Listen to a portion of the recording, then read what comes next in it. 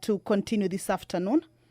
A bill sponsored by the Honourable Member Robert Pokose. That is the Deputy Speaker of the National Assembly, Honourable Gladys Boss.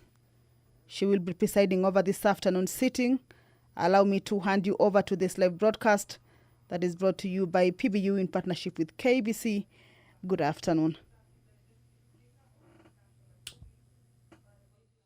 Almighty God, who in your wisdom and goodness have appointed the offices of leaders and parliaments for the welfare of society and the just government of the people, we beseech you to behold with your abundant favor as your servants whom you have been pleased to call to for the performance of important trusts in this republic. Let your blessings descend upon us here assembled, and grant that we treat and consider all matters that shall come under our deliberation in so just and faithful a manner as to promote your honor and glory, and to advance the peace, prosperity, and welfare of our country and of those whose interests you have committed to our church. Amen.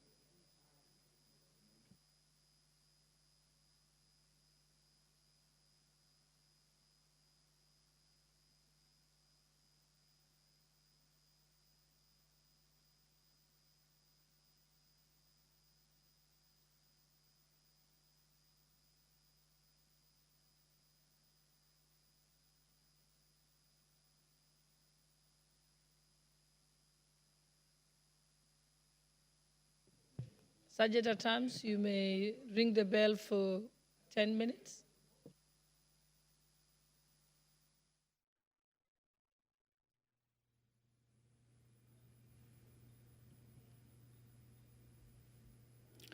Well, that directive by the Speaker indicates that the House has not co-rated for it to commence its business pursuant to the House Standing Order number 34. And the quorum bell will be on until that quorum is achieved. At the entrance of the chambers, we will be seeing the members making their way into the chambers. And once that quorum is achieved, then the House will commence its business. The Kenya Drugs Authority Bill, a bill that is originating from the National Assembly, Bill number 54 of 2022, a bill that is currently at its committee of the whole House stage, where amendments that had been moved with regards to the clauses therein are being considered. This is a bill that is moved by the Honourable Member Robert Pokose, a bill that proposes for the establishment of an authority that will be established within national government, and that the functions of that authority will be a critical and integral part of the health policy. The bill establishes the Kenya Drugs Authority as a corporate body capable of suing and being sued, as well as taking purchasing, acquiring, holding, and disposing of movable or immovable property, and doing or performing all such other things or acts for the proper discharge of its functions. The bill establishes the office of the Director General of the authority, and also it's the qualifications that will be considered for the appointment of the Director General of the authority. The board further stipulates who shall sit, or rather the bill also stipulates who shall sit in that particular board of the authority. And also the bill provides for the establishment and functions of scientific advisory committees. These are functions necessary for the performance of the cabinet secretaries. That is the sergeant at arms signaling or indicating that the quorum has been achieved. Allow me to hand you over back to the proceedings of the House. Good afternoon.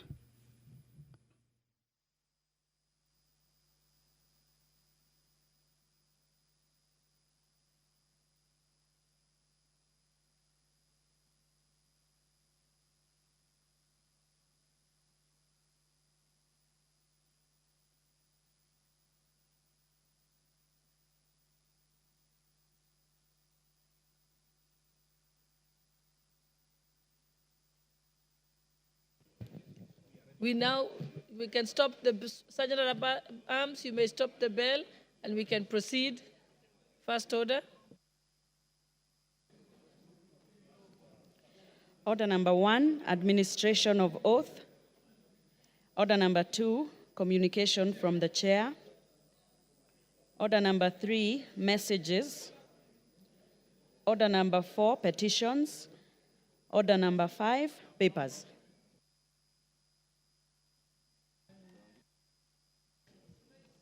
Thank you very much, Honorable Speaker. Honorable Speaker, I beg to lay the following papers on the table of the House today, Wednesday, November 6th, 2024, afternoon sitting. 1, the agreement for the establishment of the African Finance Corporation Explanatory Memorandum from the Ministry of Foreign and Diaspora Affairs. 2, reports of the Auditor General and financial statements for the year ended 30th June 2024 and the certificates therein in respect of the following: Ethics and Anti-Corruption Commission. 2, Kenya Youth Employment and Opportunities Project Credit number IDA 5812KE, Micro and Small Enterprises Authority.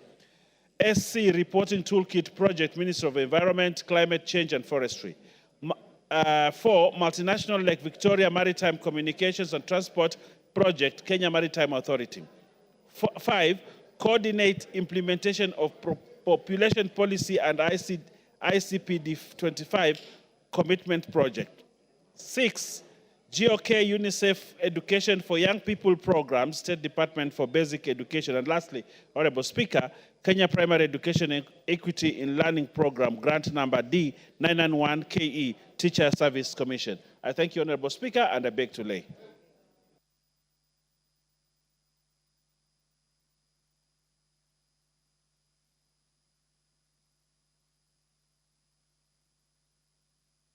Next is Chairperson, Departmental Committee on Finance and National Planning.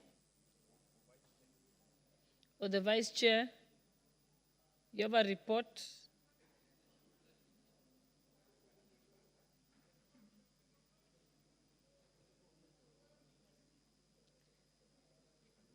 Okay. I think we can move on as we wait for the chair to come. Next, we can move to the next order.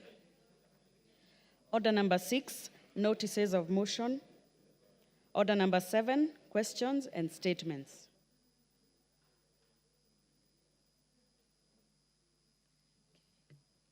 First statement we have, Honorable Peter Masara. Yes, what's your point of order, Honorable Ounda? Honorable Speaker, as a custom in this House since this 13th Parliament, on Wednesday afternoon, a Cabinet Secretary normally comes to answer questions. Honorable Speaker, and answer questions and requests for statement. The Cabinet Secretary in charge of roads and related sector was supposed to have come to this House before we went for the recess. We were advised by the Speaker that he had sought the indulgence of the House to skip the session that particular day and come the first Wednesday when House resumes. Honorable Speaker, I have looked at the supplementary order paper and there is no indications at all that the Cabinet Secretary is going to attend or be present in the House. So I just wanted your guidance, Honorable Speaker. This is going to be the second time in a row that the Cabinet Secretary in charge of roads has skipped this particular session, and probably need to guide us what to do, because these questions are of importance to our constituencies and to the people of Kenya. If the Cabinet Secretaries cannot spare time to come to Parliament, then basically don't know why we had to amend our standing order to ask them to come to the floor of the House and answer questions. Thank you, Honorable Speaker. Honorable Owundo, you're right. I have a letter here dated 5th November 2024, addressed to the Clerk of the National Assembly, and it is signed by the Cabinet Secretary for Roads and Transport, Davis Chirchir, and he says that I was scheduled to appear before the plenary of the National Assembly on Wednesday, 6th November, which is today. However, I'll be accompanying His Excellency the President to the Republic of Sudan on an official visit on the same day. Owing to this, I'll not be able to attend this important meeting, but he is therefore requests that the meeting be rescheduled to a date that is convenient to the House. And I think the Clerk of the National Assembly has communicated the option of the dates he's supposed to appear. What's your point of order, Honorable Majority Leader? Thank you, Honorable Speaker. Just to confirm, yes, it's indeed true. The Cabinet Secretary did write, and I was copied in that letter.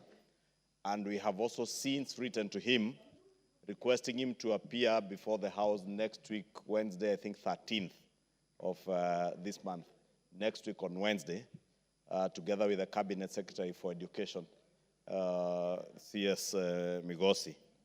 But Honorable Speaker, allow me also, Honorable Speaker, now that I have the mic, to also ask members. For instance, if you look at the questions that were being asked, a number of the members whose questions were to be answered are not in the House now. You also, if you look at the order paper today, Honorable Speaker, there are quite a number of members. And I was just looking if I can find the member for Gatanga. He's not here. He has a question to ask. If you look around, look for the member for Embakasi West. Honorable Mark Mwenje is not here, and he has a question to ask. On and on, I have seen the Honorable member for Baringo Central, Honorable Kandie, is here. And we must commend the Honorable member for Baringo Central. Gonzi Rai, the member for Kinango, not here. Member for Funyula, as always, Honorable Speaker, the member for Funyula is always in the House. He has a question, he is here. Member for Bahati, the Honorable Irene Joki, not here. Member for Malava, the Honorable Malulu Ijendi, is at his usual seat. He is always there, and is a vice chair of a committee. Honorable Speaker, we were in the House, and I could go on and on and on and on and on. Dick Maungu, not in the House. Honorable Speaker, Honorable Robert Basil, not in the House. Sarah Korere, as always, in the House, and she's here. Oh, Basil is here, the member for Yata, my apologies. Rael Kasiwai, she sits somewhere. Just let the majority leader somewhere around there. finish his I point don't of see her. order. She's not in the House. Honorable member for Kajiado South, Samuel Parashina, of course, as always, never in the House. The member for Matuga, who is also a vice chair of the CDF committee, Kasim Tandaza, always in the House and in the House now. Member for Igembe Central, I am on a point of order, Honorable Speaker. Daniel Carrizo, always in the House, he's here, Honorable the Speaker. majority leader is on a point of order. Sarah Korere, you will have an opportunity. So The will you. member Hold for on. Mwingi West, Charles Ngusia CNN, always in the House, but he's not there now. Member for Kolomani Shinali, usually on and off in the House, is not here. But Honorable Speaker, what point am I making? We were in the leadership conference last week. Honorable Speaker, under the able leadership of the chair of the Parliamentary Service Commission and also our speaker, and part of the issues that were raised by members in that conference is House attendance. And more so, calling on chairs and their vice chairs. Honorable Speaker, this afternoon, you have had to sit there and wait for at least 10 minutes for us to garner quorum. This House has not less than 60 chairs and vice chairs of committees. We only need 50 to transact business. If we add the leadership of the House, we have 70.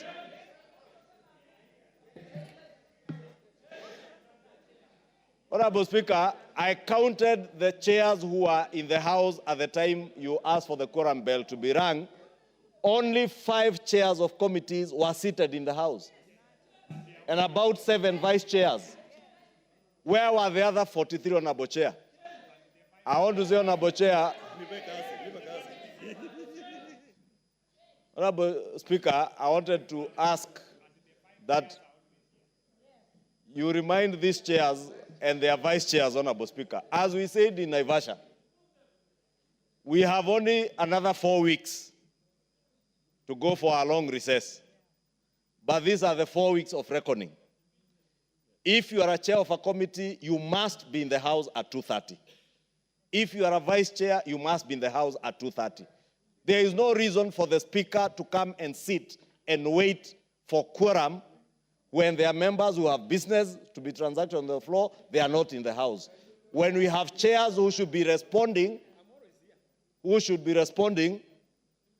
and this kind of behavior, Honorable Speaker, the member for Imenti Central should know.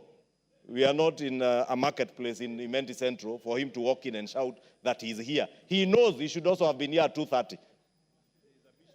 Honorable Speaker, I was saying it's imperative that we reiterate from your seat, Honorable Speaker, the need for members to be in the House, especially chairs and their vice chairs, because even if all these members who have to ask questions were in the House, Honorable Speaker, and statements, you need those chairs and their vice chairs to respond and tell you when does the member expect an answer. And probably that is why the members who are even coming to ask questions are not here, because there will be nobody to respond to them. And let me tell chairs from both sides of the House, if you are a chair of a committee or a vice chair, please take your work seriously. If you do not, we have another 280 members who can take those positions. Do the honorable thing. If you don't have time for the House, just do the honorable thing. And you know, we're in this season, the season Junet Mohammed calls the season of impeachment. I am not encouraging anyone to impeach anyone. But if need be, please impeach these chairs and their vice chairs if they can't be in the House. Please impeach them. Thank you, Honorable Speaker. I think, honorable members, what the honorable majority leader has said is part of what was resolved during the leadership retreat in Mombasa. I know that members have actually proposed that those chairpersons be changed, but I will restrain myself from putting that question until the substantive speaker is in the chair. But meanwhile, before we proceed, what's your, member for Kitutu Masaba, what is your point of order? No, please sit down. There's someone else on their feet. Thank you, Madam Speaker.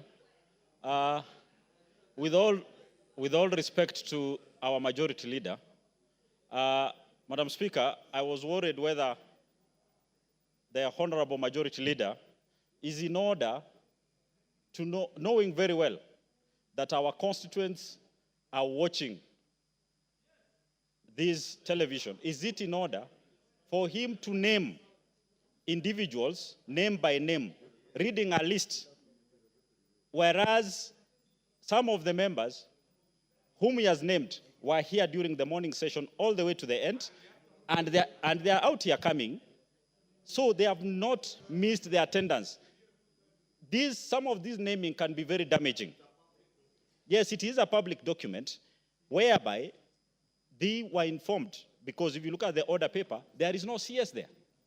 So no one is under obligation to be here to create quorum. If you have a problem to deal with your chairs, you deal with the chairs. If you want to tell us to impeach them, let us impeach. But you cannot go naming us on live TV for not attending. We are elected to be here and we are answerable to our people, but the majority leader is not the prefect to read the names. Thank you, Honorable. Masaba, I don't think any of those chairpersons have given you a brief to hold their brief and to be able to be their advocate. So I think they will speak for themselves. Honorable Member for Kitutu Masaba, please be seated. Yes, you do not hold a brief for them. They shall respond on their own behalf. The Honorable Sarah Korere, I will give you an opportunity. Thank you, Speaker. Speaker, I think I'm in agreement with the majority leader that those people who have been bestowed with leadership must be held accountable for the positions they have been given. And Madam Speaker, again on the cabinet secretaries, you know, Speaker, today, our very good friend and sister, Soipan Tuya, had lost her brother who was being buried today. I was to attend to that funeral, but I cancelled because the minister was appearing before this house to answer, among many questions, the issues of the Doldol Nanyuki Road, which has been a pain in our flesh for a very long time. So, Speaker, it is also good for these CSS to give us, you know, notice in good time, because we are now just hearing it here. We had the whole of yesterday, and even last Saturday, before we went for recess, it was cancelled the last day. So I think they should also try to just be sensitive, because we have a lot of things. Some members who are appearing on that list, I know, are not here today because they are in Narok attending the same burial. So Majority Leader, just be a bit sensitive and kind to your members. I think the majority leader has noted that. Honorable Member for Kajiado, you are out of order to keep standing up before I give you the opportunity to speak. I was just going in order, because by the time you came here, the Honorable Member for Kitutu Masaba had already requested, the member for, the Honorable Member Sarah Korere had already requested, and so you were third in line. So I think it's... okay, I think when you decide to properly request, you press the intervention button, I will give you an opportunity. But as long as you heckle from your seat and wave your hands at me rudely, then I will not give you the opportunity. Let us proceed. The Honorable Tandaza Kasim, you are next. Thank you, Madam Speaker. My point of order is very straight, and especially to the office of the clerk. It's normally our tradition, because we are representing our people, when you have a question to be answered by the CS, this is a question that is for your people, from your constituency. And we normally, in most cases, alert them that on this day, I'll be on the floor of the House trying to articulate the issues that you've been talking about that has been paining you. Would it not then be in order that once you receive any communication from the CS that will not be available, you also inform those whose questions would be on the floor of the House, so that they can also tell their constituents that this question will not be heard today. Otherwise, you also put us in a difficult situation where you've told people that you are going to represent them, and then it's quiet. It's like, Mheshimiwa, you didn't know what was supposed to be happening, or you are cheating us, you are not representing us, and yet you got the information. Thank you, Honorable. Honorable Kasim Tandaza, member for Mutuga, you made a valid point. I think the leadership has taken note of that. The majority leader has taken note of that. And therefore now, I think, and also just the fact that members have said it's good for them to know in due time, I think that has been noted. And I think majority leader would communicate that to members of the executive. And for now, honorable members, allow me to reorder the order paper that we go to order number 8, and then we can come back to any other statements. But before you make the announcement for order number 8, allow me to do this. Honorable members, allow me I wish you to introduce to you a delegation of 8 members of staff from Suna West National Government Constituency Development Fund Office who are seated in the public gallery. Honorable members, on my own behalf and that of the National Assembly, I wish to welcome them to Parliament and wish them fruitful deliberations. Thank you. Next order.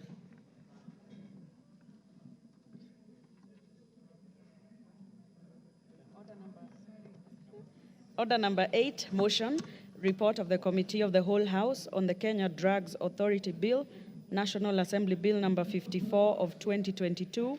Question to be put.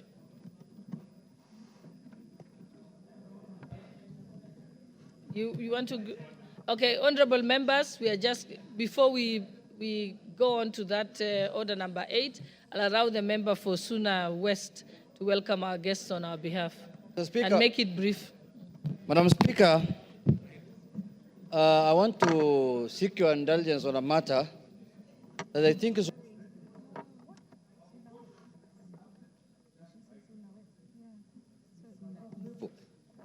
Hello, Madam Speaker, Mr. Speaker. Mr. Speaker, you know, when I saw a black man, I just knew things have changed. So, Mr. Speaker, I want to bring to the attention of the House a matter that is very important. Mr. Speaker, as you are aware, the issue of our main business here is legislation. And one of the biggest predicaments that we have faced on issues of legislation, Mr. Speaker, is the issue of public participation. Public participation. So, Mr. Speaker, I want the House to take note of the ruling of the Supreme Court that happened the other day, Mr. Speaker, on the finance bill that was suspended by the court, Mr. Speaker. And the bench at the Supreme Court did a very thorough work, Mr. Speaker. And I want to congratulate them because they have laid basis and foundation now for a proper public participation, Mr. Speaker.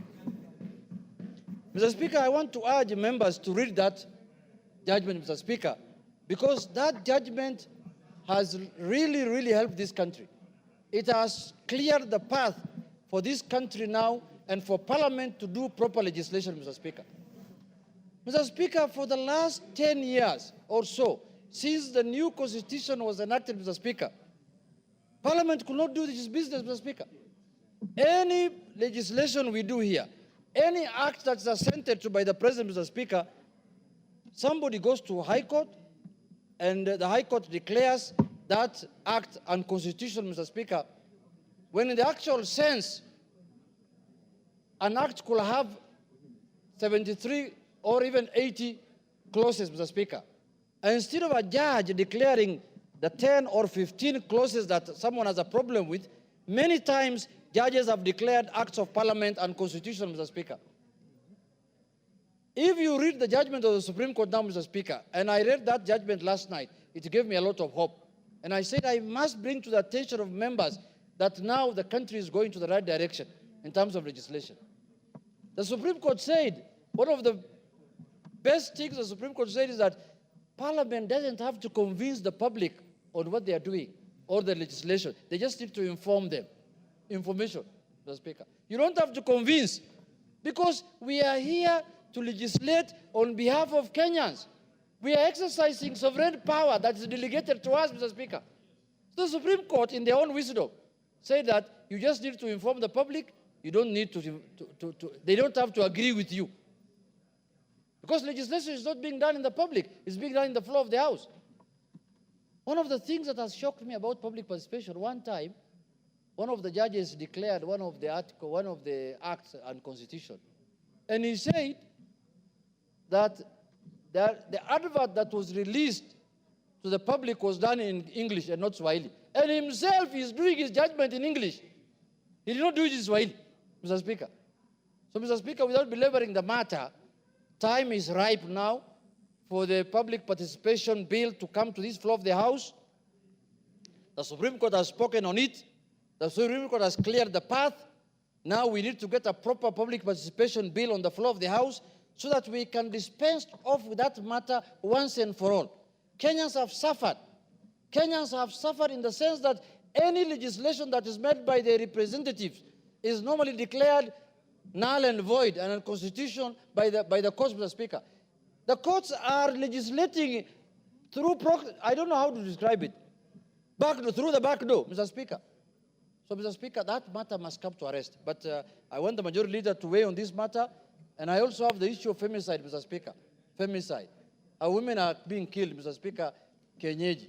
Even today, there is one that has been killed and her body parts thrown at Isli, Mr. Speaker. At Isli. Another one, Atlangata. But her origin is from Isli. So, Mr. Speaker, that matter also we need to talk about it, but let the majority leader pronounce himself on the issue of the Supreme Court and public participation. Thank you.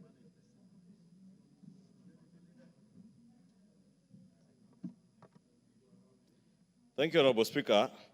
Let me first commend the Leader of Minority, the Honorable Junet Mohammed, for raising this issue on the matter of the judgment, and also take this opportunity to commend the Supreme Court.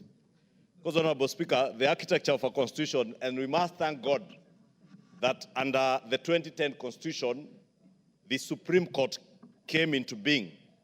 Because, Honorable Speaker, as an advisory court also, they have now set the pace, as the Honorable Junet Mohammed says, for us to be able to enact substantive legislation to guide our public participation exercises in the legislative processes of this House and even those of the other House and our county assemblies, Honorable Speaker. Honorable Speaker, I want to agree with the Leader of Minority that in line with Article 2 of our Constitution, that says that the people may exercise their sovereign power either directly or through their democratically elected representatives. And those democratically elected representatives are the men and women who sit in this House and in the Senate, Honorable Speaker. And more so in this House because it is this House that represents the people. And that is why you will find also in this Constitution, many of the bills that become law can emanate from this House and become law without going to the other House, to the Senate, Honorable Speaker, because we represent the people while our Senate colleagues represent our counties. And that is why those bills that touch on counties and county governments must, as a matter of the Constitution, go to the other House and may also emanate from that House, but must be completed in this House. And that is why I've always argued, Honorable Speaker, since 2013, when we began this new system with the bicameral parliament, that we don't need to belabor which House is superior to the other. If one House can enact legislation and it becomes law by itself, and the other House cannot enact legislation and it becomes law by itself, it has to go to the other House, then it goes without saying which House is the upper House, Honorable Speaker. But that is not the point, Honorable Speaker. The point is that public participation has been abused by a number of our judges, especially in the High Court. And I must commend the Supreme Court and those other judges who have exercised judicial restraint in making determination as to what constitutes good public participation. And I have listened, I've read previous judgments on qualitative and quantitative analysis of what is good public participation, Honorable Speaker. But the Supreme Court now has put it very well.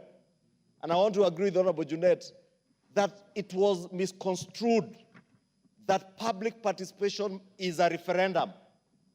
And in fact, during the public participation exercise of the impeachment process of the former deputy president, there are those who argued that way.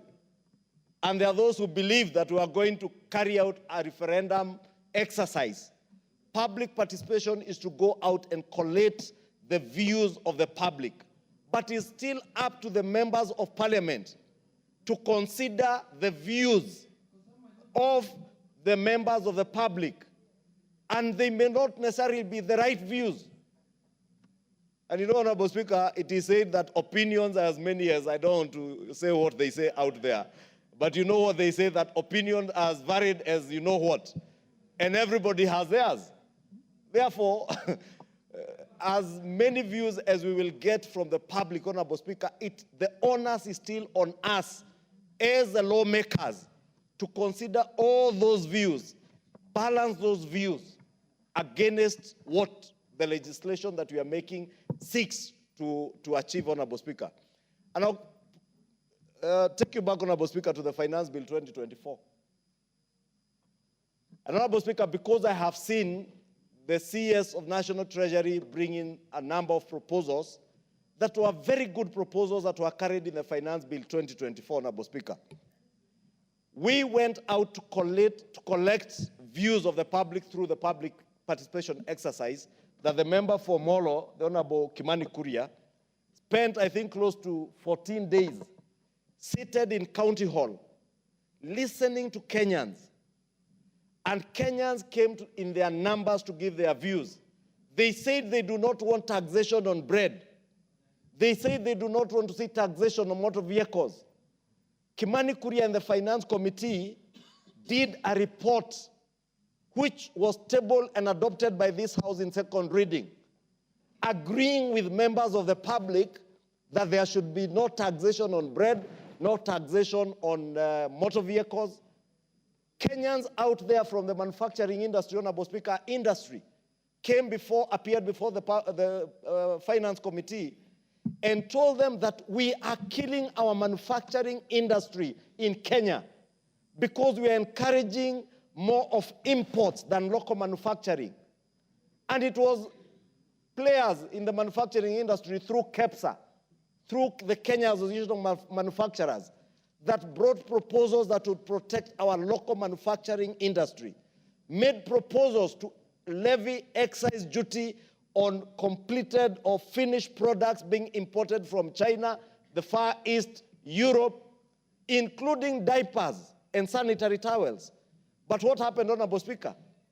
The public were incited to believe that this House was levying tax on all diapers, on all sanitary towels, and you will remember our young daughters telling us in their parlance out there how our bunge hata hawataki tunyeshe sasa.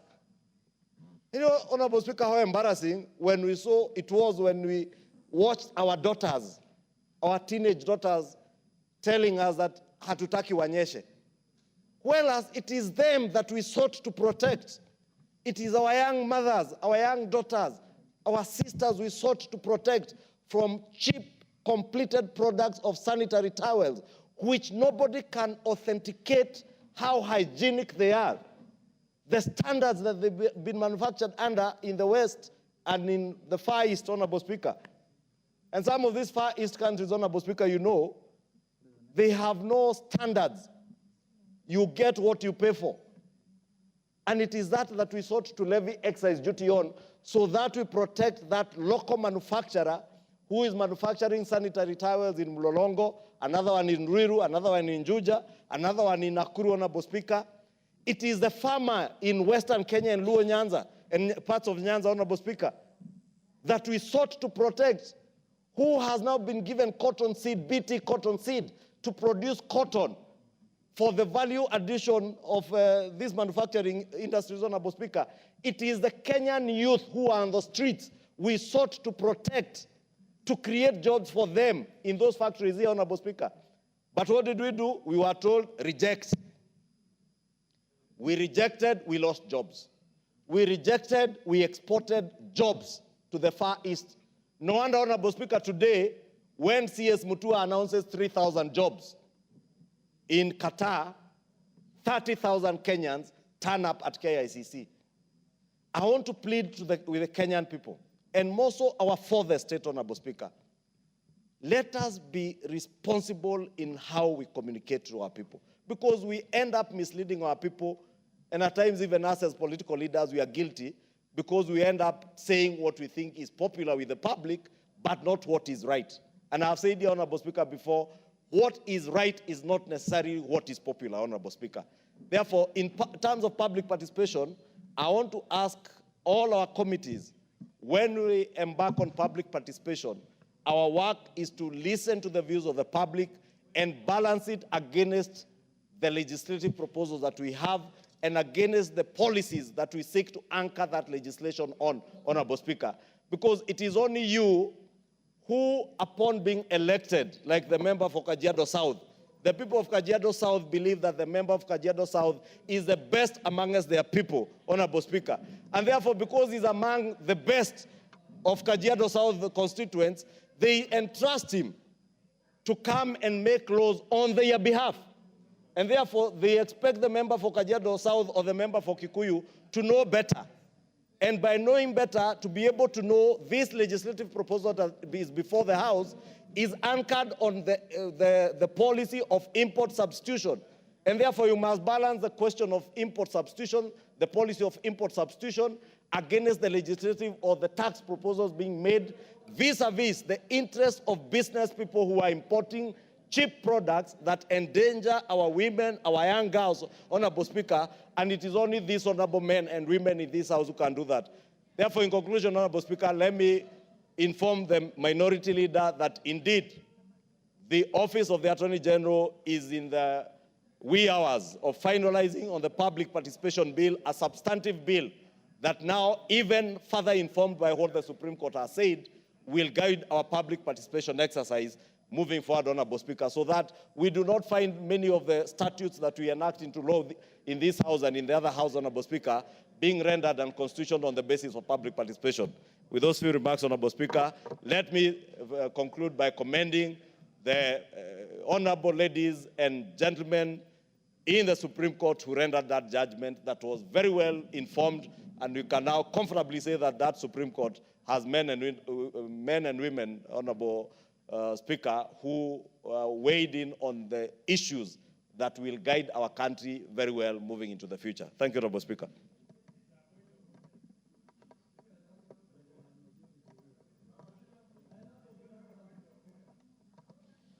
Thank you very much, Honorable Speaker. Honorable Speaker, I also want to join my colleagues, the minority leader and the majority leader. Number one, in commending and appreciating the judgment made by the highest bench, the Supreme Court, as far as public participation is concerned, Honorable Speaker. Honorable Speaker, there was, like the minority leader has said, this can only be related to a study in jurisprudence, Honorable Speaker, that you and I know on a particular case. We call it the Spelunchian Explorers case, Honorable Speaker, and you and I know that very well, where because of lack of written law and quality jurisprudence that would have either convicted or acquitted the explorers, the Spelunchian Explorers, Honorable Speaker, there arose confusion in the bench where we found the Chief Justice hardly making decisions in that case. We found a positivist in the bench, I think Justice Keane. We also found a clear naturalist and one who even never wanted to touch.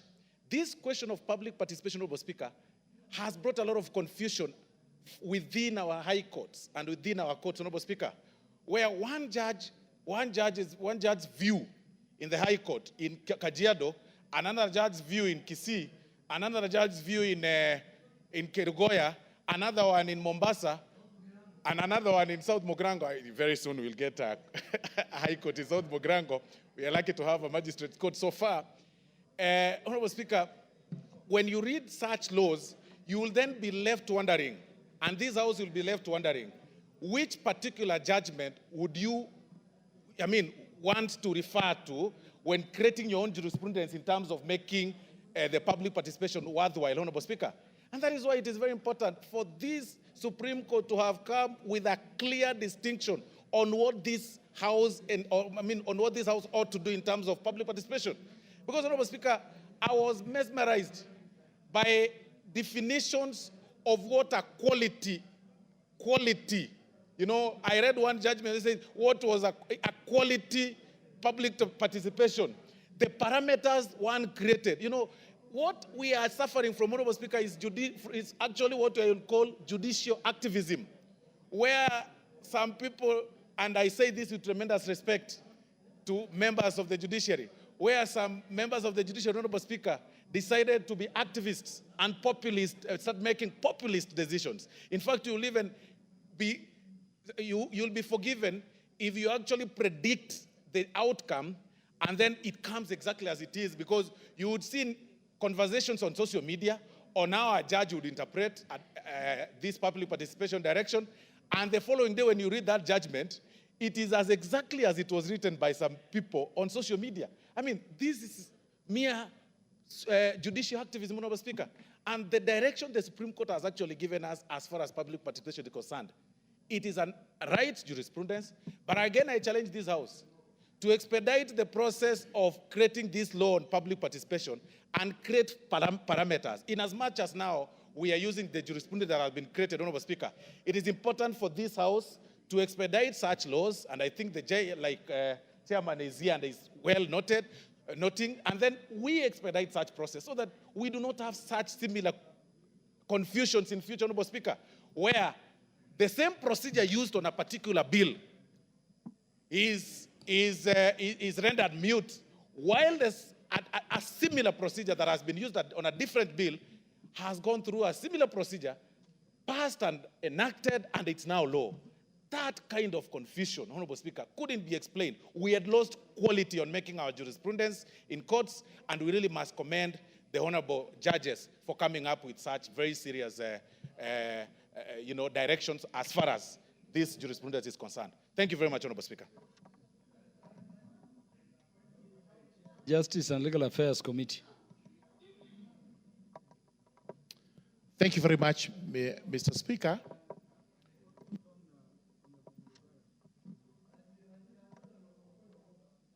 I've not allowed you to speak. Yeah, it takes the speaker to recognize you. When the speaker doesn't and you insist, you become disorderly and it may cost your presence in this afternoon. Yes, so you are not yet recognized. Let Honorable Murugara proceed. Thank you. Thank you very much, Mr. Speaker. Mr. Speaker, the issue of public participation is a very important issue in this country.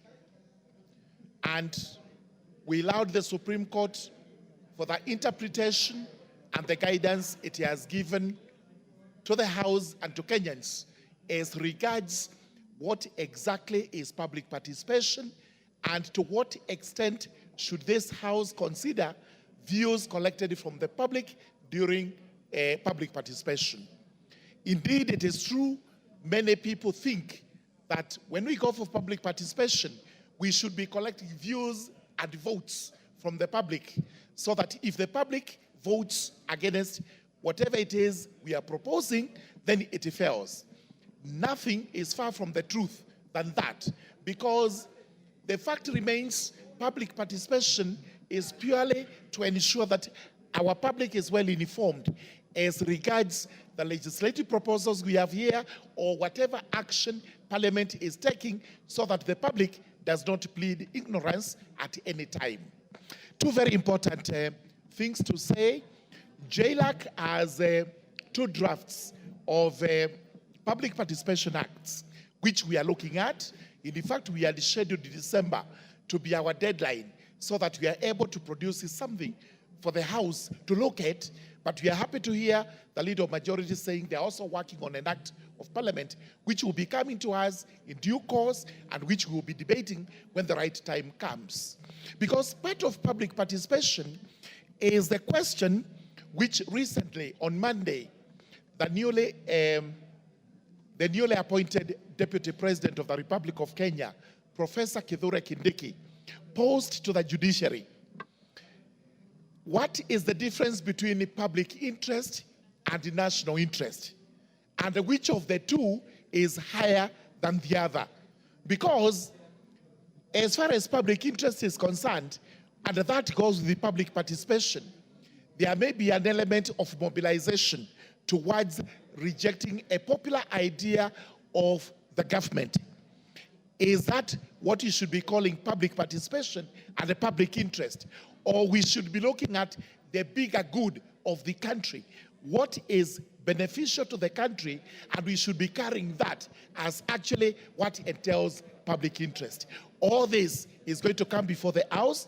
We have to prepare ourselves so that we can enact one of the best laws in the country, guided by the judiciary, so that we produce an act of parliament on the public participation which is acceptable across. Thank you very much. Honorable Kimani Kuria, you want to speak to this? I hope you are not laying. Okay. So, Honorable Chair, Honorable Speaker, I want to join my colleagues in celebrating the Solomonic wisdom of the ruling by the Supreme Court of the Republic of Kenya. Honorable Speaker, the reason why the finance bills for the last 2 years have become a subject of discussion in the whole country is because the Departmental Committee of Finance and National Planning made a deliberate decision that we would engage members of the public to seek their views and to have their voices heard on the matters that are going to affect their lives and matters that are going to affect our economy, Honorable Speaker. I, however, noticed, Honorable Speaker, that during the process, perhaps what we should have started with was civic education on what is a law-making process and how is a law-making process done. Because, Honorable Speaker, we saw even very educated people display their ignorance on the process of lawmaking. Honorable Speaker, I dare say that we had one of the most progressive reports that the Finance Committee of Finance and National Planning Committee tabled in this House, and this Honorable House approved at the third reading. The issues that members of the public were raising had sufficiently been addressed in our report. And how we are finding now, Honorable Speaker, now, is that those matters that should have been passed in, for example, reducing the weight of taxes on payslips by making these statutory deductions like SHA and housing levy become tax allowable for payee, were matters that we had considered. Honorable Speaker, we have thousands, if not millions, of Kenyans that were locked out of tax amnesty, a matter that we had considered and extended the tax amnesty to next year, where we are saying you pay your principal tax, or you have a commitment to your principal tax, and you have your interest and penalties all forgiven. But, Honorable Speaker, these matters were left, and we are hoping that as we consider several other legislative proposals that are coming to this House, that both the House and the members of the executive should consider civic education. And I'm happy because even our civil societies and our activists and even upcoming politicians have now taken upon themselves to understand how laws are made in this country. Honorable Speaker, even as we had the previous discussion about the impeachment of the Deputy President, there were questions about comparing how the process of assumption of office of a Deputy President was compared to that of the President of Botswana. Honorable Speaker, the difference is we have our 2010 Constitution, we have several laws in this country that spearhead such a program. And until a time when we change our Constitution or we change those laws of Parliament, those particular statutes and laws, then that will be the procedure. And therefore, I'm urging Kenyans that during the various respective legislative proposals that are coming to this House, the bills that are coming to this House, let us follow our Constitution, let us follow our laws to do it according to the laws of the Republic of Kenya. And let us take time to understand the lawmaking process, because unfortunately, we have no shortcut, because we must adhere to our 2010 Constitution as passed by the majority of people in this country. I beg to submit, Honorable Speaker. As I will only give 2 more members the opportunity to comment, then we can go back to main business. The Deputy Majority Leader, to be followed by the Honorable Beatrice Elachi. Give me the mic. Honorable Speaker, thank you very much for giving me the opportunity. I want to weigh in on what the Honorable Junaid has said.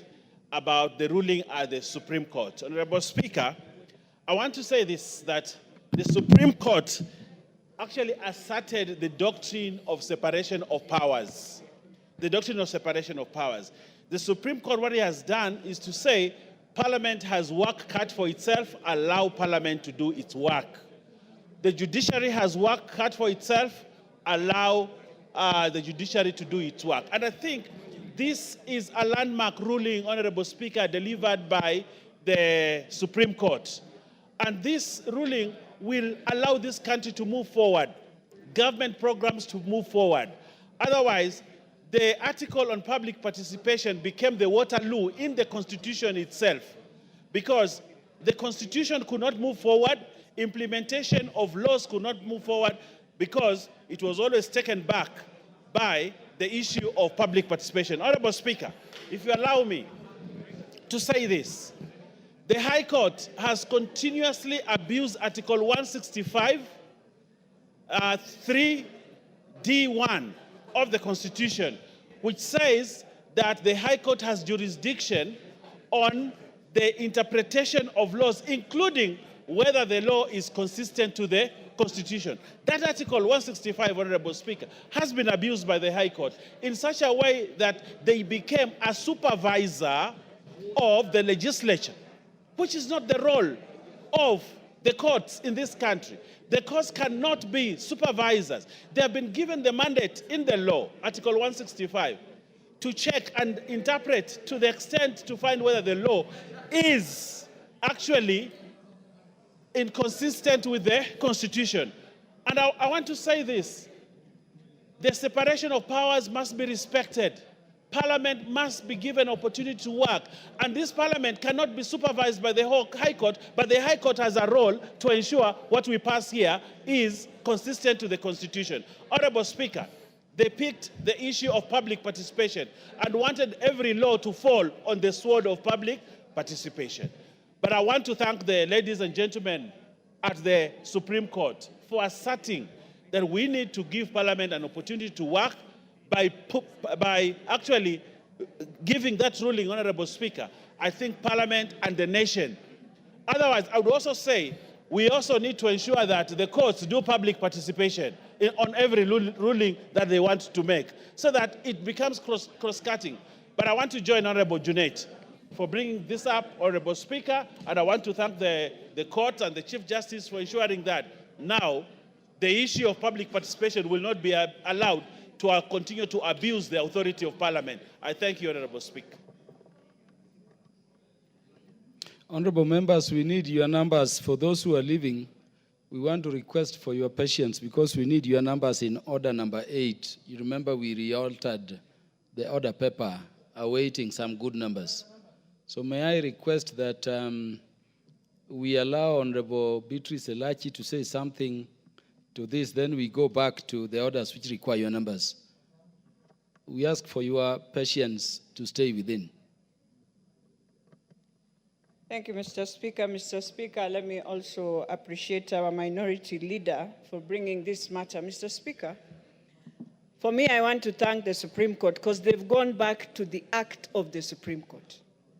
That indeed the purpose of why we had the Supreme Court in this country and we really wanted as an aspiration for this country was which court will be there for public interest. And when you look at the objects of the Supreme Court Act, it is very clear, especially at C, that they need to develop rich jurisprudence that respects Kenyans' history and traditions and facilitate its social, economic, political growth. And Mr. Speaker, when you look at all the cases we've gone through, one of the things that the High Court has always disregarded is public interest. What is this good? You find that in a judgment, Mr. Speaker, this is the same arm of government that has already received resources, it has spent that resources, and then you nullify the whole bill. But you are an arm of government that is spending also. And then there you wonder, what just happened in our country? So for me, We have gone through a rough time of public participation. Until the last one of Kerugoya, we had to go now to constituencies. At least we've come now to an agreement of both arms that indeed you need to notify, you need to ensure. Remember, Mr. Speaker, Kenyans are not the type where you will force them to come for public participation. And some will come and they will want you to facilitate them also to go. So it is not something they come willingly. So it is something that has really hurt many of the decisions that we have made. But also, just as I said in the morning, there is need also now we speak to the Senate. Because most of these cases, it is not about the courts. It is about us ourselves taking each other to court, which we have to now rethink. But lastly, we need to go back to court to appeal also the case of CDF to the Court of Appeal. As much as we know we are going to change it, it is important to appeal that there is a court that will understand for public interest, a law that has been there that has served for more than 25 years. What else can you do if you are a court? And when you look at that judgment of NCGDF, you wonder where the judges were reading. It is absolutely very unfortunate, that judgment. And so how I wish we can go back and relook at this judgment we were given on NCGDF and deal with it once and for all. Thank you, Mr. Speaker. The Honorable Mwengi Mutuse.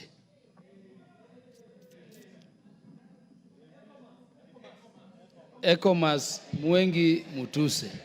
Thank you, Mr. Speaker, for the opportunity to contribute on the important question that has been brought by the Honorable Junet Mohamed. To my understanding, Mr. Speaker, Supreme Court is a court that is supposed to balance between philosophical, technical, and the political interests of a country. And if you look at the historical foundations of the creation of Supreme Court right away from America, you realize that it is a court that is supposed to create stability in a country. And therefore, for that particular purpose and for that historical understanding, allow me to join the rest of the members of this House in congratulating our judges of the Supreme Court in so far as balancing the philosophical, technical, and political interest in determining the place of public participation in our governance system. Having said that, Mr. Speaker, and having had a cursory look at the decision of the Supreme Court, I realized that the Supreme Court did lay grounds, factors, and the test that is to be relied upon in terms of initiating public participation for legislative work and for decisions on policy matters, in terms of how those decisions are going to be processed through the legislative system, but also importantly, the test upon which courts of law are going to use to determine whether public participation indeed has been applied satisfactorily, both qualitatively and quantitatively. And therefore, the invitation to this House to enact swiftly a law on public participation is most welcome. As my chairman, the Honorable George Gitonga Morogara, has said, in the Justice and Legal Affairs Committee, we had begun to look at ways of closing this gap because we were also aware, as a committee of the House involved in matters justice and matters law, that we cannot continue having a legal lacuna in terms of public participation. Because, as members have aptly put it, a lot of legislation, very good for the country, has been shot down because of misunderstandings. Just different judges reading from different scripts as to what is the place of public participation. And I will therefore be very supportive when finally the state publishes the public participation law in line with the decision of the Supreme Court. But also importantly, Mr. Speaker, as this House considers the question of public participation, we may also need to consider the question of a referendum law, because hand in hand with public participation is the place of a referendum in our governance system.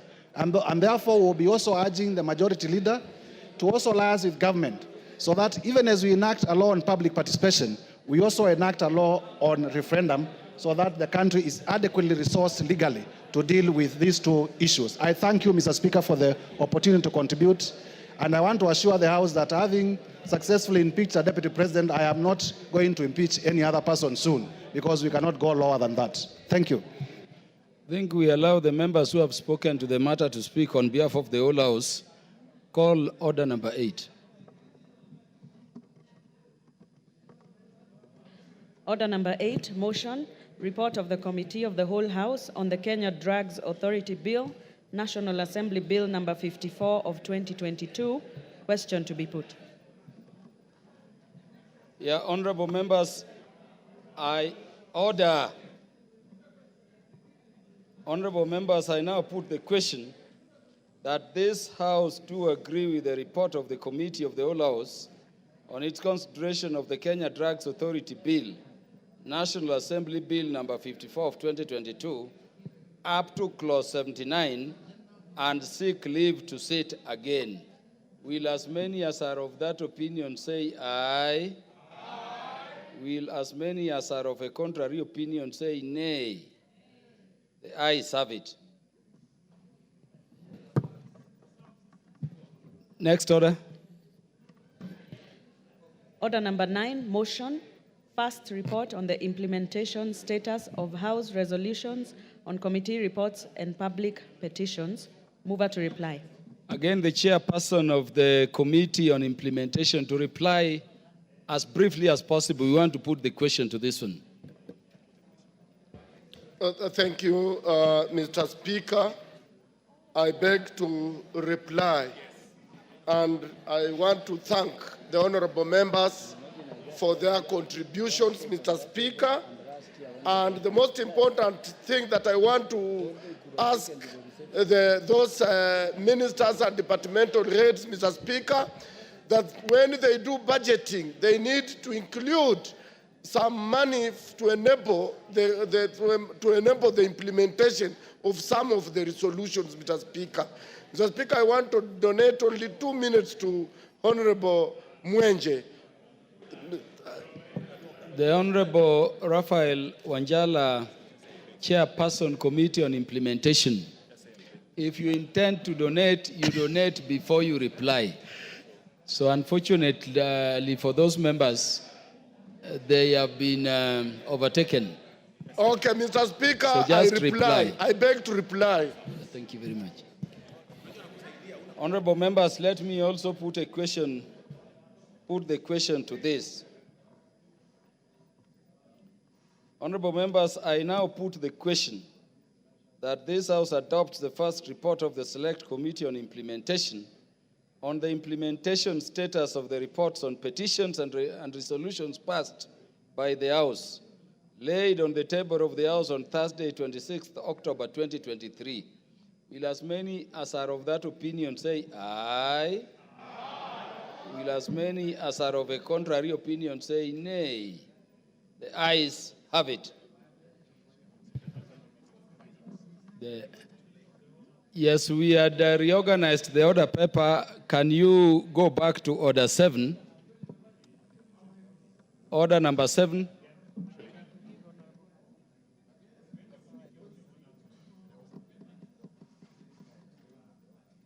Yes, we pended the laying of order papers and some statements. The Chair, Departmental Committee on Finance and National Planning. Thank you, Honorable Speaker. Honorable Speaker, I beg to lay the following paper on the table of the House today, Wednesday, the 6th of November, 2024. The report on the Departmental Committee on Finance and National Planning on its consideration of the Equalization Fund Administration Bill, Senate Bill number 14 of 2032. Thank you very much. Please lay.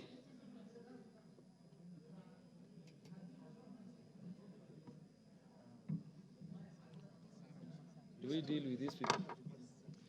Yes, then the Honorable Peter Francis Masara, the MP for Suna West. Thank you, Mr. Speaker. Mr. Speaker, first, allow me also to welcome the delegation from Suna West, NGCDF, both the committee and the staff who are today the guests of the August House.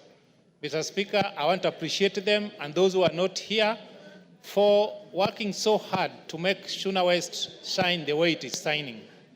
Therefore, Mr. Speaker, allow me, Mr. Speaker, allow me pass it to the provision of Standing Order 43.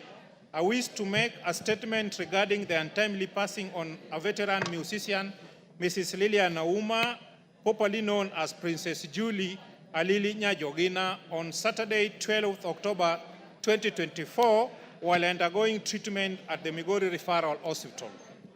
Honorable Speaker, the late Princess Julie was a veteran Luo Benga singer who hailed from Suna West and became popularly known for the viral song Dunia Ni Mbaya. The song, which became social national anthem, was used to create awareness regarding HIV/AIDS. She highly contributed to the society through her music and fought against the stigma associated with the disease. Honorable Speaker, on my behalf and the people of my constituency, I wish to take this opportunity to condole with the family and friends of the late Mrs. Lillian Auma, popularly known as Princess Julie, the musical fraternity, the people of Kenya at large, for the loss of a veteran musician. May her soul rest in eternal peace. Amen.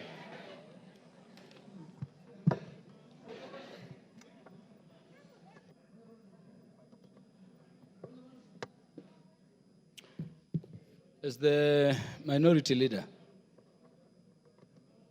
Mr. Speaker, I also want to convey my condolences to the family of Prince Julie. Mr. Speaker, Migori County has lost a very, very serious artist and a very serious person who has used music to teach people many things, Mr. Speaker.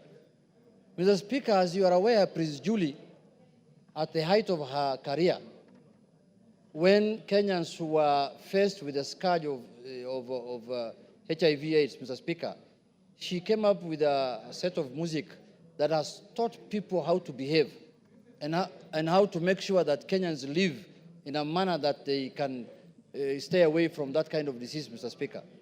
Mr. Speaker, her burial is tomorrow. I want to say Paul to the family, Mr. Speaker. We have lost a great musician. We have lost a great artist, Mr. Speaker, and I hope and believe that one day somebody like her will emerge from our county who is going to be useful to the population, Mr. Speaker. Those few remarks, Mr. Speaker, thank you very much.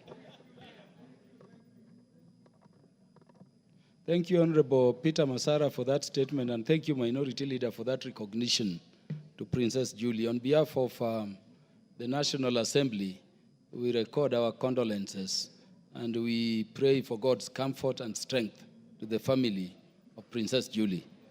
The Honorable Julius Unkuli. Mr. Speaker,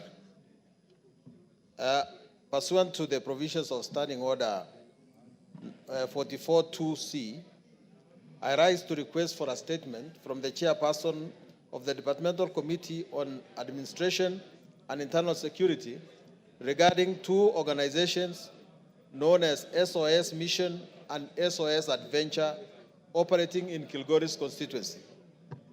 Honorable Speaker, several concerns have been raised regarding organizations that have established themselves near Olentore River in Kilgoris town under the names SOS Mission and SOS Adventure.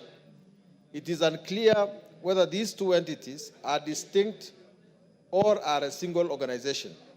At present, the majority of their employees appear to be foreigners. The organizations operate numerous heavy commercial lorries and other vehicles. Additionally, they have constructed a large warehouse and taken up premises to operate a restaurant. The objectives and activities of these two organizations are not clear to the local community and thus raising security concerns regarding their presence in the area. Honorable Speaker, it is against this background that I request for a statement from the chairperson of the Department Committee on Administration and Internal Security on the following. One, a comprehensive report on the foreigners who have settled in Kilgoris under the auspices of the SOS Mission and SOS Adventure. Two, provide information on whether the two organizations are duly registered and licensed to operate in the country and whether their employees have valid work permits. Three, details regarding the operations and activities of these organizations in Kilgoris. And four, the exact relationship between SOS Mission, and SOS Adventure. Thank you, Honorable Speaker. Is the relevant committee chair in the House? The Honorable Gabriel Tongo is not there. The able Vice Chair, the Honorable Dido Raso, is present. Would you commit on when you can give the statement? Thank you very much, Honorable Speaker. Honorable Speaker, I believe this is a matter of national security and also a matter of national concern, as raised by Honorable Sunkuli. But also going further, you are saying this is within the realm of NGOs. Most likely, they might have been allowed to operate in Kenya by NGOs, but within 2 weeks, we'll be able to give a brief back to the House, Honorable Speaker. Thank you very much. Honorable Julius Sunkuli, you're satisfied by the commitment, no doubt. Yeah, of course, the 2 weeks, but I'm not looking at it from the NGO angle. I'm looking at it from the security angle, because these are people we don't know what they are doing, and 2 weeks is good time to do the research. So thank you for indulging the committee to that extent.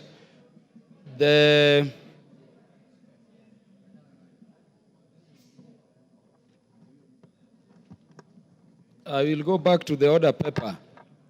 As a response to the statement request by Honorable Mohamed Ado, the Chair, Departmental Committee, Agriculture, Livestock Development. Do you have the response?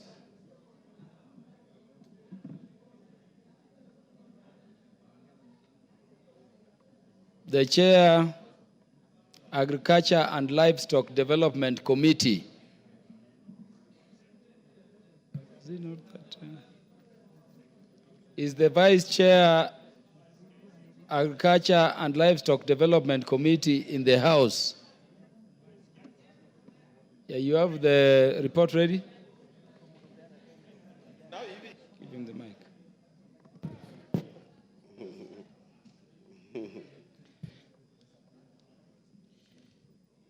Yes,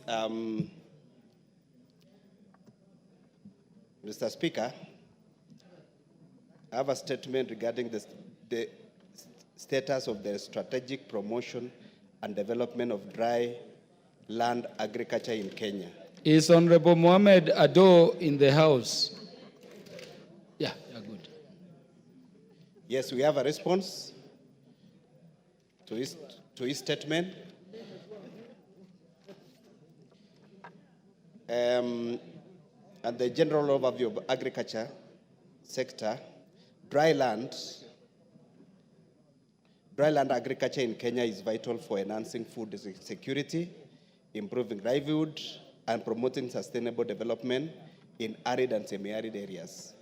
Over 75% to 80% of Kenya land is classified as dry lands, as initiatives focusing on this sector have been essential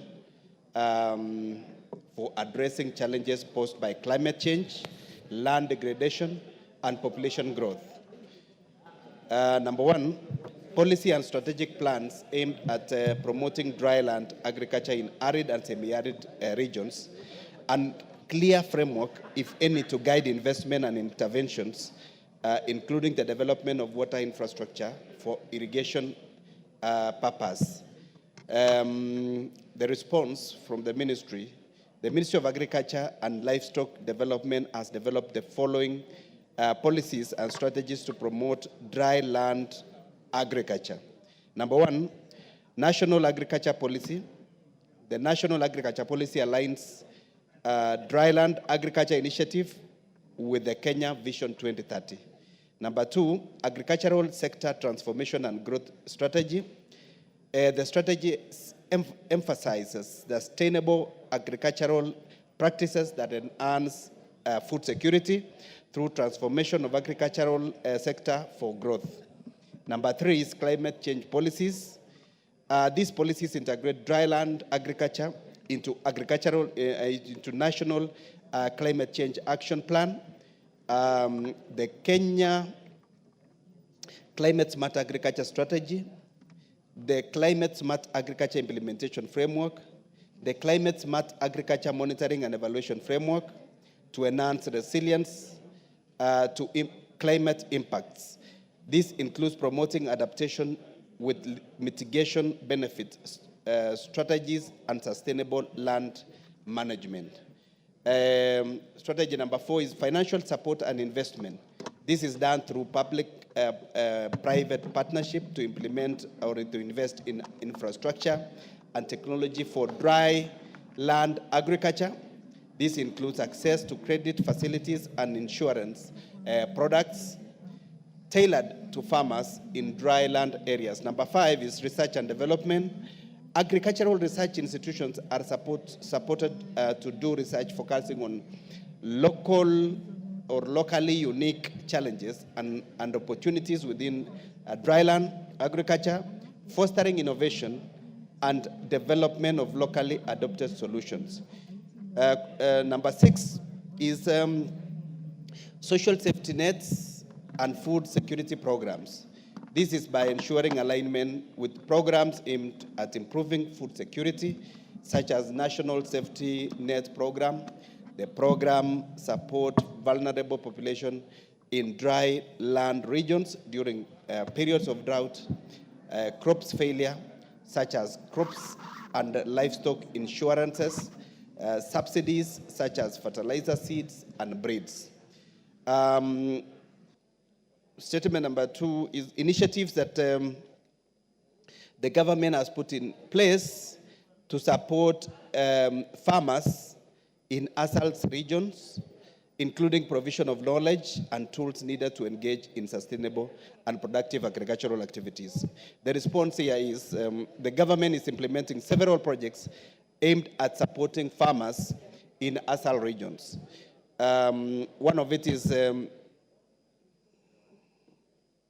One of the projects is CIVAP, which covers Tana River, Machakos, Makueni, Kitui, Murang'a, Nyeri, Meru, Tharaka Nithi, Nyeri, Nyandarua, and Bomet counties.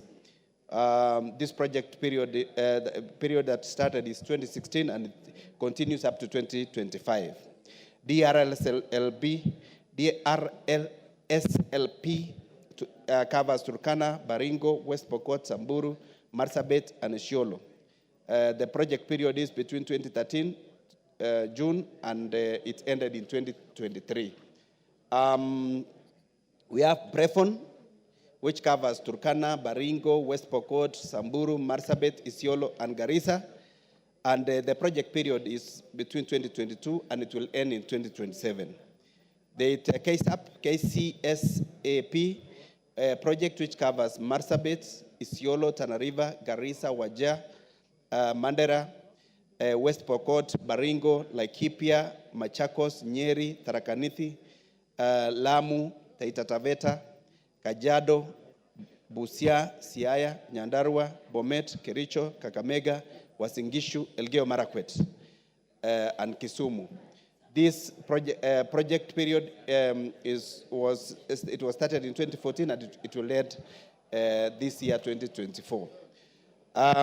Statement number 3 is specific steps being taken to address the challenges of water scarcity, poor infrastructure, and high cost of accessing input in dry land areas, particularly roads, water supply infrastructure.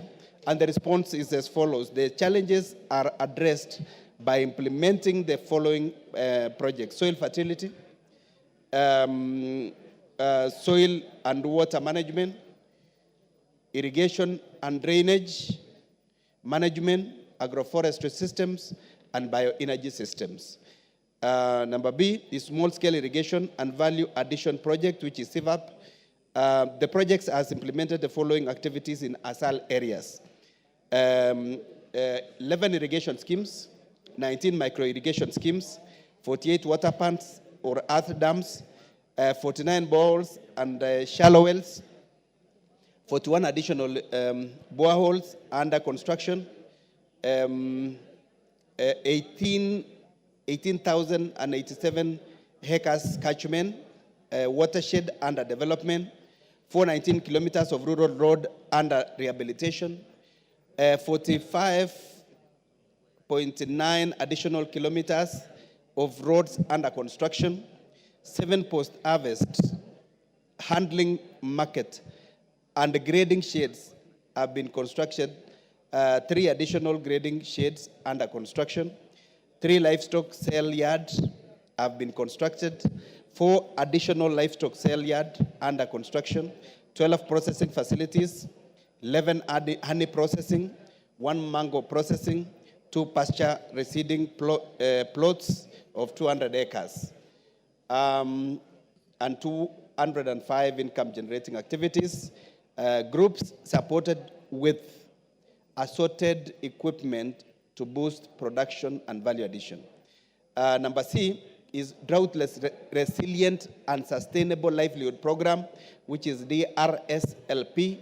The program has implemented a number of projects, which include 7 irrigation schemes, 27 water pans, 110 boreholes, 10 shallow wells, 5 subsurface dams, 25 livestock sale yards, 25 hay shed stores, 910 acres of commercial pasture plots, 6 vet laboratories have been equipped,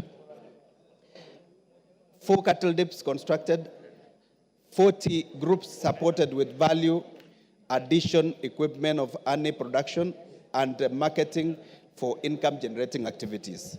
Number D is planned and ongoing intervention by building resilience for food and nutrition security, that is PREFON. They have actually been able to do 28 water pans, 28 boreholes, 28 shallow wells, 28 subsurface dams, 21 livestock market upgraded and equipped with disease surveillance, 14 livestock market under construction, 28 fodder banks, which is 16 fodder banks under construction, 7 pasture demonstration plots, 7 irrigation schemes, 7 irrigation water users association formed and strengthened.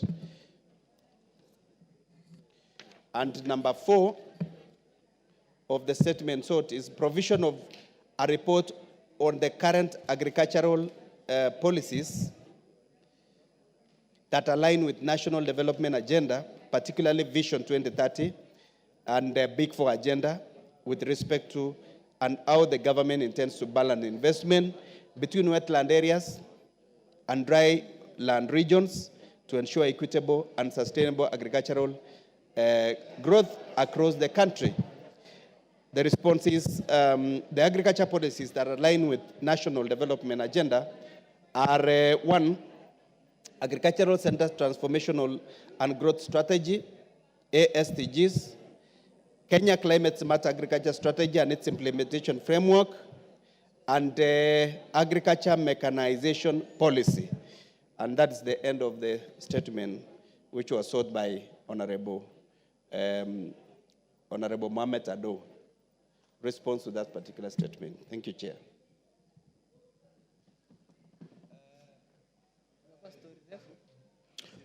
Honorable Mohamed Ado.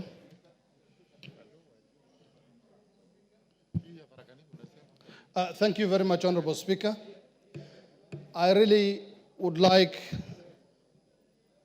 to thank Honorable Brighton Yego for attempting to answer the questions I had put. That is not the statement I had sought. What we have is a very shallow, very, very shallow statement that does not meet the requirements of what I had requested. What we got from the honorable member is just an enumeration of probably what the Ministry of Agriculture has done in different parts of the country. Honorable Speaker, 80% of the landmass of this country are in the arid areas.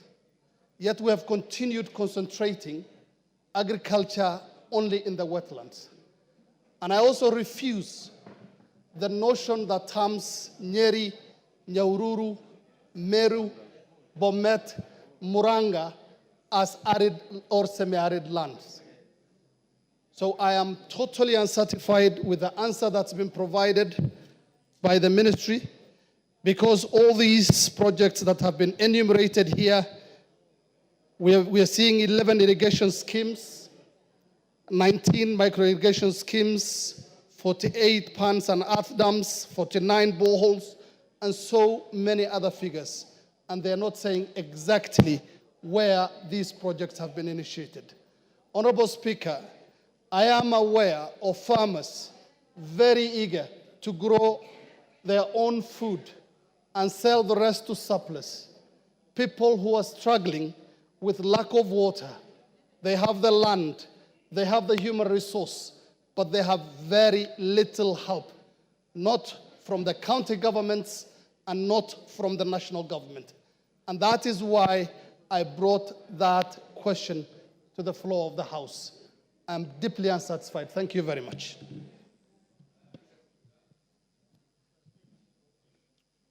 The Honorable Dido Raso. Thank you very much, Honorable Speaker. Honorable Speaker, in this parliament, I represent the pastoralists. Almost 90 plus of us who come from the arid, semi-arid lands. There's a lot of money that the Ministry of Agriculture, in our name, that money appears to be used. But it is not really used in the Asal. It is being used elsewhere. I wish the chairman for Budget and Appropriation Committee should be in the House to get it very clear from us as the members of the Pastoralist Parliamentary Group that if money is being borrowed from the World Bank, the IMF, in our name, it should cease to be borrowed to support Asal, because that money is not doing what it is supposed to do. When somebody says Nyeri is arid and semi-arid, I know Laikipia.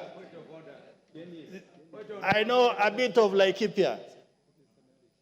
Some of these so-called arid areas, it is a new founded thing. It is fashionable to call yourself a pastoralist or you come from an Asal area, just because you want to dip your hand into the pocket of what should help those marginalized and those far-flung areas that should be helped.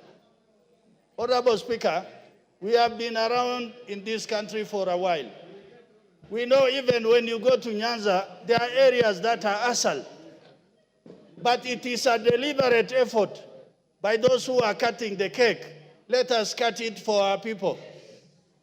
I think what Honorable Ado has asked is very clear. What Honorable Chairman has read there is quite unsatisfying.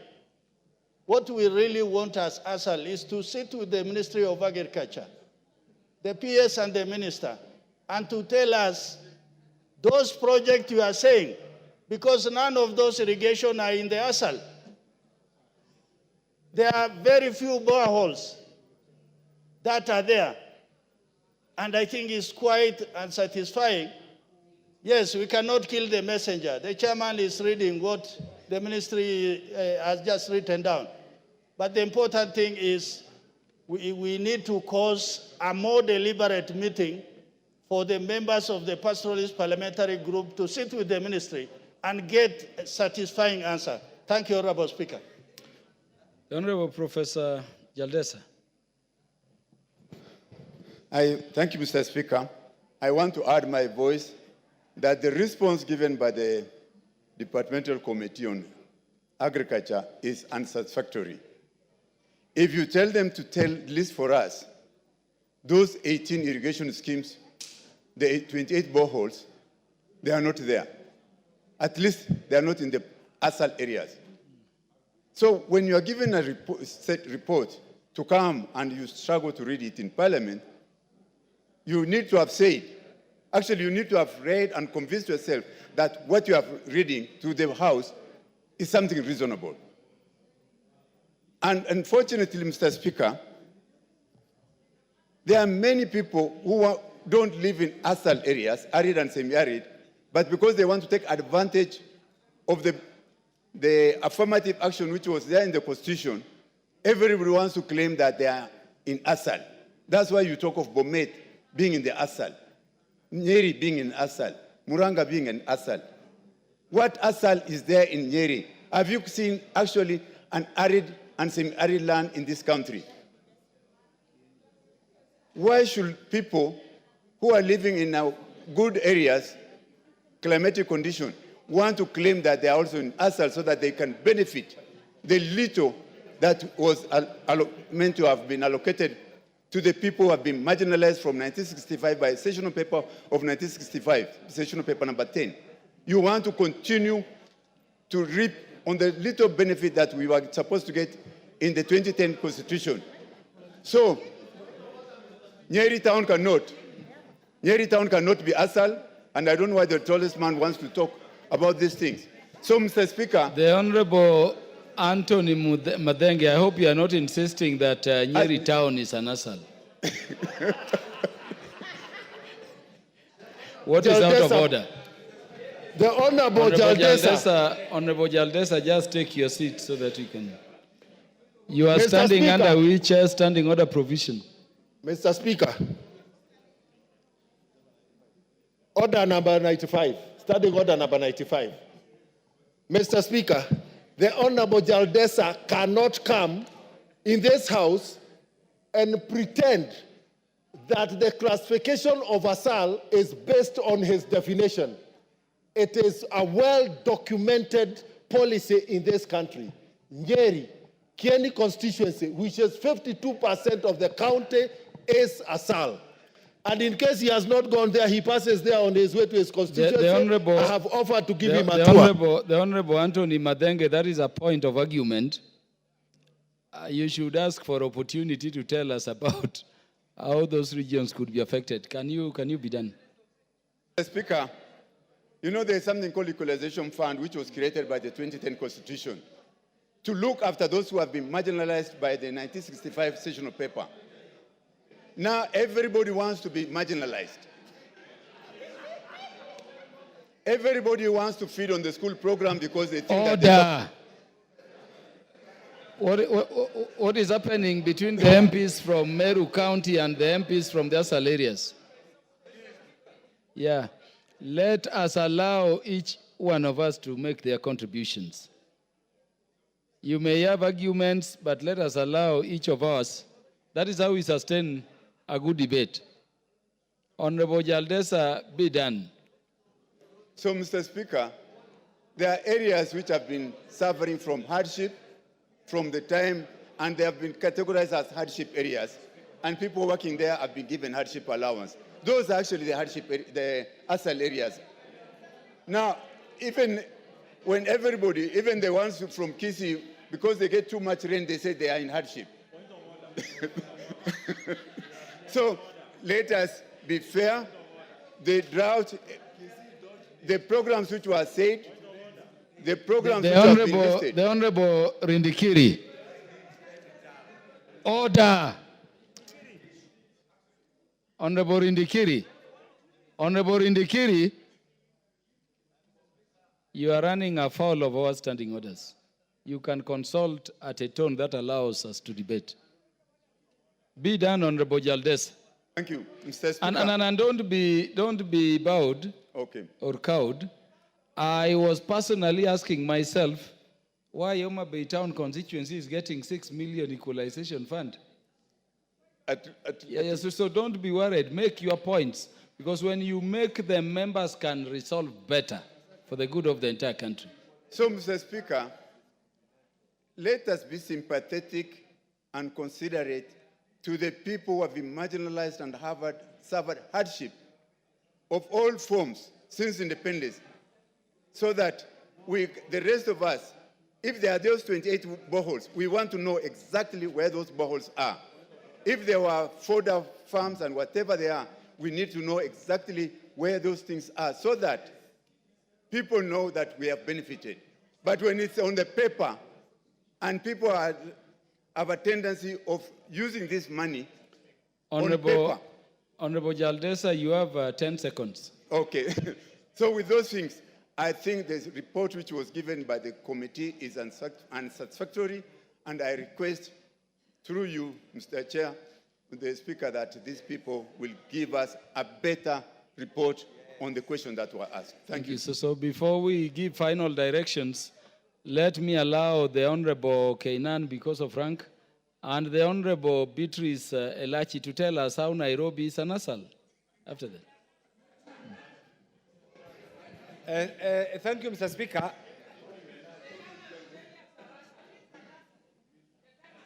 Mr. Speaker, I want to empathize with the Honorable Mohammed Ado for bringing this very important question. But equally, I also appreciate the answer brought by the Honorable Yegon. And you can see,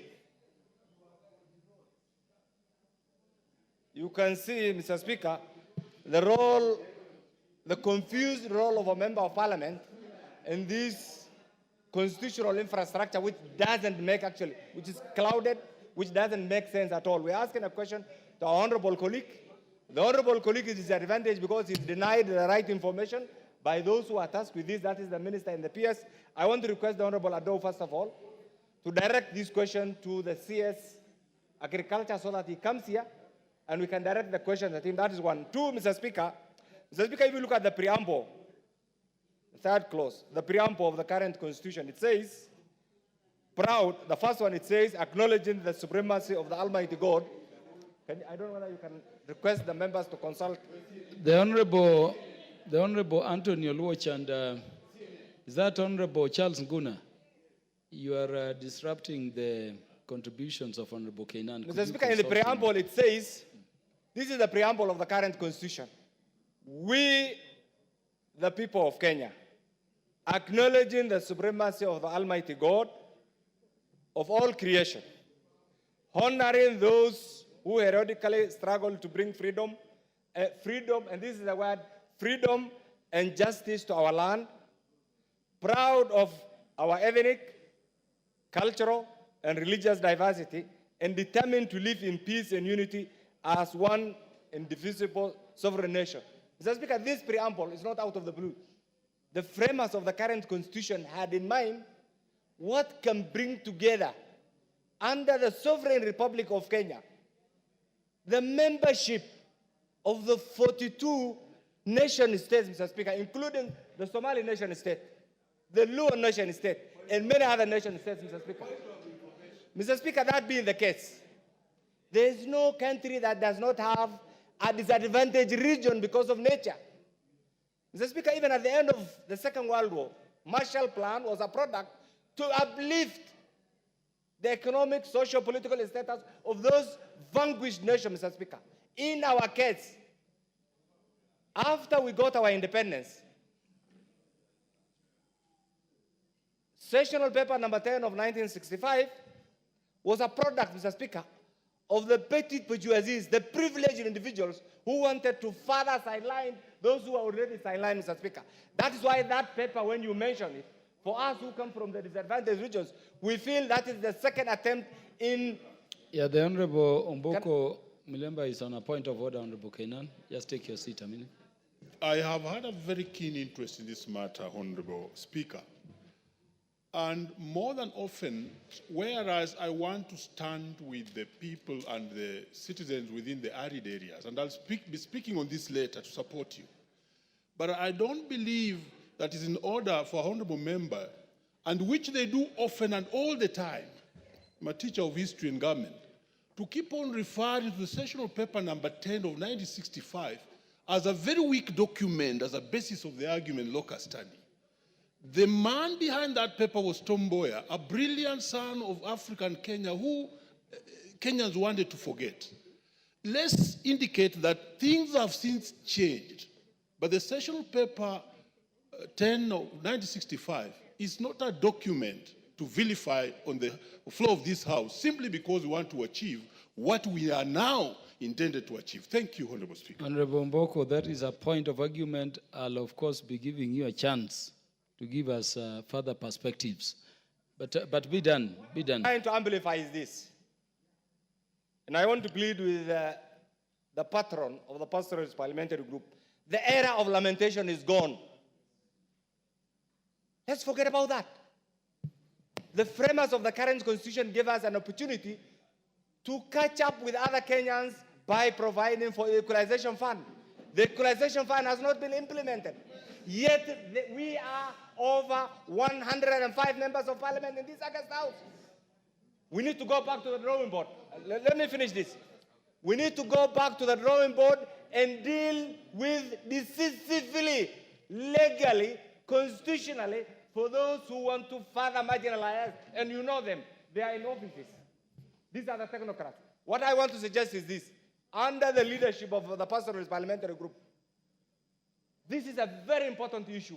We will not allow to go to the next decade under this marginalization. So what I want to say is this, Mr. Speaker.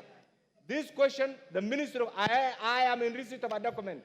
It's not only the Minister of Agriculture. In fact, irrigation is not defined. Irrigation, livestock. If you go to both the Bretton Woods institutions and the World Bank, Mr. Speaker, one of the things that you will realize is that all funds directed, and I want Honorable Adou to hear this, all funds meant, Mr. Speaker, for the disadvantaged region are being diverted by the technocrats. It is not the mistake of the members of parliament. It is the mistake of the technocrats in the ministries. So I want to suggest, Mheshimiwa Adou, bring a motion. We censure that person who is in charge of this particular phenomenon. Bring a motion, bring a question so that the minister can be taken to task. And equally, we need also to amplify our role, because I feel so sad today that, Mr. Speaker, you are around. Let me repeat this, and this will be my final comment. Under the current constitutional infrastructure, there were 3 contending groups, actually 4, and you fit in one of them. One group wanted a pure parliamentary system, and you know the component. Another group wanted a pure presidential system. 2 other groups, another group wanted devolution, and finally, those who are disadvantaged, we said, can we have equalization and devolution? These 2 are not working today. We need to go back to the drawing board and address our challenges within the Constitution, so that never again shall we be at the mercy of a particular individual. We will not claim to be marginalized again and cry for the mercy of individuals who are not better than us. So I want to resist. That is not the approach. Let us deal with the technocrats who want to use through their cocoon approaches to further marginalize, so that they remember also in this modern day Kenya, Mr. Speaker, I shall not, my rights will not be at the mercy of any individual. The rights of my conscience should not be at the whim of any individual, Mr. Speaker. It should be God-driven right, it should be constitutionally placed, constitutionally driven, and constitutionally centered rights, Mr. Speaker. And that's why the framers were very generous. So I want to believe with you, colleagues, my patron here, and other colleagues, can we have a crisis meeting to address this and dissect the budget, and I will repeat this. The budget phenomenon is being used to further marginalize regions, and agree that every Kenyan has the right to get a portion of the national cake. It is not a favor. It is not a privilege. It's not something that will be going to the offices to go and demand for this. So, Mr. Speaker, will be demanding. Bring that more report, bring that question to the floor, and certainly we will take those individuals to task. Thank you, Mr. Speaker. The Honorable Beatrice Elachi. Thank you, Mr. Speaker. Mr. Speaker, while I appreciate that indeed each region must find itself on the table to ensure that equitable distribution of resources is done, but honestly also, it is us leaders who have let down our people. You cannot tell me since we started devolution that the monies that have gone to counties, and especially we agreed as a country that monies of devolution will be more than any other region, so that our brothers and sisters from the Asal area can also grow based on that, and also the monies of equalization fund. And today again we are here on the same. If it is NCGDF, we are the same. I will tell you in Nairobi, if you are talking about poverty, you are talking about people do not have, people are sleeping hungry. Walk into Nairobi houses, you will find that. But for us to always close our eyes and assume that it will be always business as usual. Mr. Speaker, very soon we shall be telling ourselves here, every constituency must have a shareable from this division of revenue so that we see this development we always talk about. So I just want to tell my brothers, your governors have also failed you.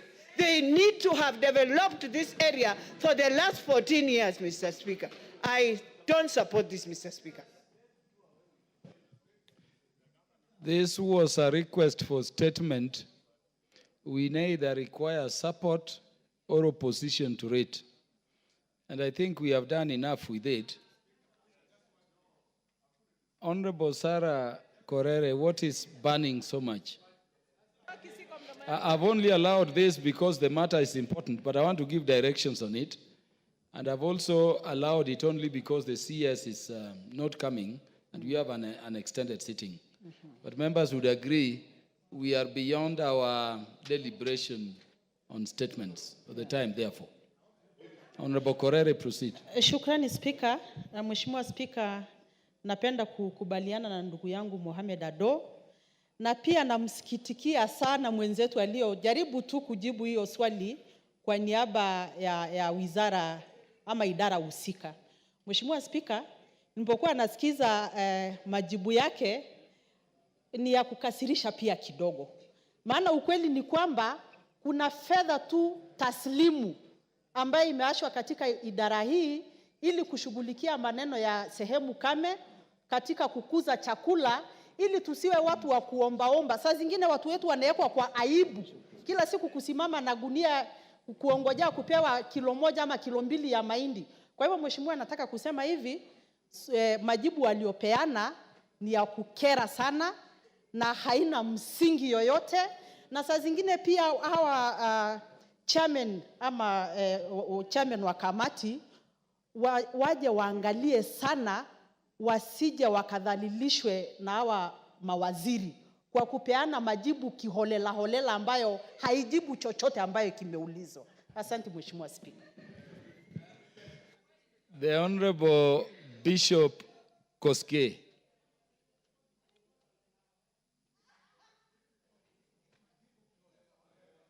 Thank you. Thank you, Mr. Speaker. On the issue of Asal areas and marginalization as a theme since independence, I think it is about time, Mr. Speaker, we revisit the definition of the terms we have used over time. This country, after 60 years of independence, and even after, through our constitutional guidance as established by Article 204 of our Constitution, where the Equalization Fund was domiciled, it is about time that we think Asal areas could be even richer than all other parts of the country. 88% of the land mass underneath, Mr. Speaker, we got natural resources which needs to be exploited into the interest of our people. In fact, we have minerals. So we need to improve from 0.5 just for sinking boreholes and doing these mitigative projects, Mr. Speaker, into real survey of our natural resources lying underneath. In fact, in marginalized areas and in Asal areas, got wealth that it has, in estimation, you will find it can run the economy of this country more than 100 years to come. We have oil, we have minerals of any kind, and some people have gone into those areas for what you call speculation and bought land and privatize it because they know that it is quite rich.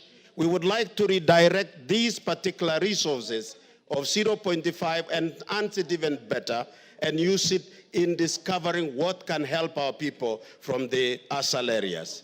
Mr. Speaker, I think I want to make my own point by saying, let us advance this argument better and make it useful for our people. Thank you, Mr. Speaker. Honorable members, we have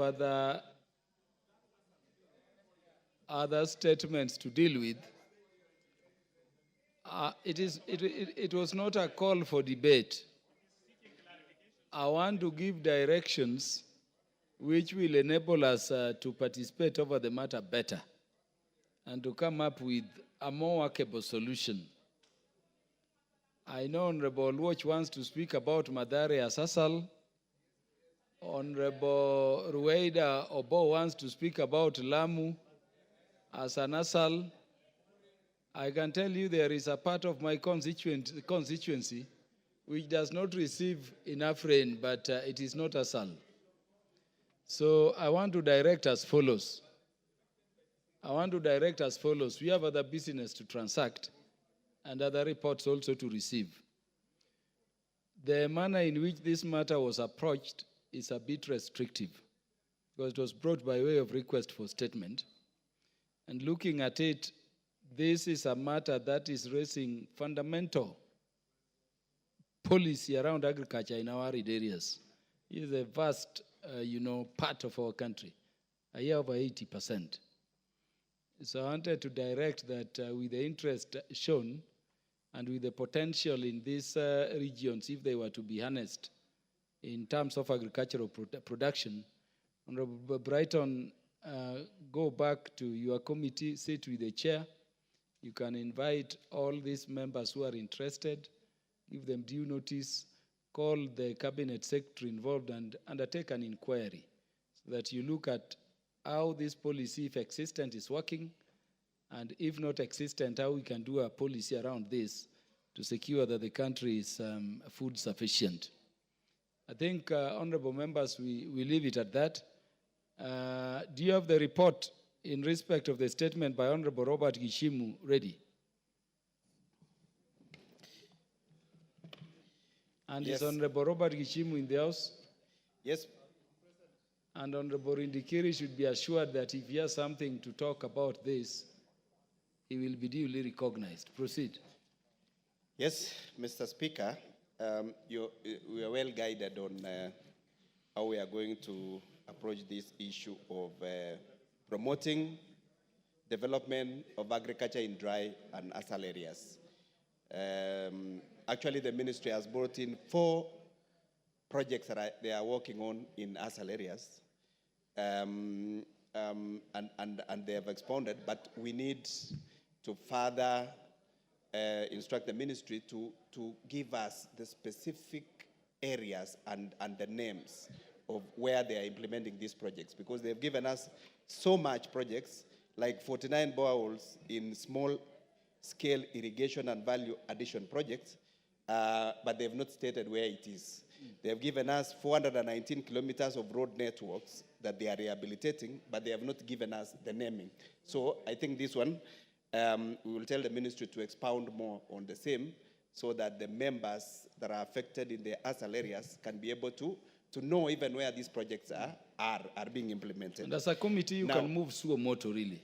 Yes. Call the minister and just ensure that the interest that the members are putting forth are duly catered for in national interest.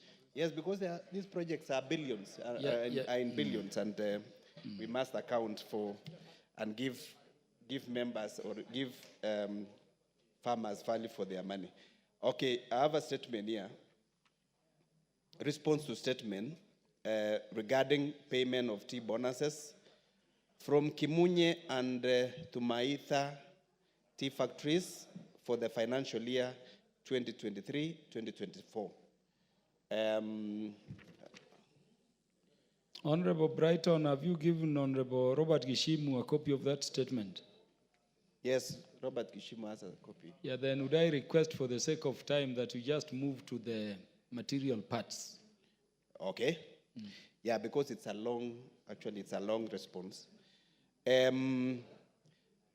Response number 1 concerning Kimunye and Tumaita tea factories, the discrepancy with regards to bonus. Tea bonus is a second payment to tea farmers payable at the end of each financial year. And every month, the tea farmers in Kimunye and Tumaita tea factories are usually paid an initial amount of 25 shillings, which is an advance against their green leaf delivered, since the proceeds from the tea are only realized 45 days from the delivery of green leaf to the factory due to processing and sale activities. Tea bonus, which is actually what we call its second payment, is therefore the net of the price realized minus the cost of production, including the monthly payment.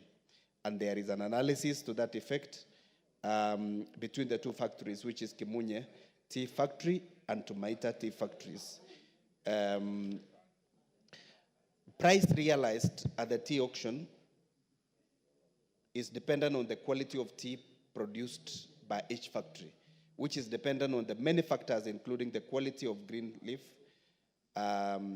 post-harvesting, handling, and manufacturing practices at the tea factory, in addition to the price of tea, which is also influenced by the historical tea buyers' perception regarding the quality of tea produced by specific tea factory, and other factors include prevailing demand and political situation in the market and the effects of global and economic shocks. In regards to this, the average price varies from factory to factory. There are also other issues like cost of production, which also varies from factory to factory depending on the cost within the factory, and transport, labor, administrative cost, the energy, among others. Factories with efficient machinery and operations are able to realize lower cost of production. And also, the tea bonus is usually calculated at the end of the financial year, after all revenue and costs have been determined, and financial statement prepared and audited by an external auditor. The financial statements are then presented to the factory boards for approval, together with the proposed rate of bonus subsequent to which the directors disseminate the same to the factory and shareholders. There is clarification on amount reserved on retained from farmers' payment per kilo of green leaves, and specific purpose of this reserve or retention, and whether they can actually be dispersed as part of additional payment to farmers beyond the declared bonus. And the response from the ministry is that from the above analysis, the only amount that has been retained can be distributed is 4,887,044 shillings for price stabilization in Kimunye Tea Factory. Actually, there is a comparison between the retention of capital expenditure of the two factories, which is Kimunye Tea Factory set aside 54.3 million for placement of various machines that are critical to the functioning of tea factory, like boiler at 40 million, pre-sorter machine at 1.5 million, bin elevator at 1.4, replacement of withering fans at 3.6 million, withering steam valves upgrade at 3 million, disposal of asbestos at 2 million, and storage of bins at 4.5 million. And then in Tumaita Tea Factory, through an irrevocable resolution agreed to retain 11.5 million for the tea packing machine costing 2 million, winnower for 4.5 million, manual latte, and among other machines that were amount was set aside to be purchased.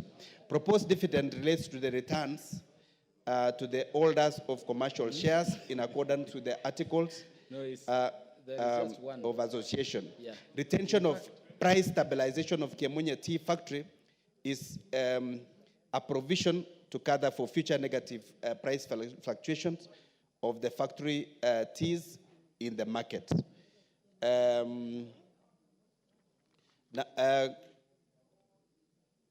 Statement sought number 4 is basis in which KTDA National Chairman, Mr. Enos Njeru, publicly declared that the bonus payment for the period will be at least 60 per kilogram of green tea leaves. What is out of order, Honorable Pukose?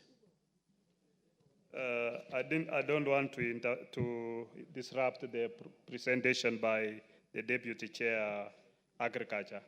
But Honorable Speaker, you gave a directive that he just goes into the material in terms of response because the Honorable Member has read. And therefore, I thought, Brighton, you could restrict yourself to the guidance of the Speaker. Brighton, why don't you go to the specifics in terms of the statement requested?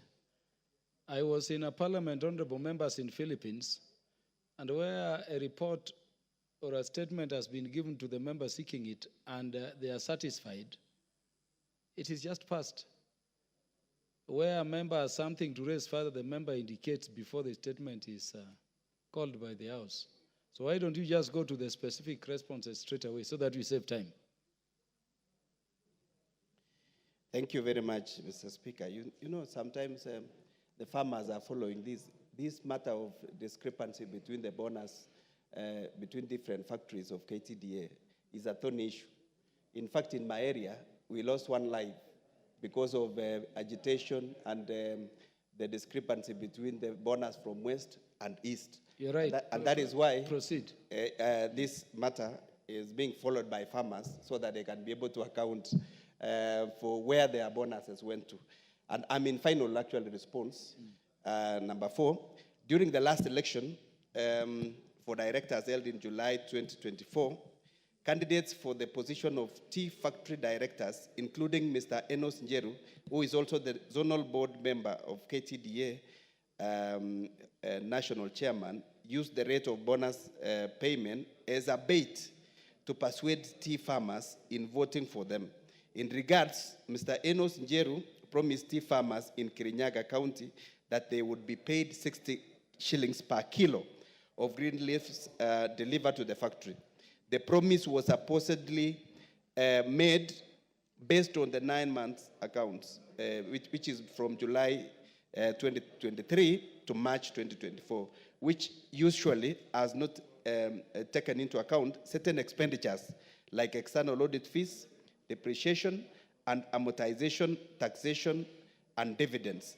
In addition, the factory tea prices declined from US dollar 3.2 in March 2024 to US dollar 2.8 in June 2024, while the exchange rate also declined from $1, which was equal to 139 shillings, to $1, which is now coming to 129 shillings over the same period. Consequently, the farmers in the region have been boycotting plucking of tea, agitating for an increase of bonus from the declared 46 to 60 shillings promised during the campaigns. However, normalcy has been resumed in the factory, but there was an attempt to hold a special general meeting on 15th of October to remove the current directors who were voted into office in July 2024. Of course, there is a summary of payment of green leaf by KTDA managed factories for the financial year 2023-2024. With those few remarks, Chair, that is the response by the ministry concerning the two factories, Kimunye and Tumait. The Honorable Robert Gishimu is no doubt satisfied. Thank you, Chair. Let me start by thanking the Chair, the Vice Chair, and the Committee on Agriculture for coming up with that response. matters tea in my constituency are very, very important for almost half of the population who entirely rely on this crop. And I sought this statement so that I can be able to relate to the farmers who I represent, who normally sell their tea at Kemunye and Thumaita tea factories. And since the facts have already been given, and since there is also a pending comprehensive audit report from the Tea Board of Kenya, and these farmers will also be holding annual general meeting before the end of this year, I think this information will be very, very important for them to be able to ask all the relevant questions in respect of the tea bonus payments. I'm happy that all the farmers from Kemunye Tea Factory and Thumaita Tea Factory have resumed tea plucking, and so that they don't lose any. Actually, I advise them to continue plucking tea so that I can be able to follow up on this statement. So I'll be able to relate to them, but there are pertinent issues that will be raised from this response, because among us, the machines that have been listed to be bought by one of the factory called Thumaita Tea Factory, some are listed specifically, but there is an amount of 22.5 million set aside for various machines. So I think those are some of the clarifications my farmers will be seeking from the leadership of these factories, who are the directors. And finally, Chair, Honorable Speaker, I think it is important for the directors, when they are seeking for their votes, to be very cautious and very sensitive on matters, finances, and especially on tea bonus payment. They should not use figures as a bait for them to be elected, and which might also not be achieved, as it happened in this matter, because most of the issues that were raised was based on what had been promised. And if they had not verified on the issues of the sales, the issues of the dollar, and all those manner of things, I think I would advise them to be very cautious, including the chairman of the Kenya Tea Board of Kenya, which has already been admitted in the response, that he used that promise that tea factories will be paying in Kirinyaga not less than 60 shillings so that he can be elected. The chairman KTDA, Mr. Enos Njeru, please do not mislead farmers. Give factual information on matters, figures. Where you don't know, leave it. The market will determine the figures that the farmers will be paid, but do not mislead the farmers. Thank you, Honorable Speaker. Thank you, Honorable Robert Gishimu. The Honorable Vice Chair for Agriculture Committee, you have the response for the Honorable Sarah Kurere. Yes, I have response concerning list of agricultural development ADC land in Rumuruti in Laikipia County. Details of the private investor that the Agricultural Development Corporation lists 15,000 acres of land in Rumuruti, Laikipia County, and the response from the ministry is as follows. The Agricultural Development Corporation, ADC, through its subsidiary Land Limited, owns approximately 63,220 acres in Rumuruti, Laikipia County. Out of these 63,220 acres, 15,000 acres were leased to the company called Waragus Limited. And the particulars of Waragus Limited directorship are as referenced in the attached CR12 document, and which there is a document there for CR12, and the report has been shared. Sarah Korere, Mheshimiwa. Number two, a report of the procedure followed by ADC in leasing of the said property, including the report on public participation conducted, if any. And the response from the ministry is as follows. The lease of property of Waragus Limited was conducted under the Authority of Agricultural Development Corporation Act, Cap 444, specifically Section 13. This section empowers the ADC board to engage in commercially viable ventures and also to enter into all such transactions as it deems necessary for or conducive to the performance of its function. According to the board, the board has the mandate to manage ADC resources, including leasing land to enhance economic benefit. In line to this mandate, board followed the procedure rules and procedures to ensure transparency and accountability in the investment of the project, which include leases, joint ventures, and concession arrangement. Public participation in the ventures is facilitated through open tendering as required by the procurement laws, ensuring fairness and openness with regards to the decision-making process.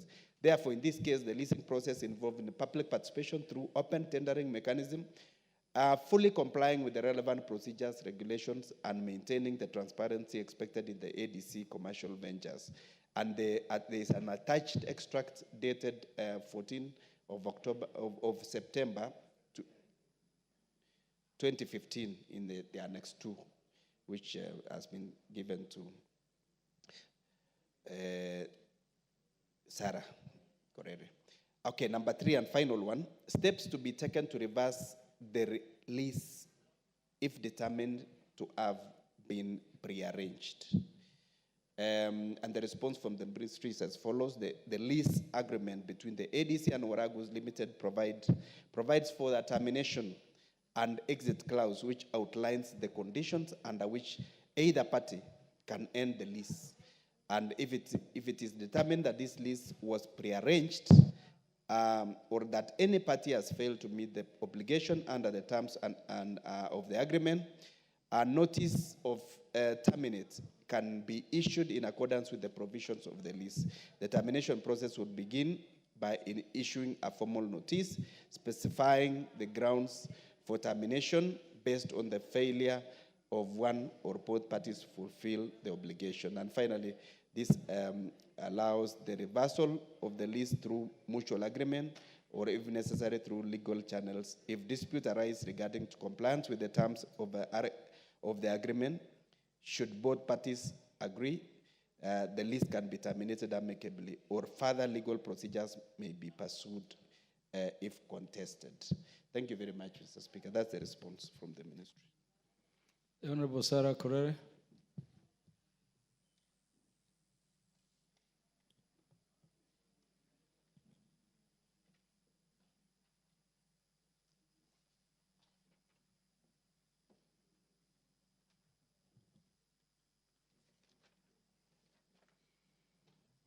Yes, whip. Thank you, Speaker. Speaker, again, I want to thank the Vice Chair of the Departmental Committee on Agriculture for attempting to answer. But Speaker, again, it goes without saying, the response is shallow and annoying. Because, Speaker, no ADC Mutara is a 63,000 acres piece of land in Laikipia. And clearly, the intentions of the government to have such a parastatal there was to do breeding and even upgrade the breeds of the neighboring communities who are pastoralists by breeding for them. And Speaker, as we speak, it's an open secret. ADC Mutara does not have a single cow. A whole parastatal run by the public taxpayers' money with less than 1,000 goats. Doesn't make sense to have it there. And Speaker, to even make the matters worse, leasing land to one Waragus Limited, who purport to be livestock keepers, but now who are subleasing grass to the local community. So if my constituents want to go and graze in ADC Mutara, they have to pay some monies to these company. And I was just wondering, if they really had to lease that land to people who are livestock keepers, did they have to go and shop for livestock keepers elsewhere when we have them just around them in the immediate neighboring? So, Speaker, I want to say I'm not satisfied because, in fact, the answer is clouded in a lot of mischief or something that is being hidden. I want to say, Speaker, I will retreat and redraft a question direct to the CS for Agriculture. Because I think if we go in that kind of manner of answering things here, we'll not get to the bottom of this matter. And Speaker, I'm saying this because Laikipia is one place where the locals have always been marginalized by their land being taken away in the name of investment. Recently, Speaker, somebody was given 400 acres of land to build a rehabilitation center to rehabilitate drunkards. 400 acres. I don't know whether these guys were supposed to come and grace there, like literally, you know? While the people, the indigenous people of Laikipia are still squatters. So now you are leasing 20,000 acres to Aragus. You are giving another 400 acres to the former second lady to build a rehabilitation center.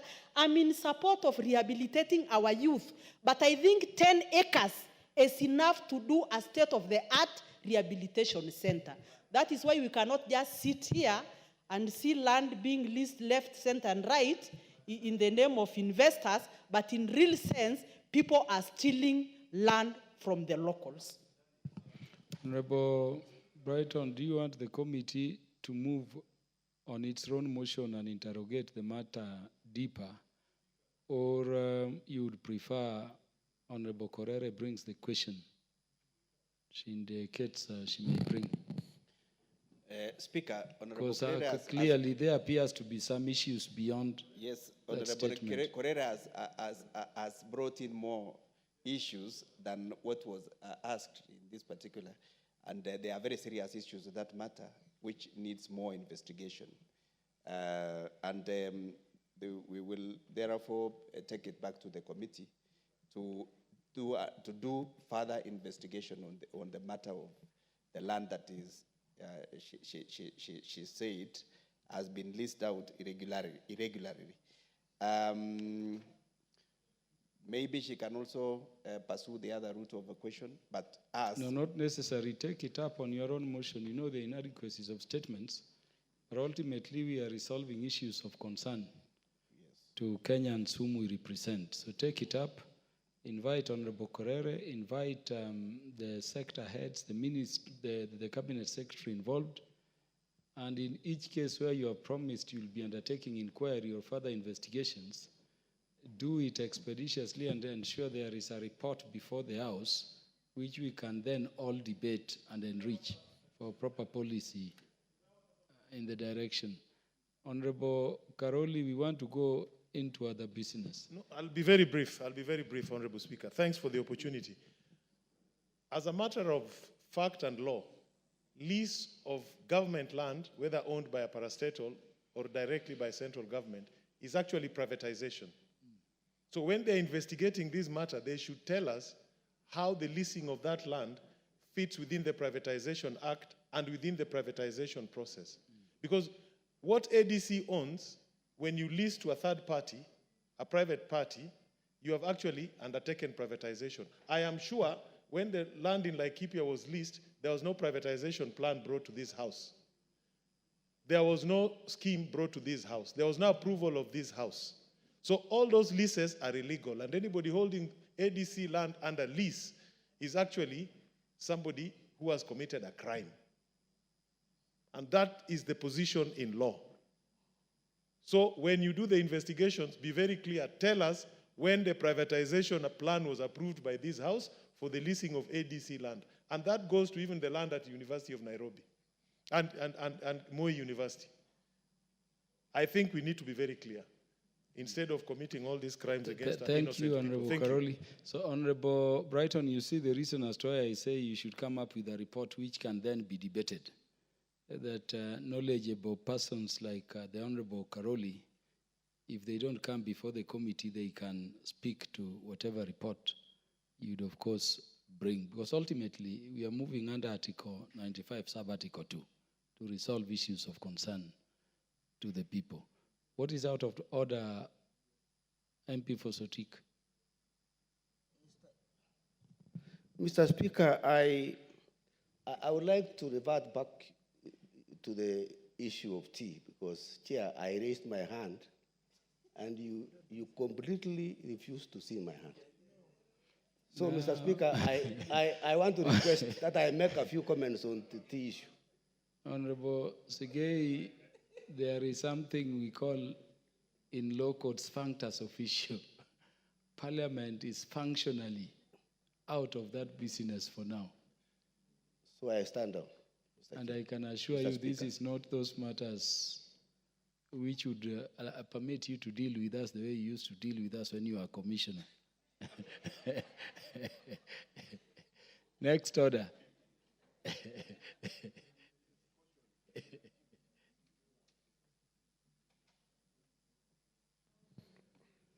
Order number 10, Committee of the Whole House. Members, we go into Committee of the Whole House to complete the Kenya Drugs Authority Bill.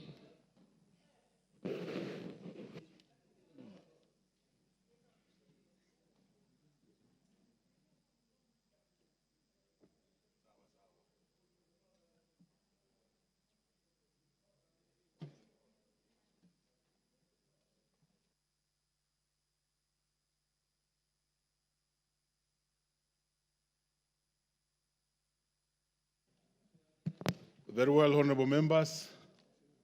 You can now resume to your seats as we go back to the Committee of the Whole on the Kenya Drugs Authority Bill, National Assembly Bill number 54 of 2022.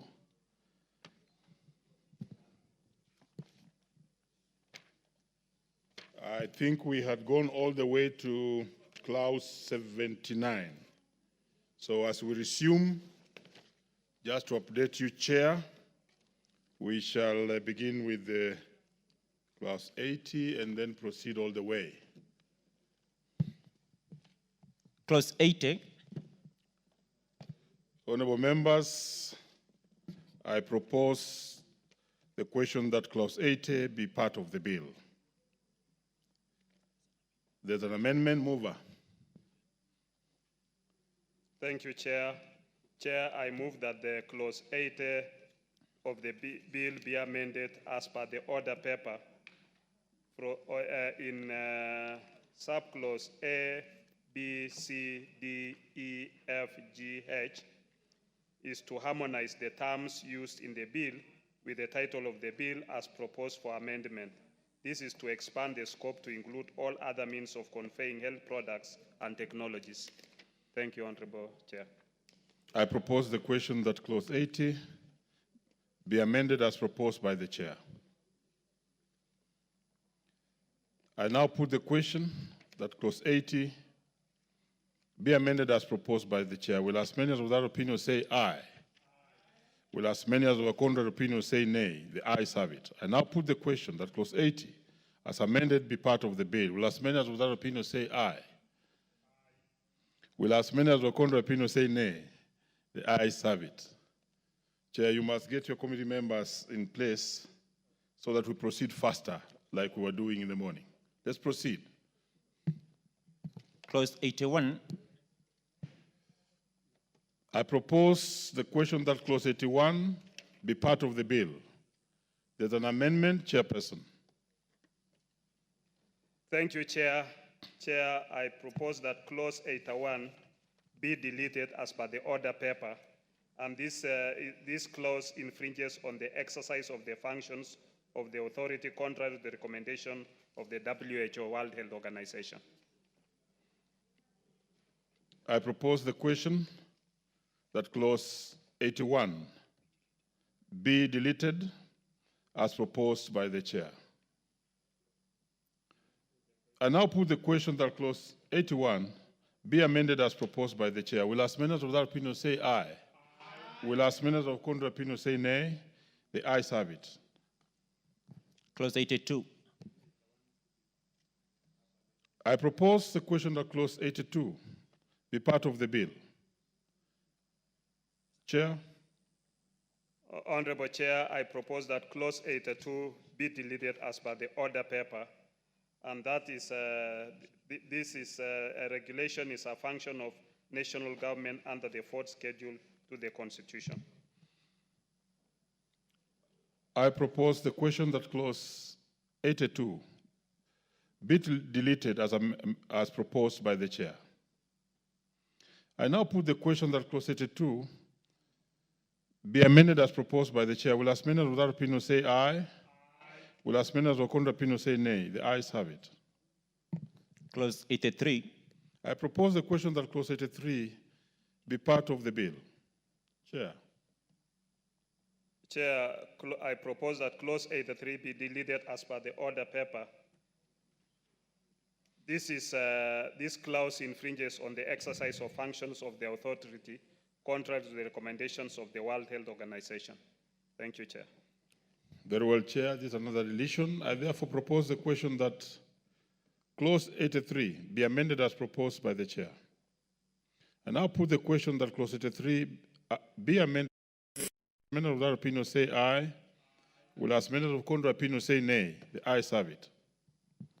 Clause 84.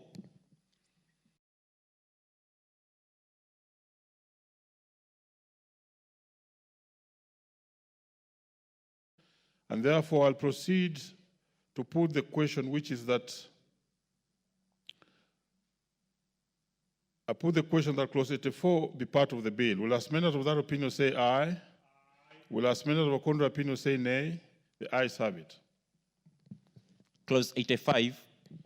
I propose the question that clause 85 be part of the bill. Chair. Thank you, Chair. I propose that clause 85 be deleted by deleting the word article wherever it appears and substitute therefore the words health product or technology to harmonize the terms used in the bill with the title of the bill as proposed for amendment. Very well. I propose the question that clause 85 be amended as proposed by the chair. I proceed to put the question that clause 85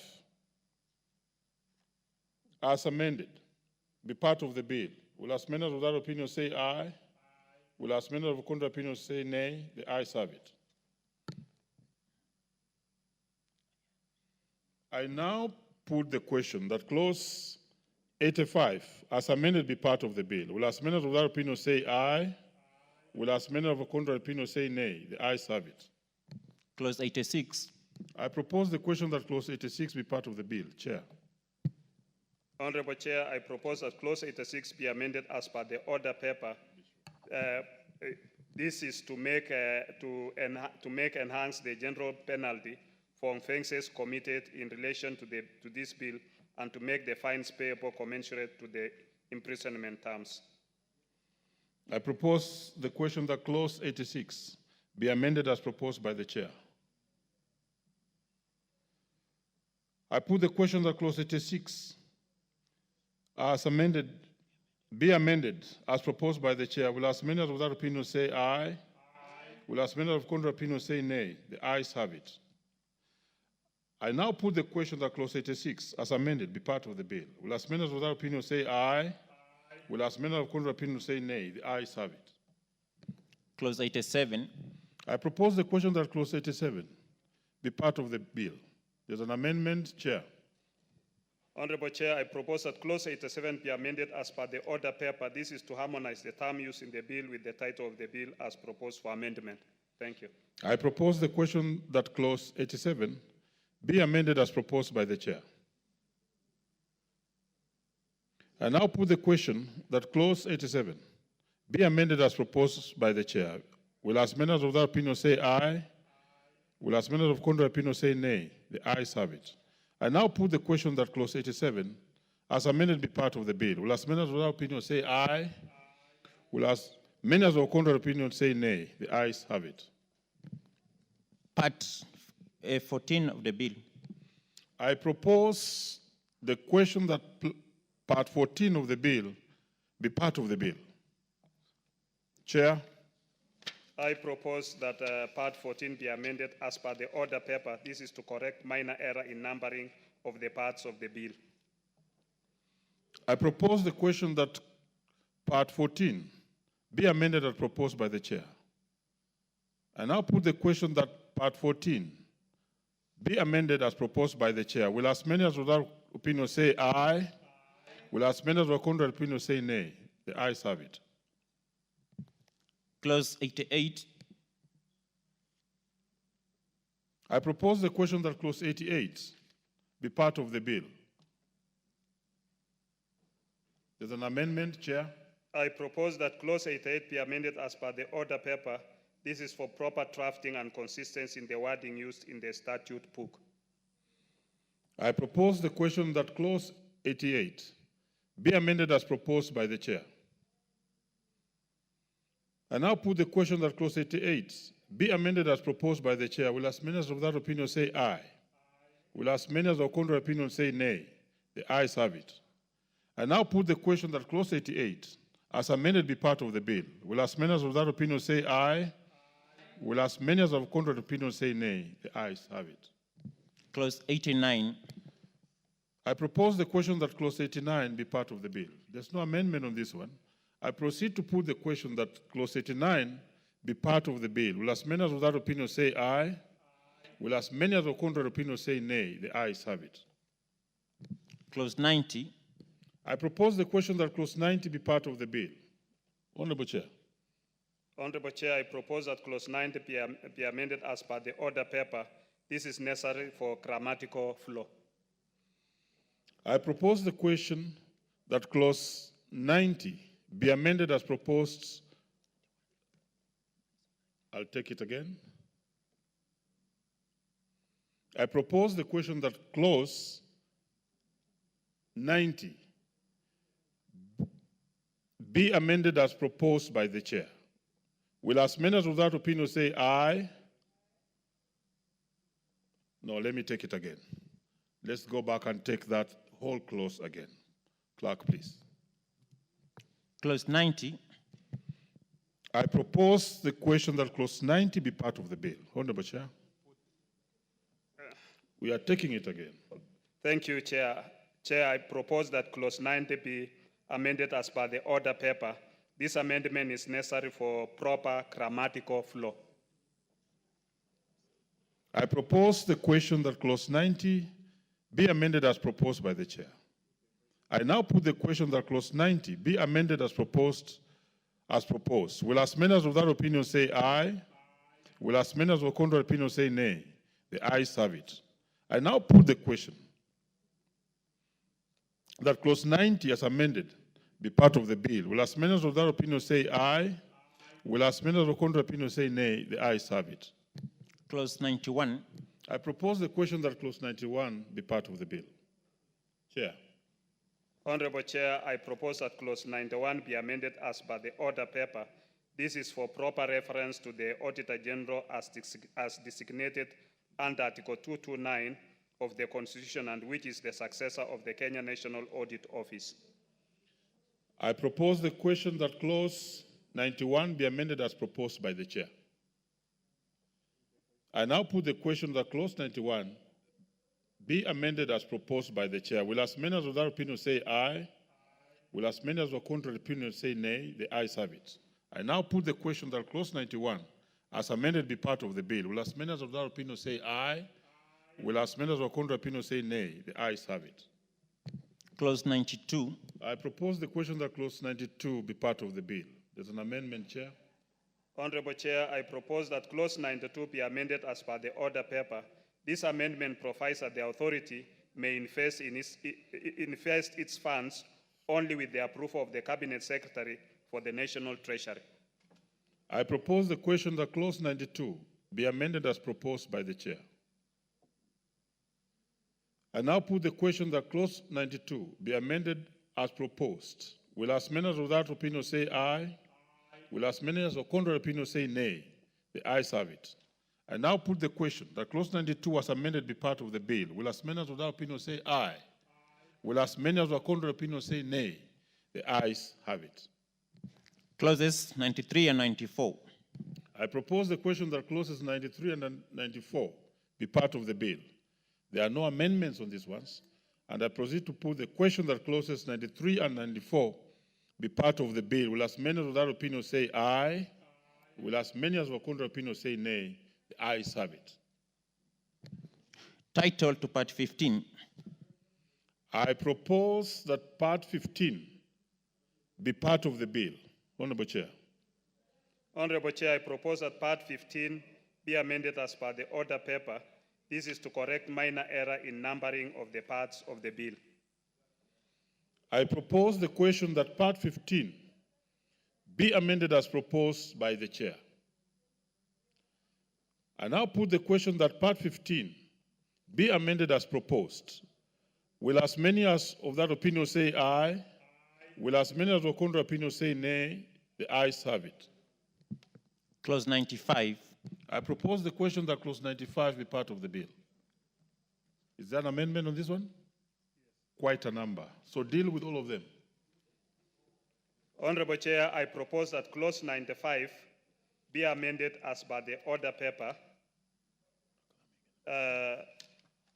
In A, which has 1, 2, 3, 4, 5, 6, 7, 8, 9, 10, 11, 12.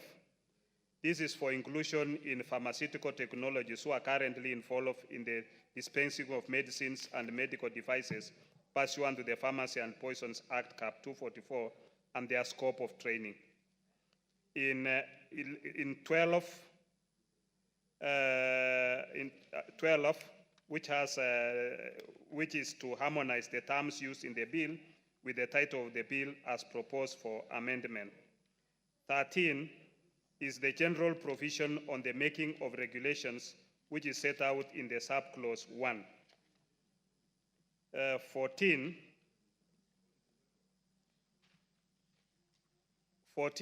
which has A and B, is to provide for the making of regulations on licit use of narcotic and psychotropic substances, parallel importation of medicines, safety monitoring, pharmacovigilance, and post-market surveillance. Thank you, Honorable Chair. Very well. I propose the question that clause 95 be amended as proposed by the chair. Yes, Honorable Elachi. You are very active in the morning. Proceed. Thank you, Chair. Chair, when you look at this provision, and Chair should explain properly, because you realize, Chair, we have so many chemists that are all over, pharmacists that have opened all over. You find in every 2 blocks there's a chemist, Now, when you come and put all this so that now this pharmacist or this chemist can be regulated in this manner, it is very crucial, because you find even today, while you're trying to prescribe the standards or the compositions or all those things, is that how do we then give assurance to the public that we have quality on some of the drugs that you find, and what measures are we giving some of these chemists where you only find 5 drugs in their chemist? You are wondering, is this really a chemist operating, or what quality are we and controls do we have when we give them all this, Mr. Chair? Chair, to just guide the country, because now when you do from number 1 to N, really, if you walk into those chemists also, you will wonder whether indeed this is a chemist that is prescribed to the law and to the controls and quality assurances that people want to see.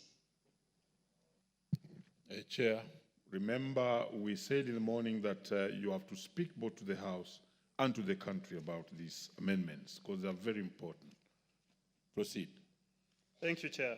Chair, when you look at this clause 95, it talks of many issues. Among them is compounding of health products and technologies and dispensing of health products and technologies and by qualified personnel. It also, in this bill, it is providing for what we call pharmacovigilance and post-market surveillance. It is also providing for regulations on release of vaccines and other biological products imported and manufactured in Kenya. What it means is that these are going to be regulated so that you must be able to meet the internationally accepted standards, whether you are manufacturing locally or you are bringing it from outside. It also makes it necessary that you cannot be able, like when you go into some of the chemists, you might find that the people who are dispensing are not qualified. So in this bill, we are trying to make sure that we regulate who is that is dispensing and must be qualified and must also be able to understand what product they are dispensing, whether it's a technology or whether it's a medicine or whether it's a vaccine. Thank you, Chair. Very well, and Honorable, that you remember, I believe you were here when the Deputy Speaker spoke on this, and this matter had been raised by the Honorable Dawood in terms of achieving certain international standards so that these medicines, drugs that will be manufactured in this country can then attract market outside and beyond Kenya. I hope that answers it. And therefore, let me put the question that clause 95 be amended as proposed. Will as many as of that opinion say aye? Will as many as of contrary opinion say nay? The ayes have it. I now put the question that clause 95 as amended be part of the bill. Will as many as of that opinion say aye? Will as many as of contrary opinion say nay? The ayes have it. Clause 96. I propose the question that clause 96 be part of the bill. Chair. Thank you, Chair. Chair, I propose that clause 96 be amended as per the order paper. In 96A, 1, 2, and B, this is to provide for the transition of both the Pharmacy and Poisons Board and the Board of Management of the National Quality Control Laboratory, as we are creating now a new board. In C, which has A, B, and B, this is to provide sufficient time, which will facilitate the conduct of extensive stakeholder participation on the regulation of pharmacy practice regulation. The amendment further seeks to ensure that the Pharmacy and the Poisons Board shall continue to exist. Order, Honorable Chair. I think you moved faster than you should have. Had I proposed the question? Yes. I propose the question that clause 96. Oh, you're still moving. Yes. Proceed. Thank you, Chair. So in C, in subclause 3, which has A and B, is to provide sufficient time which will facilitate the conduct of extensive stakeholder participation on the regulation of pharmacy practice regulation. The amendment further seeks to ensure that the Pharmacy and Poisons Board shall continue to exist for a period of 2 years after the enactment of the bill for purposes of regulation of the pharmacy profession and pending the enactment of legislation by Parliament of a law to regulate the pharmacy profession. Thank you, Chair. Very well, I propose the question that clause 96 be amended as proposed by the Chair. I now put the question that clause 96 be amended as proposed. Will as many as of that opinion say aye? Will as many as of contrary opinion say nay? The ayes have it. I now put the question that clause 96 as amended be part of the bill. Will as many as of that opinion say aye? Will as many as of contrary opinion say nay? The ayes have it. Clause 97. I propose the question that clause 97 be part of the bill. Chair. Honorable Chair, I propose that clause 97 be amended as per the order paper. This is to prevent a lacuna in respect of a regulation of a pharmaceutical practice. Thank you, Chair. I propose the question that clause 97 be amended as proposed by the Chair. I now put the question that clause 97 be amended as proposed? Will as many as of that opinion say aye? Will as many as of contrary opinion say nay? The ayes have it. I now put the question that clause 97, as amended, be part of the bill. Will as many as of that opinion say aye? Will as many as of contrary opinion say nay? The ayes have it. New clauses, new clause 27A.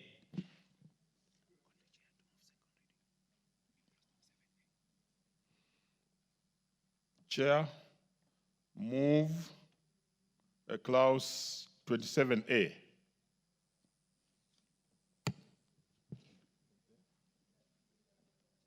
And remember, there's A, B, C, and D. We shall deal with them one by one.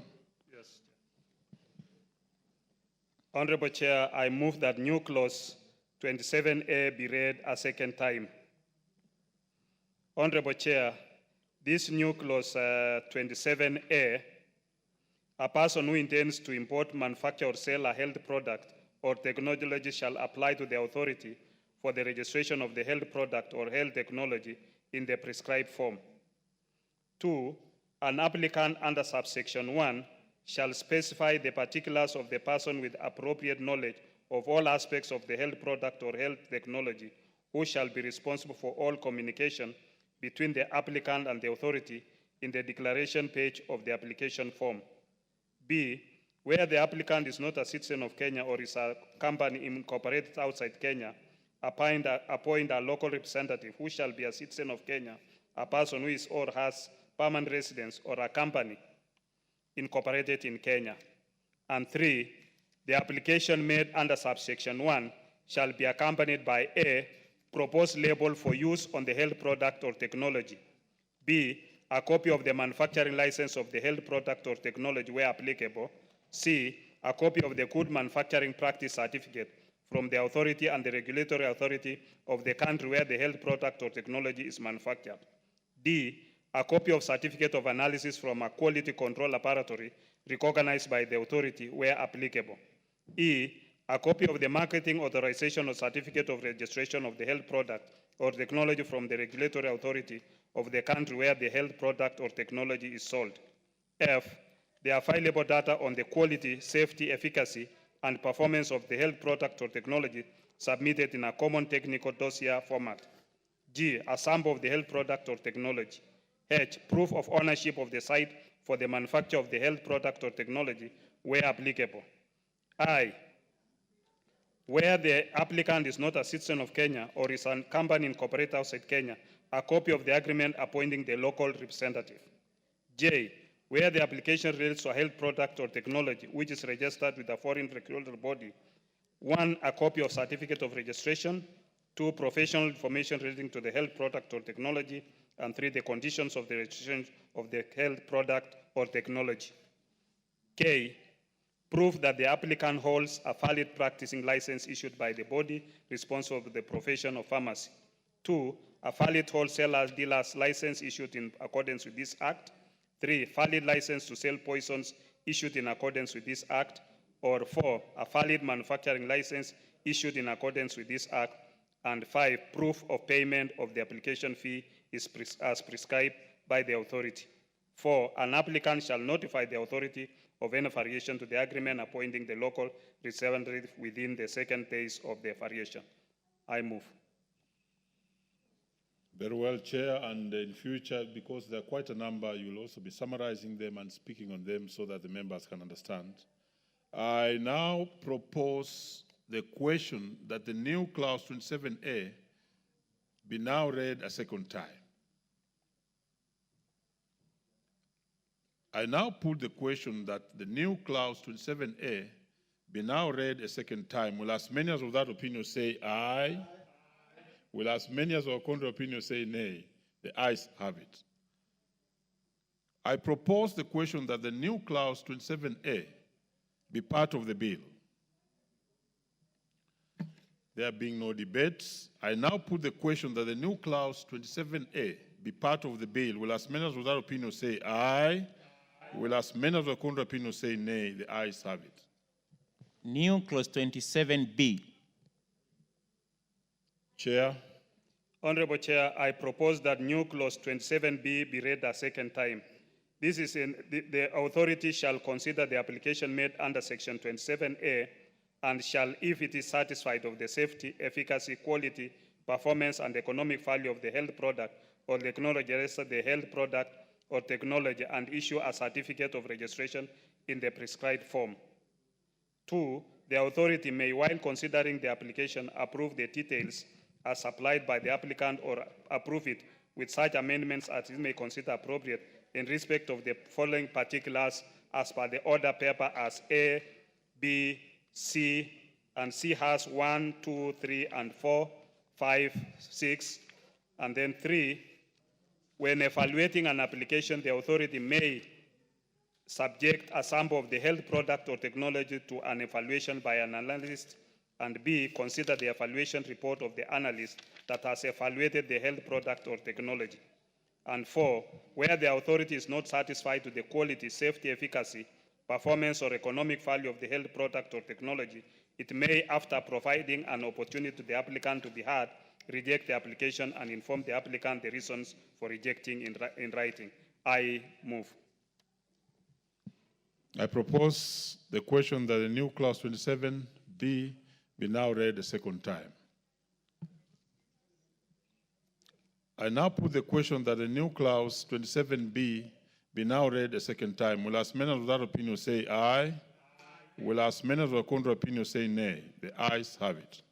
I propose the question that the new clause 27B be part of the bill. I now put the question that the new clause 27B be part of the bill. Will as many of that opinion say aye? Will as many as of a contrary opinion say nay? The ayes have it. New clause 27C. Mover, and you can summarize. Honorable Chair, I move that new clause 27C be read a second time. This, the authority may, where it considers necessary to protect public health or in the event of a threat to life or health, issue a provisional certificate of registration for health product or technology. Chair, in the order paper, you have a person who intends to obtain the provisional certificate of registration for health product or technology under section 1 shall apply to the authority in the prescribed form. And 3, where the applicant is not a citizen of Kenya or is a company incorporated outside Kenya, the applicant shall appoint a local representative who shall be a citizen of Kenya, a person who or has permanent residence, or a company incorporated in Kenya. And 4, an application under subsection 2 above shall be accompanied by documents indicated as A, B, C, and under C, which is talking about proof that the applicant holds 1, valid practicing license issued by the board responsible for the profession of pharmacy, 2, a valid wholesaler dealer's license issued in accordance with this act, 3, a valid license to sell health products or technologies issued in accordance with this act, 4, a valid manufacturing license issued in accordance with this act, and 5, proof of payment of the application fee as prescribed by the authority. And then we have 5, 6, 7, 8 as per the order paper. I propose the question that the new clause 27C be now read a second time. I now put the question that the new clause 27C be now read a second time. Will as many as of that opinion say aye? Will as many as of contrary opinion say nay? The ayes have it. I propose the question that the new clause 27C be part of the bill. Absence of any interest, then I now put the question that the new clause 27C be part of the bill. Will as many as of that opinion say aye? Will as many as of a contrary opinion say nay? The ayes have it. New clause 27D. Mover. Honorable Chair, I move that new clause 27D be read a second time as per the order paper. And this is to provide new clauses in the handling of applications of product licenses by the authority. Thank you, Chair. I propose the question that the new clause 27D be now read a second time. I now put the question that the new clause 27D be now read a second time. Will as many as of that opinion say aye? Will as many as were contrary opinion say nay? The ayes have it. I propose the question that a new clause 27D be part of the bill. I now put the question that the new clause 27D be part of the bill. Will as many as of that opinion say aye? Will as many as were contrary opinion say nay? The ayes have it. New clause 29A. Mover. Honorable Chair, I move that the new clause 29A be read a second time. And as per the order paper, this is to provide for authorization of health products and technologies imported into the country, including the requirement for patch or lot release in line with WHO requirements. Thank you, Honorable Chair. I propose the question that the new clause 29A be now read a second time. I now put the question that the new clause 29A be now read a second time. Will as many as without opinion say aye? Will as many as were contrary opinion say nay? The ayes have it. I propose the question that the new clause 29A be part of the bill. And I now put the question that the new clause 29A be part of the bill. Will as many as without opinion say aye? Will as many as were contrary opinion say nay? The ayes have it. New clause 29B. Mover. Honorable Chair, I move that new clause 29B be read a second time, and this is to make provision for parallel importation of health products and technologies. Thank you, Chair. I propose the question that new clause 29B be now read a second time. I now put the question that the new clause 29B be now read a second time. Will as many as without opinion say aye? Will as many as were contrary opinion say nay? The ayes have it. I propose the question that the new clause 29B be now read a second time. I now put the question that the new clause 29B be part of the bill. Will as many as without opinion say aye? Will as many as were contrary opinion say nay? The ayes have it. New clause 36A. Mover. Honorable Chair, I move that new clause 36A be read a second time as per the order paper. This is to provide for effective regulation of clinical trials by the authority. I propose the question that the new clause 36A be now read a second time. I now put the question that the new clause 36A be now read a second time. Will as many as without opinion say aye?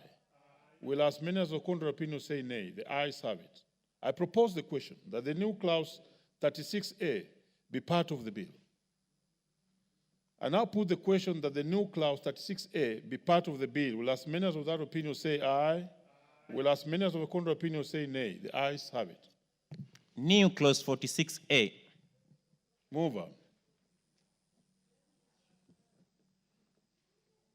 Honorable Chair, I move that new clause 46A be read a second time, and this is to provide, as per the order paper, this is to provide for dietary supplements which will enhance the regulation of food supplements by the authority. Thank you, Chair. I propose the question that the new clause 46A be now read a second time. I now put the question that the new clause 46A be now read a second time. Will as many as without opinion say aye? Will as many as were contrary opinion say nay? The ayes have it. I propose the question that the new clause 46A be part of the bill. I put the question that the new clause 46A be part of the bill. Will as many as without opinion say aye? Will as many as with contrary opinion say nay? The ayes have it. New clause 50A. Mover.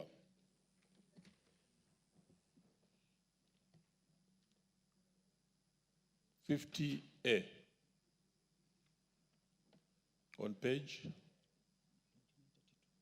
2932. Honorable Chair, I move that new clause 50A be read a second time as per the order paper, and this is to enhance transparency on the ingredients used in therapeutic cosmetics in line with the good manufacturing practices. I propose the question that new clause 50A be now read a second time. I now put the question that the new clause 50A be now read a second time. Will as many as without opinion say aye? Will as many as with contrary opinion say nay? The ayes have it. I propose the question that the new clause 50A be part of the bill.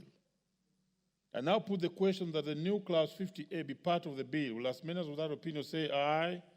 Will as many as with contrary opinion say nay? The ayes have it. New clause 59A. Mover. Honorable Chair, I move that new clause 59A be read a second time as per the order paper. This is to make provision for the registration of establishments for medical devices. Thank you, Chair. I propose the question that the new clause 59A be now read a second time. I now put the question that the new clause 59A be now read a second time. Will as many of that opinion say aye? Aye. Will as many as of a contrary opinion say nay? The ayes have it. I propose the question that the new clause 59A be part of the bill. I now put the question that the new clause 59A be part of the bill. Will as many as of that opinion say aye? Will as many as of a contrary opinion say nay? The ayes have it. New clause 59B.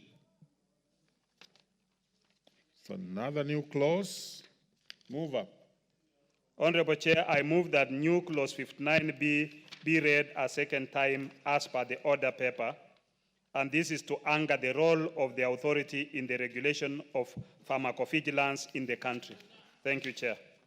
I propose the question that the new clause 59B be now read a second time. I now put the question that the new clause 59B be now read a second time. Will as many as of that opinion say aye? Will as many as of the contrary opinion say nay? The ayes have it. I propose the question that the new clause 59B be part of the bill. I now put the question that the new clause 59B be part of the bill. Will as many as of that opinion say aye? Will as many as of the contrary opinion say nay? The ayes have it. Schedules. First schedule. Honorable members, we move to schedules. And on the first schedule, there's no amendments. I therefore propose the question that the first schedule be the schedule of the bill. And because there's no amendment on this one, I put the question that the first schedule be part of the bill. Will as many as of that opinion say aye?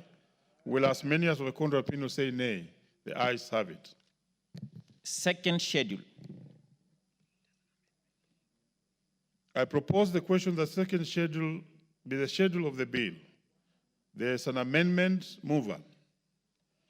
Thank you, Honorable Chair. I move that the second schedule of the bill be amended by deleting it. This is the chairperson, board members, and director general of the authority are not state officers and hence do not need to subscribe to an oath. Very well. I propose the question that the second schedule be amended as proposed by the chair. I now put the question that the second schedule be amended as proposed by the chair. Will as many as of that opinion say aye? Will as many as of the contrary opinion say nay? The ayes have it. I now put the question that the second schedule be amended, as amended, be part of the bill. Will as many as of that opinion say aye? Will as many as of the contrary opinion say nay? The ayes have it. Third schedule. I propose the question that the third schedule be the schedule of the bill. Chair. Honorable Chair, I propose that third schedule be amended by deleting the third schedule. The matters of tenure of office, allowances, protection from liability, and disclosure of interest by board members are already provided in the main bill. The issue of approval of the board members by Parliament has been proposed for deletion as the authorities' board members are not state officers. I propose the question that the third schedule be amended as proposed by the chair. I now put the question that the third schedule be amended as proposed by the chair. Will as many as of that opinion say aye? Aye. Will as many as of the contrary opinion say nay? The ayes have it. I now put the question that the third schedule as amended be part of the bill. Will as many as of that opinion say aye? Will as many as of the contrary opinion say nay? The ayes have it. Fourth schedule. I propose the question that the fourth schedule be part of the bill. There's an amendment, Chair. Honorable Chair, I put that the third schedule be amended as per the order paper. Fourth. And the fourth schedule be amended as per the order paper. This is by deleting it and substitute therefore the following new schedule. This is as per the order paper. The scientific advisory committees amended to take into account all aspects of health products and technologies and to delete the scientific advisory committees on food, which is outside the scope of the bill as amended. Very well. I propose the question that the fourth schedule be amended as proposed by the chair. I now put the question that the fourth schedule be amended as proposed. Will as many as of that opinion say aye? Will as many as of contrary opinion say nay? The ayes have it. I now put the question that the fourth schedule as amended be part of the bill. Will as many as of that opinion say aye? Will as many as of contrary opinion say nay? The ayes have it. Fifth and sixth schedule. I propose the question that the fifth and the sixth schedule be part of the bill. There are no amendments to this one, and therefore put the question that the fifth and the sixth schedule be part of the bill. Will as many as of that opinion say aye? Will as many as of contrary opinion say nay? The ayes have it. Seventh schedule. I propose the question that the seventh schedule be part of the bill. Chair. Honorable Chair, I propose that the seventh schedule be amended as by the order paper. This is for proper cross-references of the Pharmacy and Poisons Act, Cap 244 and Clause 97 on repeals. The food is outside the purview of the bill. Thank you, Chair. Very well. I propose the question that the seventh schedule be amended as proposed by the chair. I now put the question that the seventh schedule be amended as proposed. Will as many as of that opinion say aye? Will as many as of contrary opinion say nay? The ayes have it. I now put the question that the seventh schedule as amended be part of the bill. Will as many as of that opinion say aye? Will as many as of contrary opinion say nay? The ayes have it. Clause 2. Very well, Clause 2. There were quite a number of amendments here, including the amendments by the Honorable Watch Chair. You may have dealt with it during the winnowing. And therefore, I propose, is in the chamber, Honorable Watch? Honorable Watch is not in the chamber. And therefore, his amendment stands dropped. I therefore propose the question that Clause 2 be part of the bill. Chair.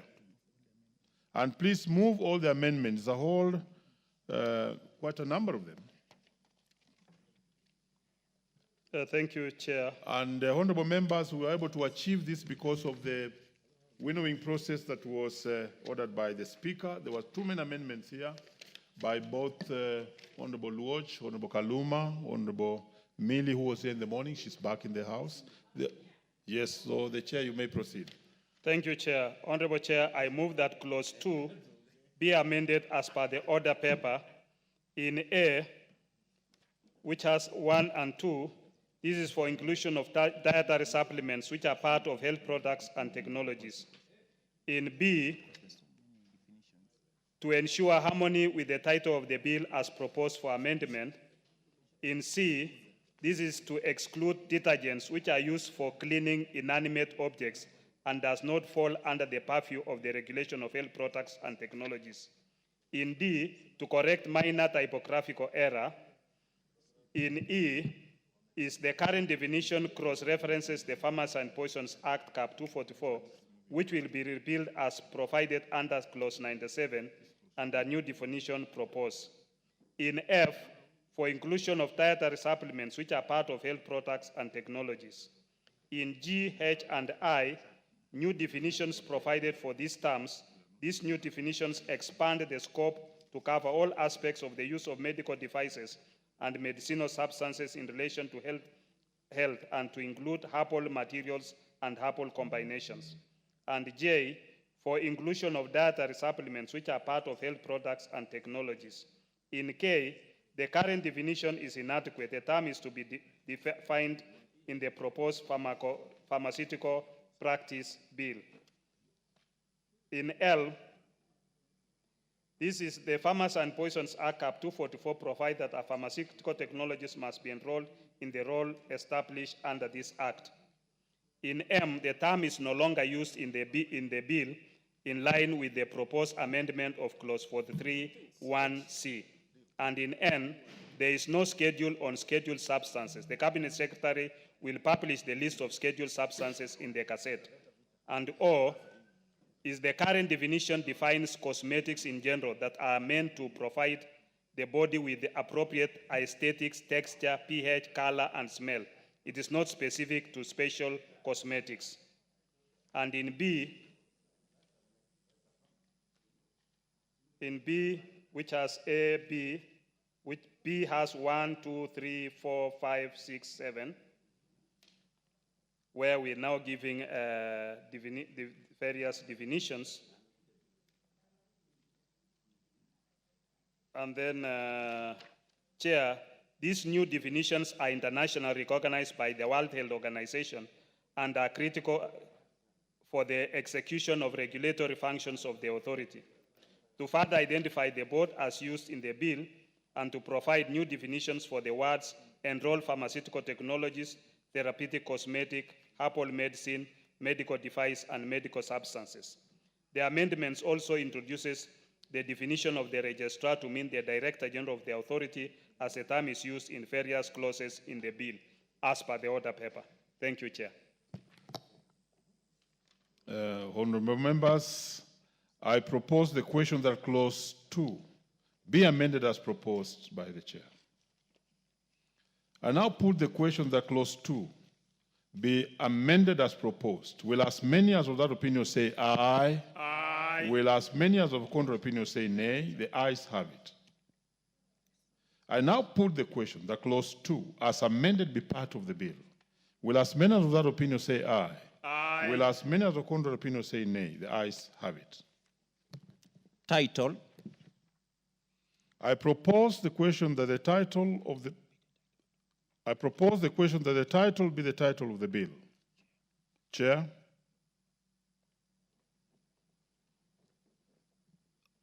Honorable Chair, I propose that the long title be amended as per the order paper.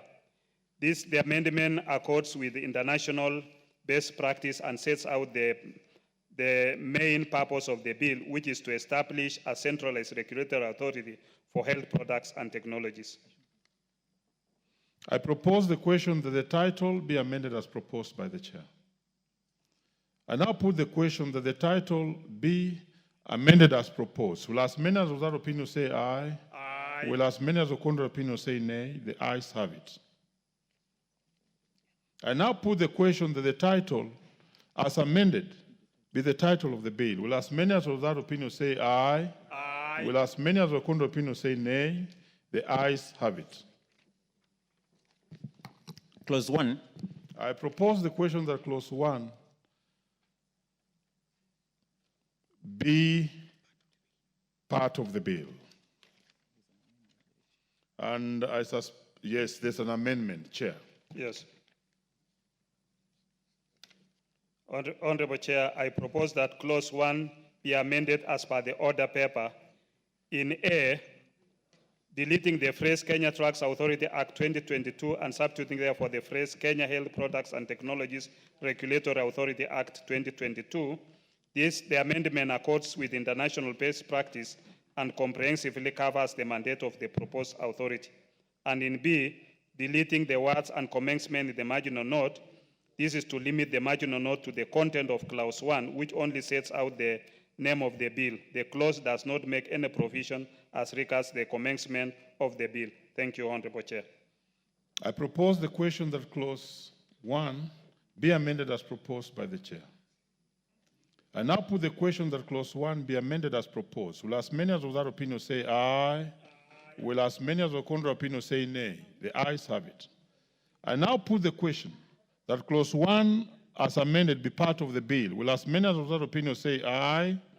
Will as many as of the contrary opinion say nay? The ayes have it.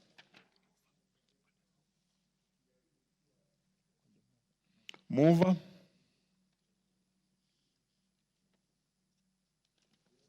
Honorable Chairperson, I beg to move that the committee do report to the House its consideration of the Kenya Trucks Authority Bill National Assembly Bill number 54 of 2022 and disapproval thereof with amendments. Honorable members, I now put the question, which is that the committee do report to the House its consideration of the Kenya Drugs Authority Bill, National Assembly Bill number 54 of 2022, and its approval thereof with amendments. Will as many as of that opinion say aye? Will as many as of the contrary opinion say nay? The ayes have it.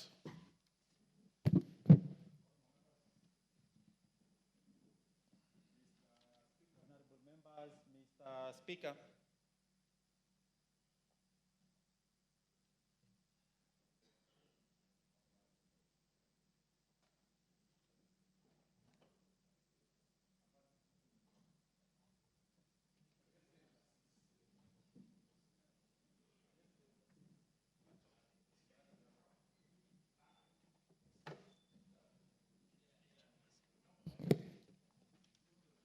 Chairperson.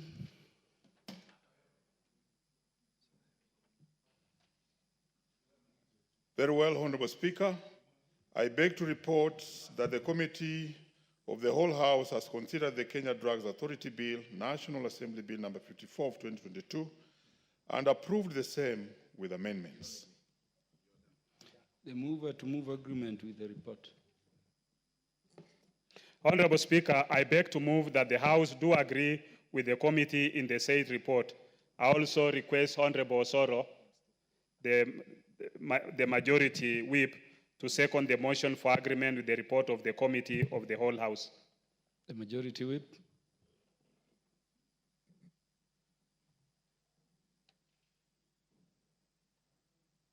Thank you very much, Honorable Speaker. Honorable Speaker, I beg to second. Thank you. Thank you very much. Honorable members, I propose the question, which is that the House do agree with the committee in the said report.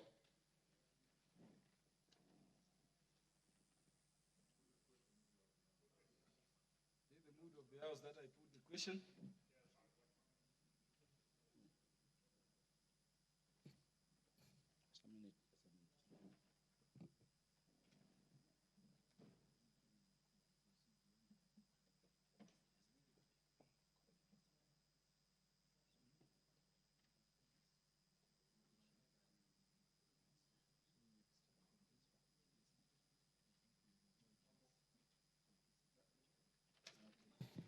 For the convenience of the House, I'll defer the putting of the question on the matter to a future date.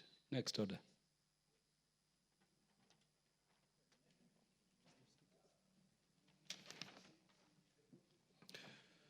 Order number 11, the Higher Education Loans Board Amendment Bill, National Assembly Bill number 58 of 2022.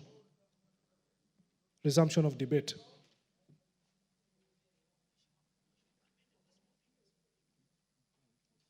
Honorable Joyce Kamene, the MP for Machakos County, in the House to move. We will step down that particular order to a future date when it will next be scheduled by the House Business Committee for consideration. Next order.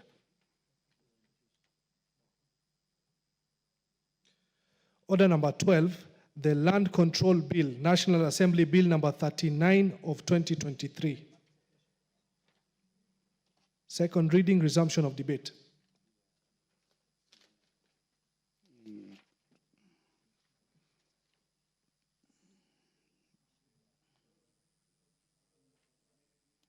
Land control, where is it? That's number. Ivo was speaking. The Honorable Ivo Bara had a few minutes remaining to contribute to conclusion. So Honorable Ivo Bara in the House. I'm not seeing any interest.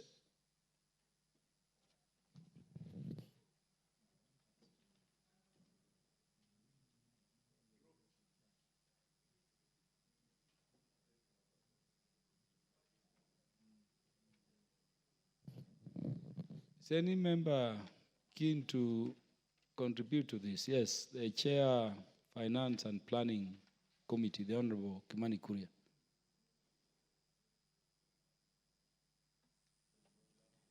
You know, Honorable Speaker, one of the issues that we were discussing earlier on the absentee of members is, you know, you prepare for one bill only for it to be stepped down because the mover is not there.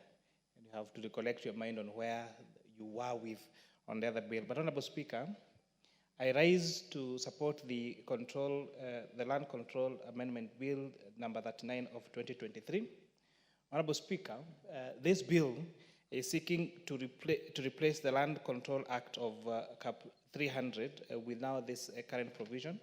Honorable Speaker, one of the few things that I noted that are going to be very consequential in terms of this particular amendment is the change of the composition of the lands board committees at the constituency level. Honorable Speaker, every time there has been any need of a change in these particular committees have been met with a lot of bureaucracies.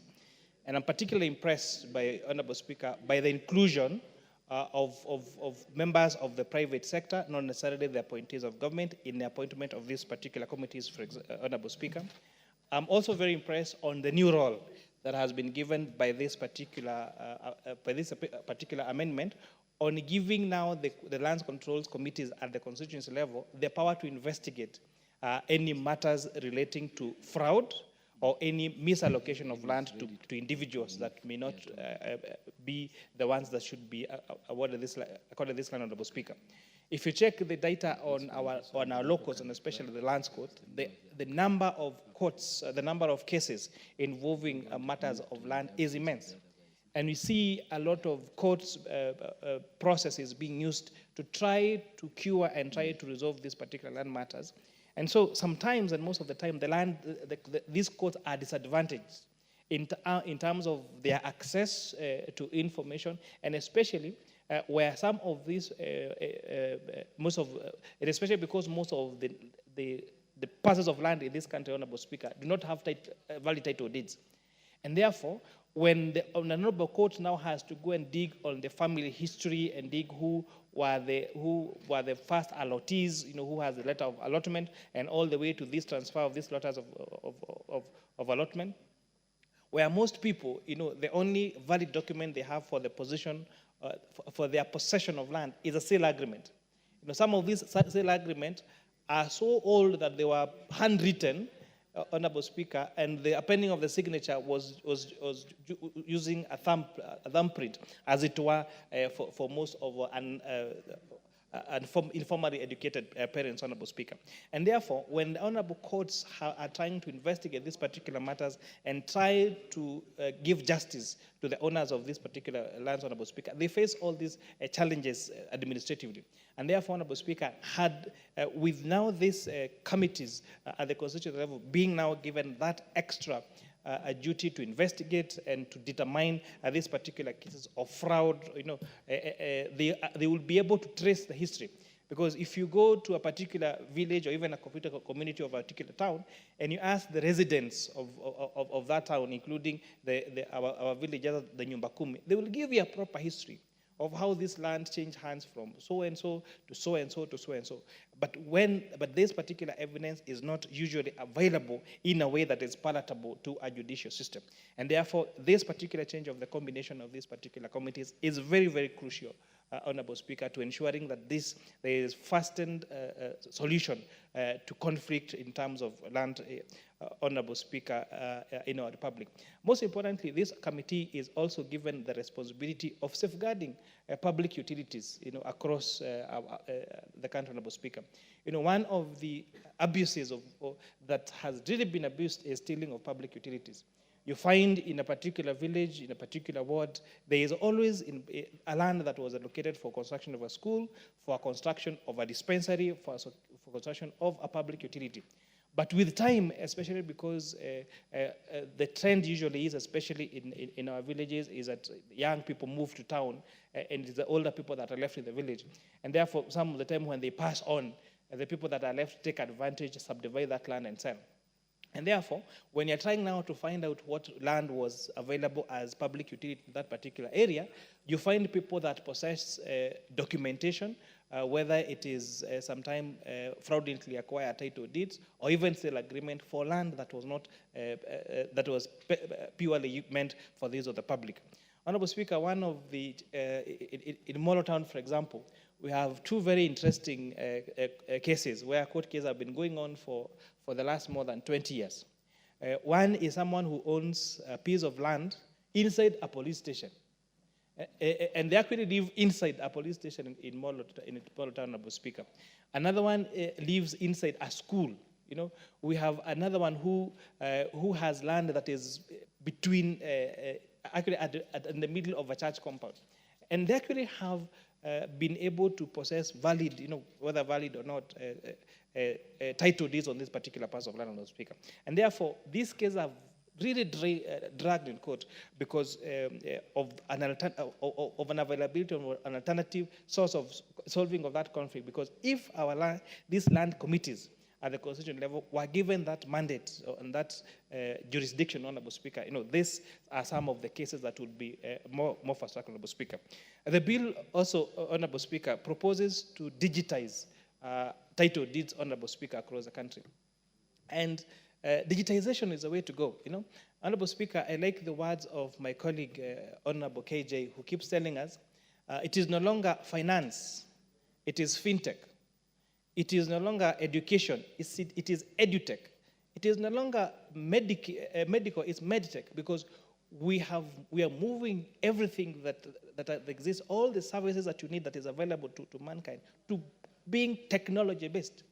And even this, that's why even this house has had to even adopt, you know, other technological means of whether it is receiving views from the public or how we conduct our meetings, Honorable Speaker.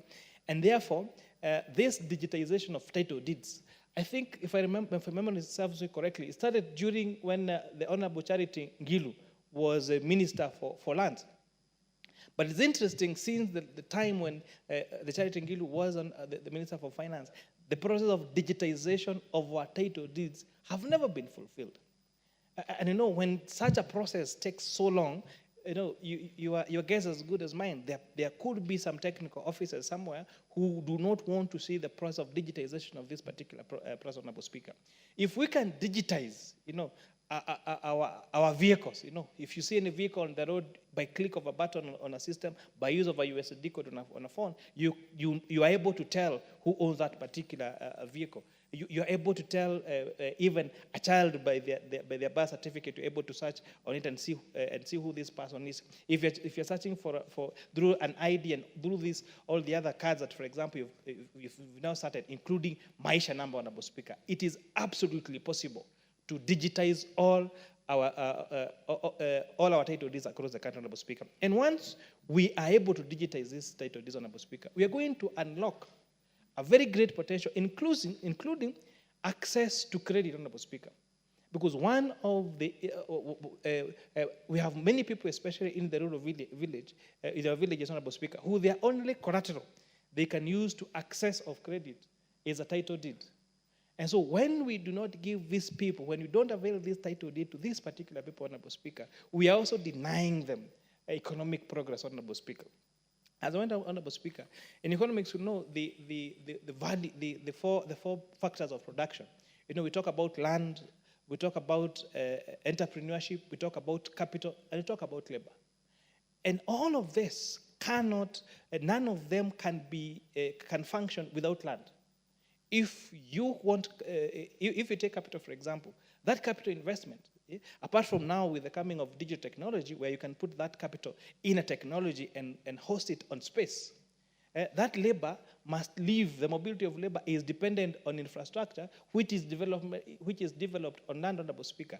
Those people that drive now that factor of production called labor must live somewhere, and therefore one link that links all the three other factors of production is land.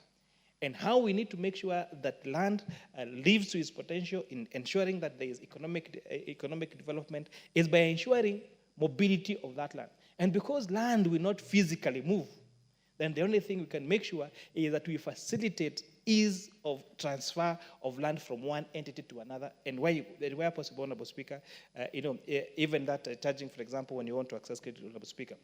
Lastly, Honorable Speaker, is with the coming of monetization, Honorable Speaker, we are now securitization, Honorable Speaker. We are having now technologies that through securitization, we can have an investor across the globe using digital technology be part of a coffee farm in Meru, Honorable Speaker. Be part of a tea farm in Thika, Honorable Speaker. Be part of a potato farm in Molo, Honorable Speaker. So this securitization can only be done if we have digitalization of our title deeds across the country, Honorable Speaker. With that, I beg to support. Thank you very much. The Honorable Rindikiri Mugambi, you want to contribute to this one? Thank you, Mr. Speaker. The matters of land, as articulated by our chairman, are very emotive in this country. Mr. Speaker, we have had a lot of challenges in the management of land in this country. The chairman, we have so much land, but yet there are so many conflicts that are associated with land. Mr. Speaker, this bill is addressing matters of arbitration when it comes to matters of land. And the land control bonds are very essential in the land matters in the village. Mr. Speaker, I'm very glad that now these bonds are being given the opportunity to investigate and actually come up with a matter affecting certain matter relating to land. Mr. Speaker, my constituency is among the 3 rural constituencies with a large number of slums. We have slums in the town of Simao and in an area called Machaka. We have also areas that require land adjudication, where people are given numbers and allotment letters, but now they need to be given title deeds. Mr. Speaker, when it comes to transfer or consolidation of those parcels of land, it can create a lot of discontent among the people who want to inherit that land. Mr. Speaker, I am aware there are so many conflicts that come through inheritance. We have seen situations where widows are disadvantaged when it comes to land matters, particularly on transfers. We have seen orphans being mistreated. And sometimes these matters are not handled properly. If I am able to go to court and present my matter, Mr. Speaker, I carry the day. As I'm talking to you, I know of 3 families who are really fighting for their small piece of land, but there's nobody who is there who has the powers to deal with the matter on their behalf. Mr. Speaker, this bill is coming at the right time, because when it comes to the matters of fraud, just like other members have spoken, if this board has the power to investigate a matter, I'm sure, and if it is, the board is constituted of people of independent mind and of various professions, Mr. Speaker, I think we need to support the amendment of this bill. Mr. Speaker, there is a lot of public land, just like other members have said. Who protects this land? That's the biggest question. Mr. Speaker, I know of an area in our constituency where the cemetery has been grabbed. That's how bad land matters are. And it's not in where we come from. It's all over the country. Mr. Speaker, why? Because there are no records, proper records. Mr. Speaker, I know of a school in my constituency, Ceremony Day Secondary School. there were 6 title deeds issued on the school land. Mr. Speaker, I know there is a school lady who has been told to move out of the land they have occupied from 1986. Mr. Speaker, I know of a church in my constituency, Africa AIPCA, whose land has been grabbed. Mr. Chairman, if we have an empowered committee, by the law, we'll be able to safeguard the right of ownership of these lands, Mr. Speaker. Mr. Speaker, I'm very concerned about the inheritance of land. Many cases you find, you take your case, the land control boards, you are able to manipulate, and because now you can walk in the survey of Kenya or the land legislation in many counties, you can manufacture your own title deed, or even the deed plan, or even the map for the area. So when these matters are presented to Land Control Board, which has the mandate to investigate and arbitrate, which has the powers to recommend prosecutor actions, then I think we all need to support this bill. We have so many slums in my constituency, as I said, Riverside, Kairili, Kwanjoshua, Machaka. Many of these disputes can't be handled by the courts because there are slums, 3, that by 40, 40 by 50, and these people have lived together for a long time. A capable person like the Dikir will come there and say, this belongs to me. Now, who is supposed to investigate that? Who is going to arbitrate on this? In many cases, they go to the chiefs. They go to the local DCC. But the local DCC most likely is not aware or has no information of this land. I believe the Land Control Board, with the powers to investigate, make recommendation, is the way to go. Mr. Speaker, I support this amendment, and I think this is what we need to go by. This country, land is becoming scarce, horrible land is becoming scarce, and the more the land becomes scarce, the more cases appear, which requires a lot of investigations, a lot of adjudication, a lot of arbitration and dispute resolution. So I support and urge the members that this is a very important amendment, and we need to have it implemented as soon as possible. I thank you, Mr. Speaker. The Honorable Francis Gay, MP for Sotik.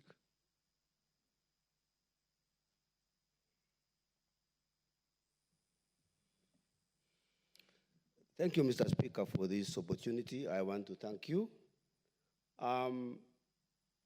Mr. Speaker, this is a very, very important bill, amendment bill.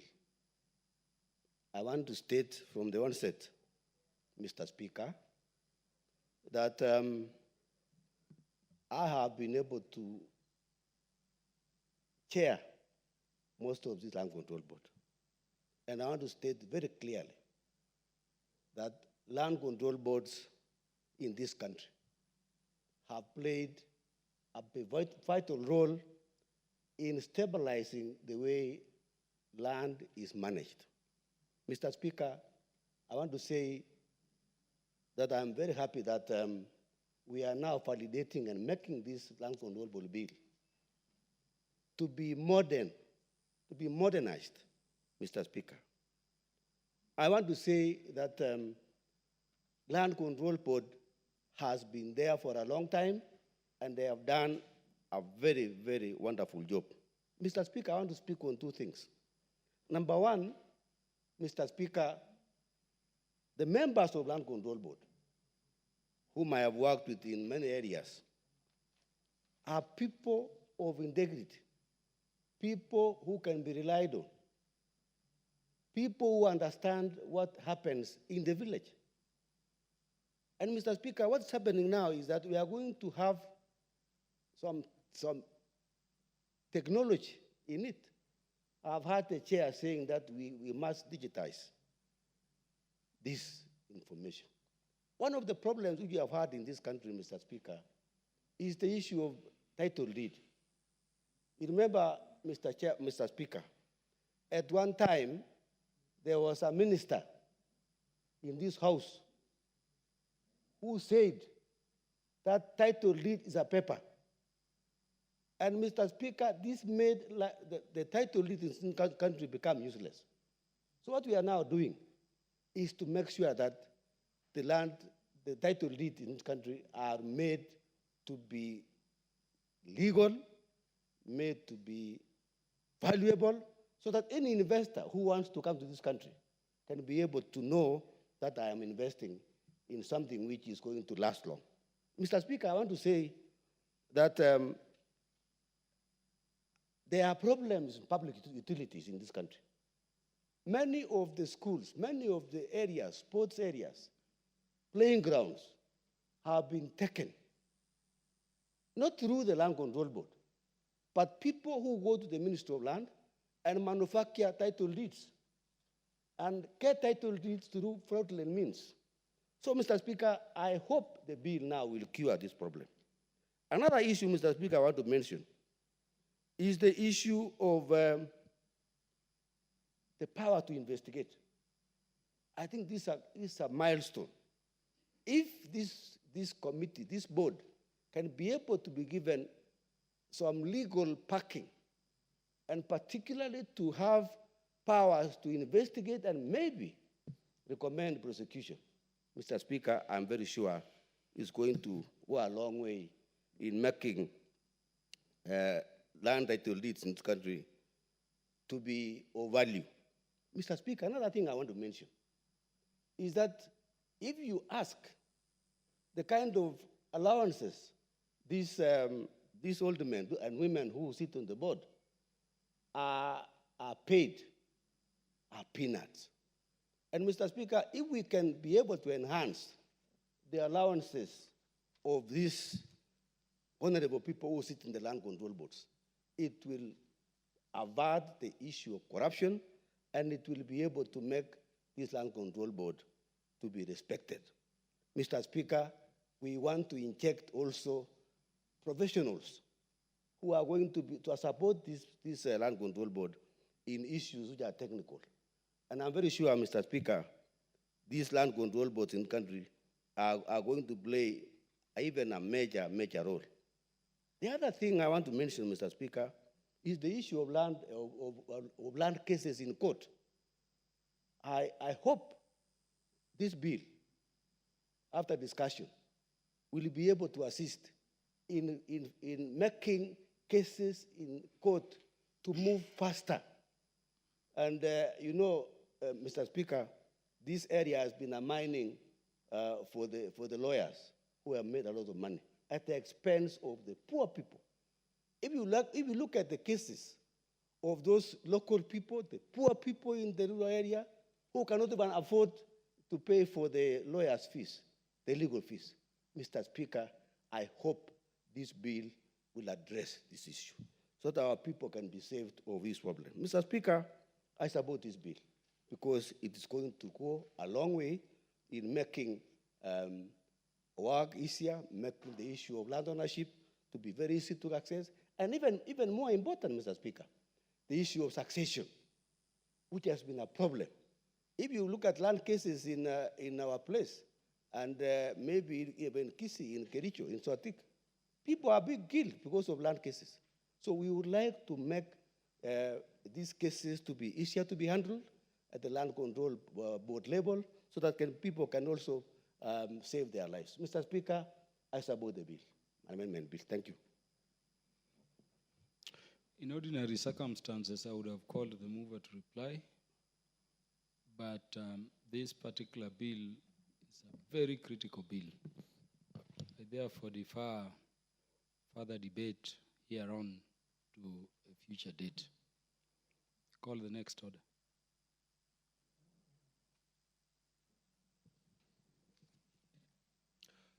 Order number 13, motion.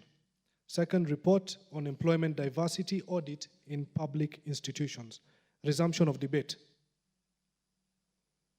Do we have any member interested to contribute further to this? The Honorable Lisa, the Honorable Kakai Bissau. Yes, you had 6 minutes left on this particular one.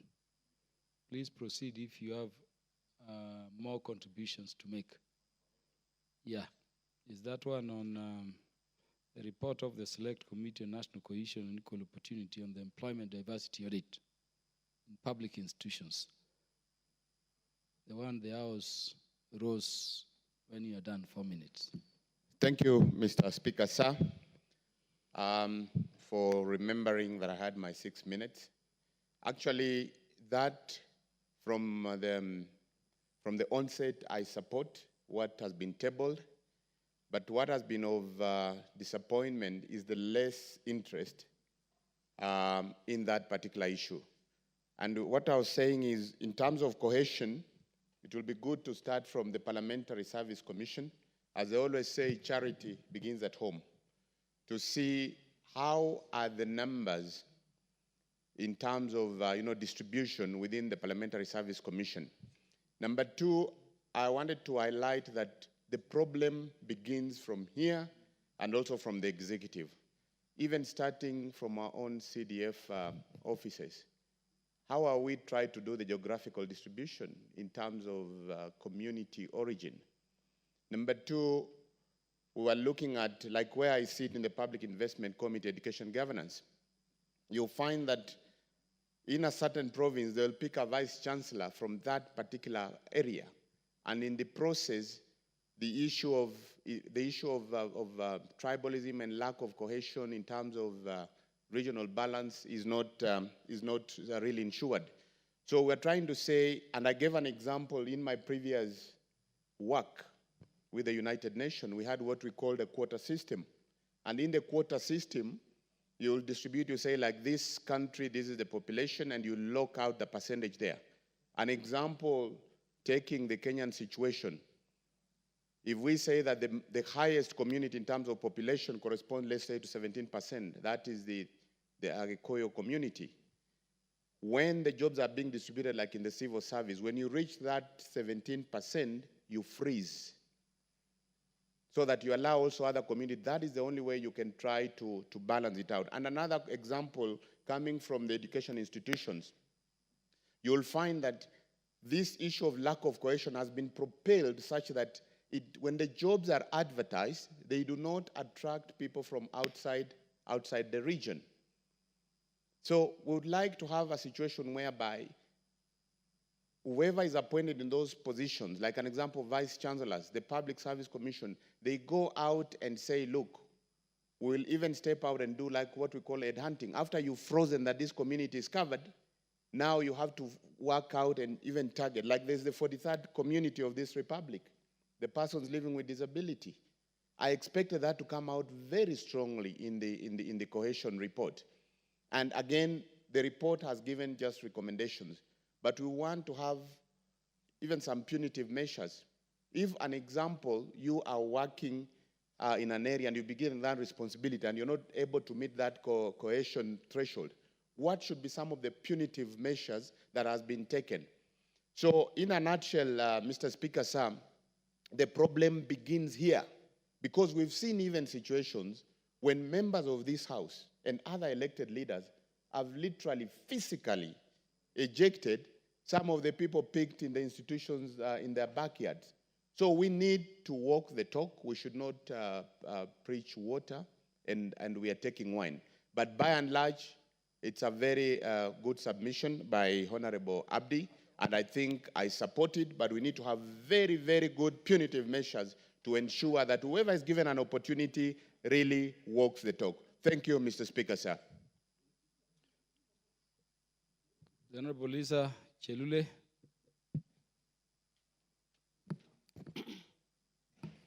Asante sana Bwana Spika kwa kunipatia hii nafasi pia nichangie mambo ambayo inahusu nafasi ya kazi katika nchi yetu ya Kenya.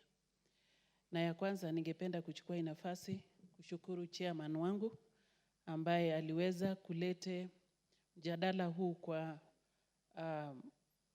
bunge jana, na ambaye ilisikizwa sana na wajumbe ambaye walikuwa ndani ya bunge jana.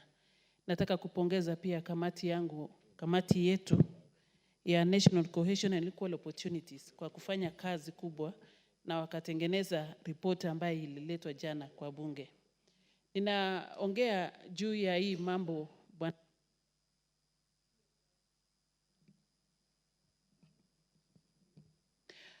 ninaongea juu ya hii ripoti Bwana Spika. Tuliamua kufanya na kuchunguza ni nini inaendelea katika wizara mbalimbali kwa mambo ya nafasi ya kazi. Na tulipochunguza tuliweza kupatana na mawizara mbalimbali, tulipata kukutana na 18, na baada ya kufanya mkutano na hawa na kuongea na hawa ni kwa nini makabila zingine hawapati kazi ama hawapati nafasi. Kuna masababu mingi sana ambayo walitaja, na masababu zingine ni mambo ya creation of awareness ama taarifa kufika kule nyumbani. Kuna wengine ambayo wanakaa mahali hawawezi kujua ni nini inaendelea katika nchi yetu ya Kenya kuhusu mambo ya communication ama mawasiliano. Wengi hawapati habari katika magazeti kwamba kuna kazi imetangazwa. Wengi hawapati habari kwamba kuna kazi ambaye inahitaji watu fulani, sababu wale watu ambaye tunawatetea ni kina mama na wale watu wanaishi na ulemavu na vijana. Na wengi walilalama sana wakasema hawapati taarifa ya kutosha. So vile tukaongea kufikiana kwamba sisi wote inafaa tupitishe taarifa. Na ile sababu ya muhimu sana ndio tulete taarifa katika bunge, Bwana Spika, ni kujielimisha sisi wote kama wajumbe kwamba kuna mambo kama haya inaendelea katika nchi yetu ya Kenya. Na tunajiomba na wajumbe wenzetu kwamba kuna kitu ambaye inahitajika sisi tutekeleze ama tufanye kama wajumbe. Pia nataka kuunga mkono mheshimiwa kutoka constituency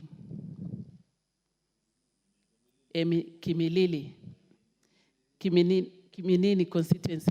Ameongea na akasema ni heri tujianze nayo. Wewe kama mjumbe mahali unatoka, kwa ofisi yako umeandika watu kwa njia gani? Umefuata sheria ambayo imewekwa katika katiba yetu. Tuko na katiba na tuko na sheria kuhusu mambo ya ugavi ya nafasi katika nchi yetu ya Kenya. Kwa hivyo tumeleta hii taarifa ili sisi wote tujielimishe na tuanze, na tunajiomba kwamba tuanze na maofisi yetu. Ilifika wakati ambaye tuliuliza maswali mingi mawizara mbalimbali, wakasema hakuna structure ya kutosha ya vile taarifa itafika nyumbani kuliko magazeti. Na tunajua kwamba kuna watu hawataweza hata kununua magazeti. Kuna watu ambaye pengine hata hawana radio, hawana kila chochote ambaye wanaweza kupata taarifa. So tukasema hata ofisi ya mjumbe kule nyumbani inaweza pitisha habari. Kwa hivyo tunaomba wajumbe wote ambaye wananisikia kwa sahihi kwamba hata maofisi yao pia inaweza kuwa structure. Tunajiomba tu kwamba sisi kama viongozi tuonyeshe kwamba hata sisi tunajali na tungependa watu wapate taarifa nyumbani kwamba kuna kazi imetangazwa na wizara fulani na tunahitajika kuandikisha maombi ama kukua tayari kusikiza ni nini inaendelea. Kwa hivyo ni sisi tutaanza kama wafanyikazi ya nchi hii, kama wawakilishi wa wananchi, lazima tuangalie na tuwakilishe wananchi ili pia wapate taarifa. Kuna maofisi mbalimbali sio ya MP peke yake, sio ya mjumbe ya constituency peke yake, hata ofisi ya women reps, hata ofisi ya governors, hata ofisi ya MCAs. Sababu MCA ni ofisi ya mwisho katika utaratibu ya uongozi katika nchi yetu ya Kenya, Bwana Spika. Kwa hivyo taarifa ambayo tumelete hapa ni kila mmoja na kila mtu pia apate kusikia kwamba kuna shida hapo na inafaa tuirekebishe sisi kama viongozi. Kwa hivyo ninachukua hii nafasi, Bwana Spika, kwa niaba ya watu ya Nakuru, kwa niaba ya wananchi wote wa Kenya, kwamba sisi wote tusaidiane na tuhakikishe taarifa imefika na tutekeleze katiba yetu kipengele 232. Kwa hayo machache, Bwana Spika, nasema asante sana kwa kunipatia hii ruhusa niongee juu ya ugavi ya kazi katika nchi yetu ya Kenya. Asante. Seeing no more interest in this particular motion, the mover, you want to speak to it? Honorable Rindikiri Mugambi, proceed. Thank you, Mr. Chairman. I think this is a very important topic for discussion in this country. Because as it is right now, the situation may look like there are few who are getting, others are not getting. But Mr. Speaker, we must not lose sight on some historical factors that have led to where we are, that have created a bit of disparities, Mr. Speaker. Why is not of this constitution that we have, which has tried to bring a bit of check and balance on the way we have been employing people in this country. But Mr. Speaker, we also should not lose sight that this report is biased in the sense that they have only brought in the public sector. They haven't addressed the issue of the private sector. So when we're speaking about employment, and I don't know what they are going to do or why they avoided to consult the private sector, I know some of the private sector and NGOs will practice what our constitution dictates. But from that perspective, when we are talking about cohesiveness in terms of employment, then it need be very broad. And if it means then finding a way of even addressing the same matter with the private sector, so be it. But Mr. Speaker, also we should look as to why people are employed in that place. Specialized institutions, whether private or public, they will look at the qualifications, not where you come from.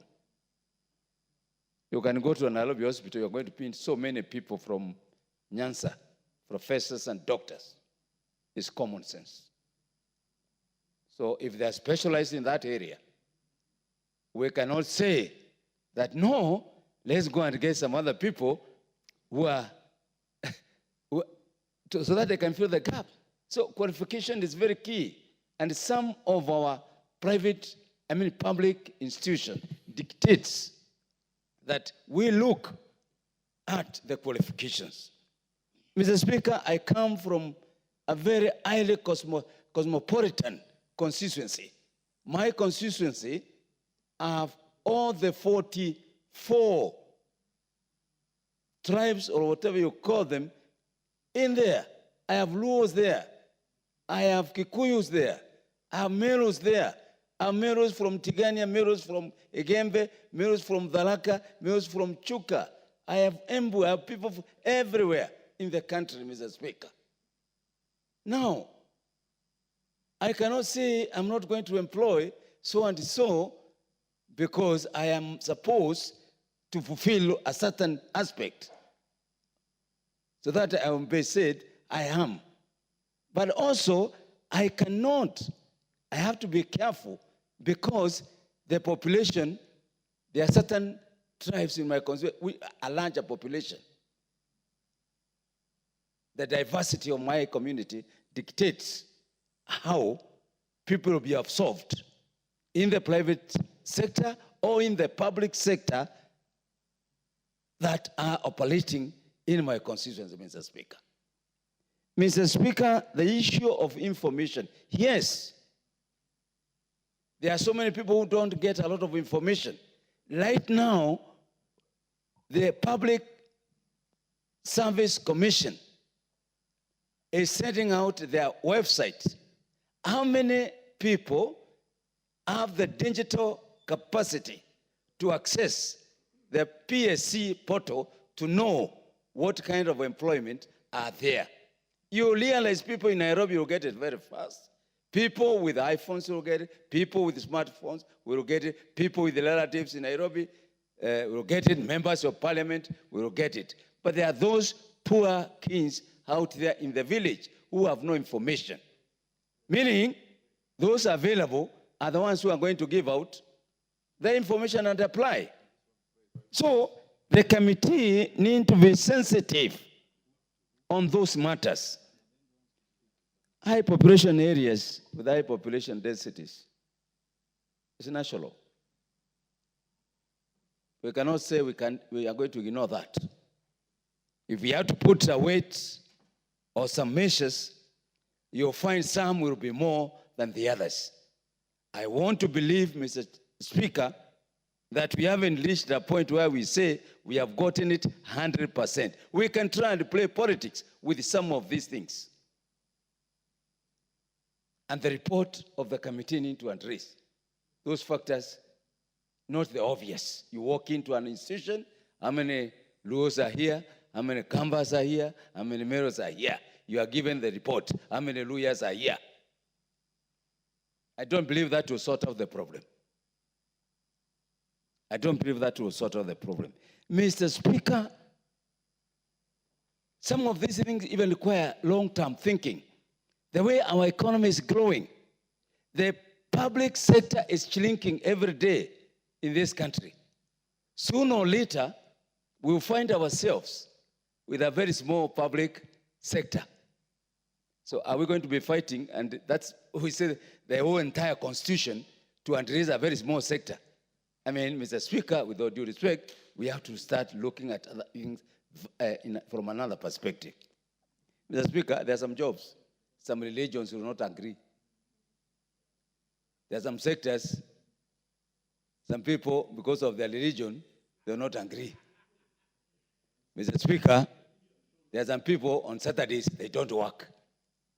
Mr. Speaker, because of their religion. Others, you have to dress like this. So please, let's have a comprehensive report. Let's not look at numbers and the names. O, K, Kamau, Otieno, Kiblangat. No, let's try and avoid that kind of a conversation because I'm foreseeing, Mr. Speaker, going forward, we need to expand our private sector to create more jobs, to create more opportunities so that people will not be fighting for the small, shrinking public sector. Some of these private institutions, Mr. Speaker, the wage law is so large and they are collapsing. Even you go to counties also, they have so much wage law. If we talk about employment, I believe the framers of the Constitution did not say that because we have this, we should follow this. Or what they were saying, we try a balancing act, which is dictated by so many factors, and we cannot avoid them. So, Mr. Speaker, it's a good report, but I think we have to do good justice to this country. Please, let's do more things. Some of the private or public institutions, Mr. Speaker, are dying because they have a tribe managing the entire institution. That is bad. That is bad by all standards. We have had some institutions, universities even, from top to bottom. All the ends of the they are there from, that is wrong. If that is what we are talking about in this report, I agree. I agree. But there are some others that now, when you look at the factor, we look qualification, we look at the region, some of this report here, let's not play politics with some of these reports to prove that there are many mayors here. They need to be removed so that we can have some others here and there. To me, that's not the politics, and that's not discussion that we like to have and engage in this house. I thank you, Mr. Speaker. Honorable Rindikiri Mugambi, you are done, do you want to be informed? In fact, that question does not lie because Honorable Ndikiri Mugambi ascended his contributions. The Honorable Anthony Madenge, MP for Marytown, you want to contribute to this? Nyeri Town. Thank you, Honorable Speaker. Honorable Speaker, I am a member of the National Cohesion and Equal Opportunities Committee. And the representation by my friend, Honorable Ndikiri, is far from the truth in terms of the depth of involvement that the committee engages with the different government institutions, commissions, and sagas. We not only look at the numbers, we ask for documents, and the mandate of the committee extends beyond looking at the employment diversity, which literally is looking at the representation of the community, all Kenyan communities in public employment. It is imperative to note that the threshold set in law is not more than 30%. While largely, from a historical perspective, the benchmark from when we started this audit is the year 2012. But after the year 2012, COVID happened. There have been freezes in employment. And the requirement is for us to put in place measures that accord the underrepresented or unrepresented communities to have affirmative action for onboarding. And those measures cannot be put only by the committee. It is the responsibility of this House. Honorable Speaker, as my friend Honorable Ndikiri has put it, the employment in the public sector has been shrinking. And therefore, there is the question that we need to face as this House, as to whether we want to look at employment only based on the public sector employment, because we know jobs are shrinking. What about the reality of digital space? What about the reality of digitization? The framers of our Constitution in 2010 had never thought about the digital space and the disruptions that COVID came up with. And Honorable Speaker, we are in the process, we have made recommendations as a committee for the amendments of the National Cohesion and Integration Act, so that the realities of the circumstances under which we are operating are aligned with the current realities in the job space. Honorable Speaker, it is true that this requirement that we advertise all jobs online, while it is good in terms of creating transparency, it is also disenfranchising very many Kenyans who cannot access the internet. And the issues we are having currently, where we require every Kenyan to register themselves in the SHA system, including a short code, and the problems we have faced, brings to the fore the challenges of accessing opportunities online. We have encouraged the government agencies to consider using local media in advertising vacancies. We have actually urged the government agencies to consider using the constituency offices of members of parliament to forward these adverts, because we have people everywhere across the country, and we have a presence across the country. Honorable Speaker, one of the other challenges is the 5% reservation for all public appointments to our persons living with disabilities. Yet, when we look at the state of the education institutions for persons living with disability, we should all be ashamed because we have not developed any new institutions. The old institutions are all dilapidated, they are in shambles. The teachers and the instructors for these institutions are demotivated, they are demoralized, the institutions are not equipped. How can these people access opportunities while they cannot access education opportunities in this country? And therefore, I'm asking us to use this report to open our eyes as Parliament and support the recommendations we will be bringing here, both in supporting the education institutions for persons living with disabilities, as well as better equipping the schools and institutions for persons living with a disability. Honorable Speaker, I support the report of the committee.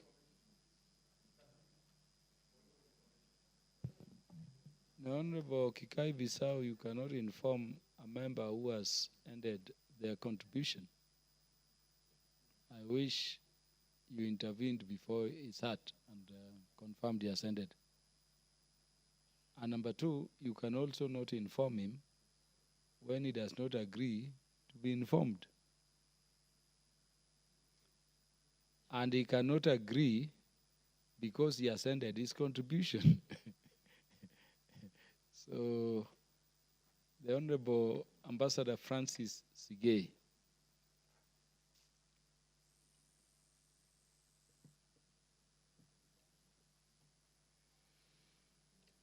Mheshimiwa Spika, ningependa pia kuchangia mjadala hii kuhusu mambo ambaye kamati imetupatia siku ya leo.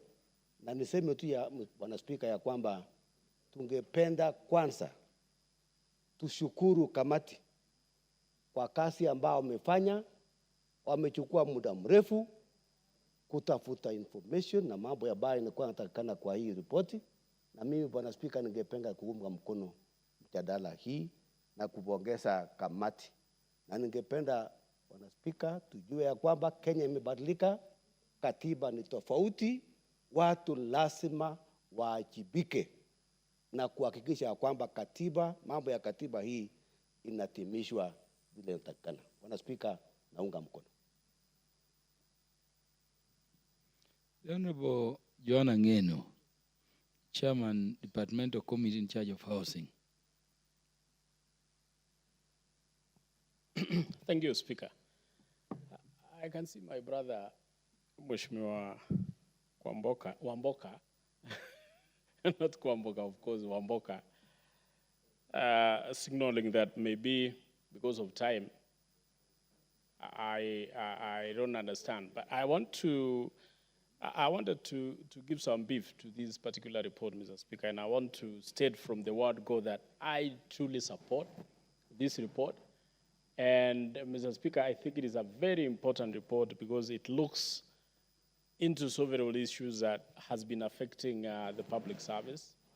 And not only the public service also, including even, and I would have wished the chair also should have looked at the private sector because, Mr. Speaker, the rule of law in this country does not only affect, is not meant to only affect the public service. It affects even the private sector, Mr. Speaker, because when you look at the employment in this country, actually the private sector takes almost 40% of the employment. And therefore, I wish Mheshimiwa Chairman, in their next course of action, should also look at how discrimination and how the terms of employment, how the regional balancing, and how the, all those kind of stuff are done both in the private and the public sector, Mr. Speaker, because we are all under one constitution and we need to abide by the constitution, we need to abide by the law, we need to relook at how our people are being employed, Mr. Speaker. So I want to say that I support this report because it looks into details and we will still interrogate it, Mr. Speaker, so that we need to come up with a way, other than what the constitution states, find a way so that not only particular people in particular sectors are lined up for employment. Mr. Speaker, this country needs everybody. And even if your tribe or your community is small or not even recognized in the, Mr. Speaker, in the positions that are bigger, Mr. Speaker, I think there should be a way that makes it mandatory for every sector of employment, if it is public service commission, if it is the county service commission, if it is the private sector, to look into exactly how they can involve everybody so that we do not have imbalances and injustices to some other communities and some other people, and even people with disabilities and also other areas. Mr. Speaker, I think that is my contribution, and I would wish so that we look at it, because there are so many communities in this country, Mr. Speaker, very small communities who may not have representation in this House, who may not have representation also in the bigger positions that are held, e.g. the CSS, PSS, and CEOs of various parastatals. Those are people who actually determine who to be employed here or where. So, Mr. Speaker, communities who do not have representation in those big positions are usually marginalized. They are usually disadvantaged. I think this report will go a long way in ensuring that we have a serious balance in this country in terms of employment. I thank you, Mr. Speaker. Mover, please reply now. Thank you, Honorable Speaker, for giving me this. I stand to move. And actually, what the committee looked at was not only employment alone or employment on ethnic basis alone. The committee looked at employment diversity in public institutions, not private, because I think the Constitution is slightly silent on the mandate of this Constitution, of this committee, whether we are able to look at the private sector also. But since we are coming up with the amendment of the bill, and then I think the House can guide and include also the private sector. But what the committee looked at is employment diversity in terms of age, gender, ethnicity, race, religion, disability, and also socio-economic backgrounds. That is what is emphasized.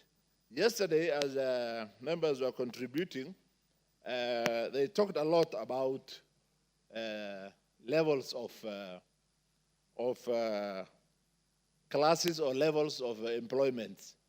If you look at the complete report, we have senior level, middle cadre level, and lower level. So when we talk of a university somewhere in Western, which I mentioned yesterday, and raised some very hot discussions, that 78% is from one ethnic community, if somebody wants to look at the levels, it is there in the full report. Please check. You'll find out that maybe majority are in the lower cadre. But what the Constitution says is all cadre, diversity and equal opportunity in all cadres. It does not tell us the lower cadre, the higher cadre. This is the second report. I tabled the first report before this one, and it's still in the process somewhere.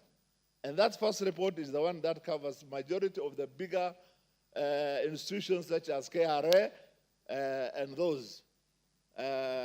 Also, there was a debate on statistics of merging communities together, like Mijikenda yesterday. Look at the Kenya Bureau of Standard. That is where we derive our levels of ethnic communities. Population ratios. The highest community in Kenya, as far as its national population is concerned, is 17%. And the same, the law allows up to 30% to be taken by one community, of employment to be taken by one community. We are coming with an amendment of the law and saying that maximum a community can take is 20%. If the highest is 17% in terms of population, and we have even added 3%, then there should be no complaint. Well, if we are looking at equity and equality, we are going to have more reports. Every quarter, at least, we are going to have more reports, and we will see. I am also requesting this committee when the new law, that is the National Cohesion Integration Bill 2023, will be discussed here, to support it and include whatever small issues like private sector issue, like decreasing or increasing the quota system. Honorable Speaker, in this country today, we have crisis of employment. It's a time bomb we are sitting on, particularly on the youth. And trying to expand employment should be our priority. Otherwise, it is very dangerous. You see what Gen Z did to us the other day. It's because they are unemployed. Majority of them are unemployed. If they were unemployed, they could not have had time to come and attack the parliament or these institutions. With those few remarks, I stand Honorable to move. Chair, there is a matter which arose during the debate yesterday. Yeah. Which had something to do with the business parliament transacted around this matter of the motion. You remember this matter of Kenya Revenue Authority officers? Yes. And you remember the CS was privileged to be in parliament here to answer to it. It was alleged yesterday that that matter went to court. Yes. The court nullified those employment on account of these matters you're dealing with. And that despite even the court order, those people are all working in defiance of the Article 232 of the Constitution, which are pushing through this motion. Yes. What do you say to that? Yeah, and as you reply, how do you want to deal with that? Then there was also the issue of balance in public service within the parliamentary service.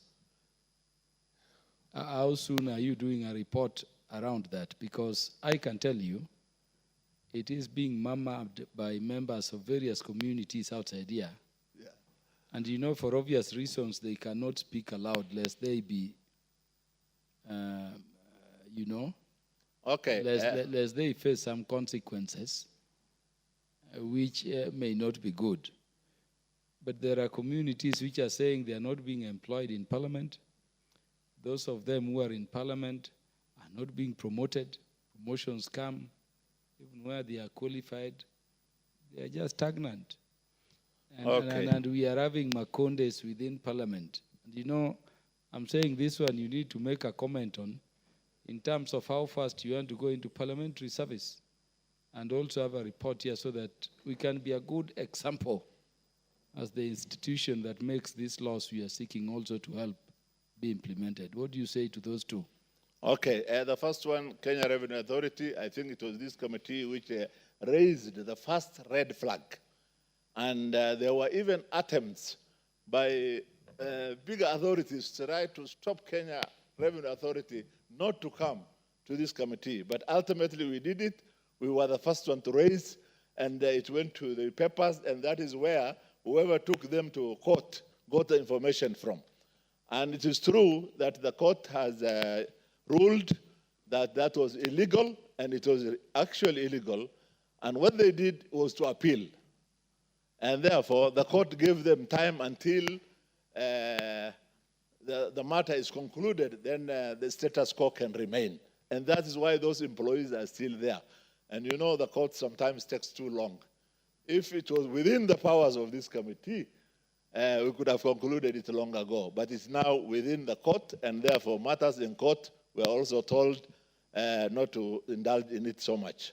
Okay, and then a report on the parliamentary service. Report on the parliamentary service. Particularly staff from the community I come from are lamenting a lot. Yeah. You know, the committee writes to institutions through parliament. Yeah? When I'm writing to Kenya Revenue Authority or any other institution, it is not me who signs the letter. It is the clerk of the National Assembly who signs the letter. I have already written to the clerk of the National Assembly to write a letter to Parliamentary Service Commission to appear before the committee so that we can do the same, what we have done to all other institutions. And I'm waiting for the feedback. And because of the curiosity that is here in the House today, come tomorrow, I'll walk to the clerk's office and make sure we fast track it, have a meeting with the Parliamentary Service Commission, and then table the report as soon as possible. Thank you, sir. So thank you very much, Chair. And thank you for a very good report, well presented by your committee and yourself on their behalf before the floor. Next order. Now, before I call for next order,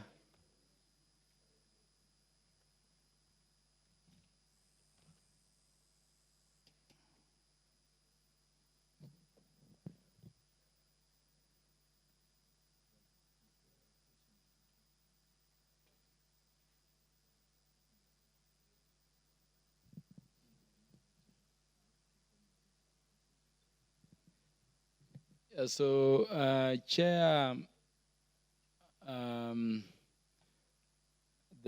of the Committee on National Cohesion and Equal Opportunity, for the convenience of the House, I'll defer the putting of a question to this particular motion to a future date when it will be scheduled by the House Business Committee, possibly even tomorrow. Next order.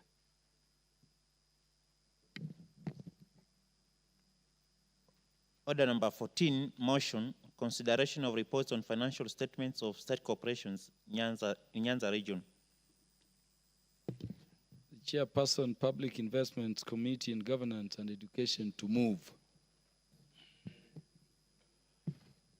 Thank you, Honorable Speaker. Honorable Speaker, I beg to move the following motion in amended form pursuant to Standing Order 48.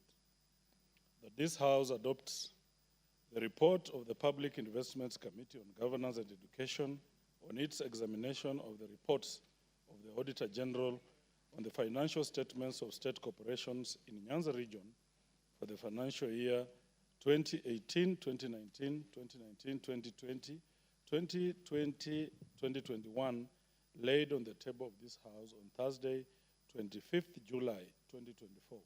Subject to A, deletion of paragraph 212 appearing on page 41 of the report and substituting, therefore, the following new paragraph. The committee recommends that the irregular cash payment made for the casual works done amounting to 2,308,996 be surcharged to the Governing Council of Kisumu National Polytechnic. The amount is to be paid within 6 months after the adoption of the report by this House. B, deletion of paragraph 216 appearing on page 41 of the report and substituting, therefore, the following new paragraph. The committee recommends that the long-standing interest of 37,800 be written off from the institution's books of account since no money was lost. It was as a result of demise of the employee. And C, affecting the consequential amendments in the report. Honorable Speaker, I would like to start by appreciating members of this committee for the reason being they've been very committed. We have never lacked quorum, Honorable Speaker. I know very many of my colleagues have suffered quorum issues, including on the floor of the House. Some of whom, including today, they move very crucial bills, but their members are not. We have never suffered this. And I would like to thank our Vice Chair, Honorable Naisula Lesuda, Honorable Ambassador Francis Sigei, our PC, Honorable Mark Mwenje, my whip, Honorable Engineer Thaddeus Zambia, Honorable James Wamashukuru, Honorable Maurice Bissau Kakai, Honorable Rebecca Tonkei, Honorable Alfred Miruka, Honorable Shadrach Mwiti, Honorable Moses Krima, Honorable Daniel Karitho, Honorable Chief Remonda Monga from Lungalunga, and lastly, but not least, Honorable Joseph Tunoi. Honorable Speaker, these people have done a good job. And I just want to note that because of the commitment of my members, I think we are the leading committee in terms of delivery in this House. We have finished, we are at the tail end of finishing our agencies in a week's time, Honorable Speaker. We are ready with 7 reports. As a committee, you know, and you've been around, Speaker, longer to understand, that is not a mean feat. Indeed, these members have done a good job. I also want to appreciate our Secretariat under the leadership of Christine Nderitu Kioria, together with her team, who have given us good service to ensure that we do what we do. I want to thank our officers from the Auditor General Office, led by Tonkei. Mr. Speaker, the committee is established under Standing Order 206 of National Assembly. The Public Investment Committee on Governance and Education is responsible for the examination of the working of public investments based on their audited reports and accounts. It is mandated, 1, to examine the reports and accounts of the public investments, 2, to examine the reports, if any, of the Auditor General on the public investments, and 3, to examine, in the context of the autonomy and efficiency of the public investments, whether the affairs of the public investments are being managed in accordance with sound financial or business principles and prudent commercial practices. Mr. Speaker, in this report, the committee handled the agencies domiciled within Nyanza region: 1, Kisumu National Polytechnic; 2, Ugenya Technical and Vocational College; Asumbi Teachers Training College; Mabera Technical and Vocational College; Rangwe Technical and Vocational College; Omuga Technical and Vocational College; Seme Technical and Vocational College; Kakrao, this is an institution domiciled in my minority leaders' constituency; Kakrao Technical and Vocational College; Nyakach Technical and Vocational College; Siaya Institute of Technology; Ugunja Technical and Vocational College; Sikri Technical and Vocational College; Keroka Technical Training Institute; Siala Technical Training Institute; Ramogi Institute of Advanced Technology; Maseno University; Rongo University; Mawego Technical Training Institute; Tomboya University College; Jaramogi Oginga University of Science and Technology. Mr. Speaker, the committee examined the audited financial statements of the state corporations I've listed. In examining the accounts of the Auditor General, we invited accounting officers in each of the state corporations under review to adduce evidence before it. Mr. Speaker, the report contains observations, findings, and recommendations arising from the examination of reports of the Auditor General for 20 state corporations for 3 financial years running to the latest 2020-2021 financial year. The report is structured as follows for the benefit of members perusing through. 1, we gave the general observation arising from recurring and cross-cutting audit queries. 2, recommendations to each of the above. 3, audit queries identified by the Auditor General in the audit reports of each state corporation. Management responses to each of the queries. Committee observations, finding on each query. And lastly, we gave recommendations of the committee to each query raised. Mr. Speaker, the committee proposes policy recommendations aimed at addressing financial audit challenges, at the same time recommends specific action against officers who may have acted contrary to the law.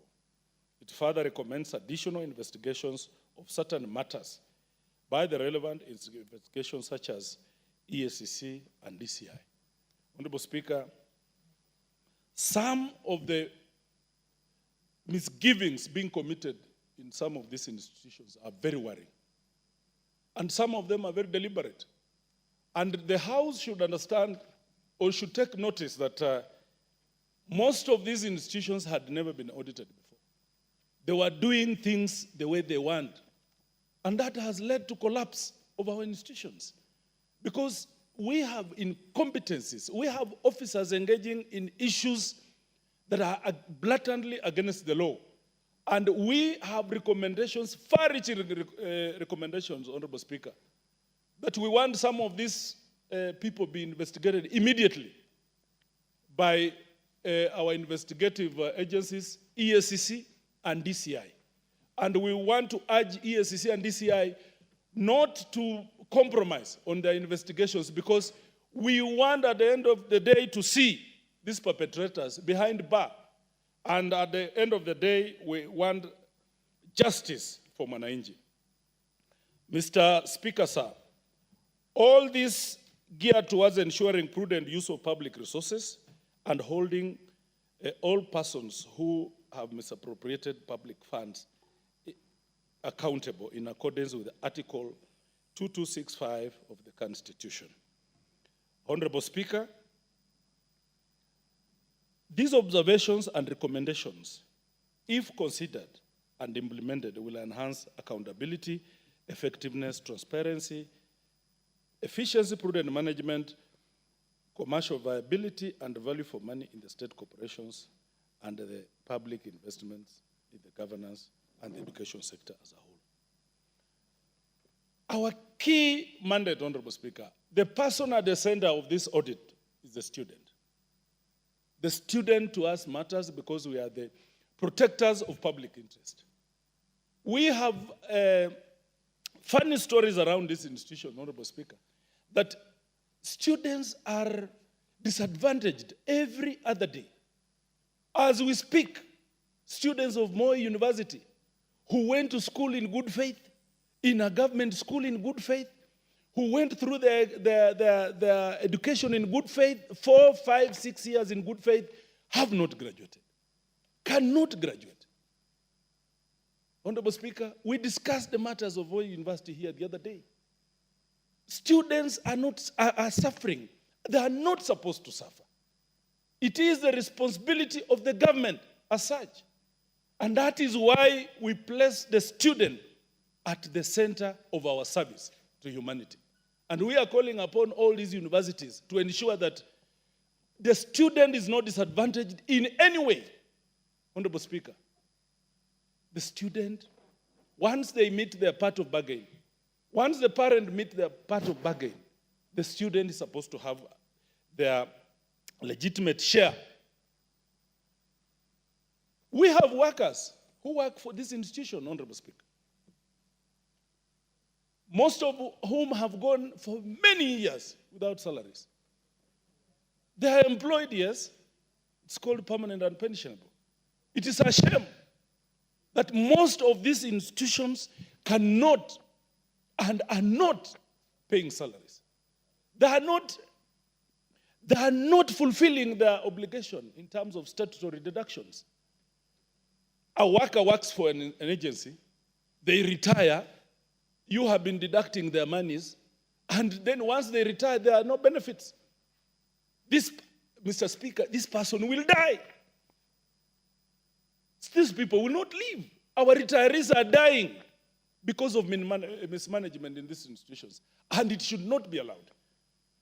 Most of them are even going without insurance. Moi University workers did not have insurance. Why? Just the other day, Honorable Speaker, this institution was doing very well.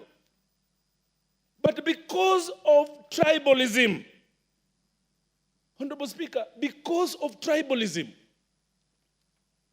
Moi University is now on its knees. You remember very well when they were picking their new vice chancellor. Professor Airo was doing a very good job. His only sin was that he was a lawyer. Honorable Speaker, you saw elected members of Parliament and the Senate and the governor walking to that institution to eject Professor Airo. He left because he's not a Kalenjin. And he went, and because he's doing a good job, he's on demand. Look at Daystar University today, where Professor Airo sits. It's enjoying in profitability. But look at where Professor Airo was rejected because of his ethnicity. It is dead. And I want to appeal to honorable members of this House. Let us not take education let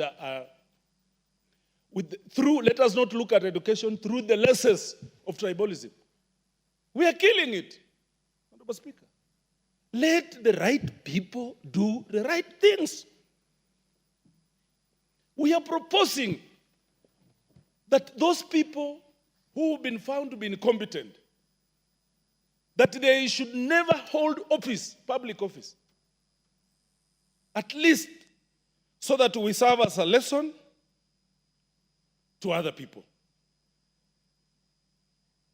Honorable Speaker, we realize that most of these officers, their competencies are questionable. And that is why we are recommending, because of lack of exposure to some of these officers to the audit processes, and most of whom are ignorant or non-compliant with various provisions of the PFM Act 2012, Public Audit Act of 2015. And Honorable Speaker, we are proposing and recommending that the National Treasury and the Office of the Auditor General conduct annual sensitization and capacity building for all accounting officers and finance staff in state corporations on their responsibility during the audit cycle and adherence to IPAS. It is very important. Further, it is crucial for the ministry to employ competent staff who are able to deliver on their mandate efficiently to avoid unnecessary errors, which could potentially be a loophole of embezzlement of funds. Honorable Speaker, we have a problem. Most of these officers cannot even comply with the audit cycle framework. All the time, these members are submitting their reports late. They are submitting their responses late, which makes it very difficult for the Auditor General to do their work. And because some of whom even try to doctor these documents. And that's why we are proposing far-reaching measures, and that they must comply henceforth with sections of the Constitution, 68(2) of the PFM Act 2012, and by providing supportive documentation in time. Another challenge we faced, our committee faces, during in line of our duty, Honorable Speaker, is that most of these institutions do not have title deeds for their land. And things that have been going on will shock members of this House. An example of Kenya Kiambu Institute of Science and Technology. Our founding fathers, forefathers came together, did harambes, purchased land for community interest, for the purpose of the community. Then they decided that let's start a school through Harambe with the introduction of TVET's Act of 2012. It did away with the trustees. Those people who had in good faith come together, raised funds, started Harambe schools, which later came to TVETs and universities. They were now required to surrender every bit of that land and every other material they were holding in trust for the public, Honorable Speaker. Some of them, second, third generation of such leaders, decide to be greedy. And in the case of Kiambu, where land is in excess of thousands of acres, then they say, we are donating a little bit of this land to the institution. No. This land, our fathers came together, grandfathers, in the interest of wanting their children to acquire education. They bought it. Why do you want to take this land for commercial purposes? And that's why we've been very critical in this and say, you must return land belonging to public. Our committee went to KIST, Kiambu Institute, and in fact, ejected those people, Honorable Speaker, and said, you are persona non grata on the land of the public, of the Kiambu people, that we will not allow you to continue interfering in the affairs. And we will be pleading with this House to honestly deal with such I don't want to call them thieves, because that's a heavy word. We will be pleading with this House to firmly deal with such people who want to take that which belongs to the public, Honorable Speaker. And we are also urging the accounting officers to move with speed, work with the Lands Commission, work with the Ministry of Lands, work with the Ministry of Education to ensure that they have secured land for these institutions. And because of lack of title deeds, that is why a lot of people are invading public land. You talk about Kenyatta University, it's the same story. Talk about Maseno University, it's the same story. In fact, Honorable Speaker, some accounting officers have been engaged in fraudulent activities of selling public land for institutions for which they're supposed to protect. The committee recommends that the National Lands Commission, as entrenched under the Article 67 and the relevant ministries, Ministry of Land, Public Works and Housing, and Urban Development conjointly with the county governments, as elucidated under paragraph 8B and C of Part 2 of the 4th Schedule of the Constitution, immediately ensures that all state corporations secure titles to all their parcels of land. These institutions and the National Treasury must also prioritize fencing off all land holdings to forestall further encroachment. The committee recommends that encroachers face full extent of the law and they are evicted and charged in court. Another issue that we have encountered, Honorable Speaker, is long outstanding construction works. We do not know, and we are in the process of coming up with a law that must safeguard these institutions. You have, look at Jaramogi Oginga University, it has almost 5 buildings going on, construction places, like 5 of them, and big monies. You are told this one would cost 1.something billion, monies in billions, Honorable Chair, Honorable Speaker. Why start many buildings without finishing one, then go to another? Honestly, we don't know. And because of this, the institutions end up suffering. And mischievously, Honorable Speaker, the heads of this institution, they sign contracts that do not protect the institutions. They expose these institutions to fraudulent contractors. And now, because you have to keep extending deadlines, these people have put in the contracts very unimaginable fees that for extension of this period, you must pay. So we are asking why, Honorable Speaker, why, for instance? You are talking of Kenyatta University. No, I'm talking about, in this case, Rongo University. It has 4 projects that are ongoing. Jaramogi Oginga University of Science and Technology, 5 projects, which are stalled. And they're span in like 6 years, Honorable Speaker. They are stand and completed to date. This results to loss of government funds and no value for money in the long run as a result of inflation. The committee recommends that the National Treasury should only approve projects that it can guarantee funding and completion within the medium-term economic framework. 2, the community further recommends that the said project should be approved only when existing projects are completed to avoid lumping of stalled projects in institution. One project at a time policy. And Honorable Speaker, I want to report to this House that we are in the process of coming up with a law that will force both the Treasury, Ministry of Education, so that they adhere to this together with the accounting officers. Honorable Speaker, number 5, expensive consultancies. This is where accounting officers are siphoning public money. And notorious on the list, Honorable Speaker, is Public Works. We must name them. Ministry of Public Works.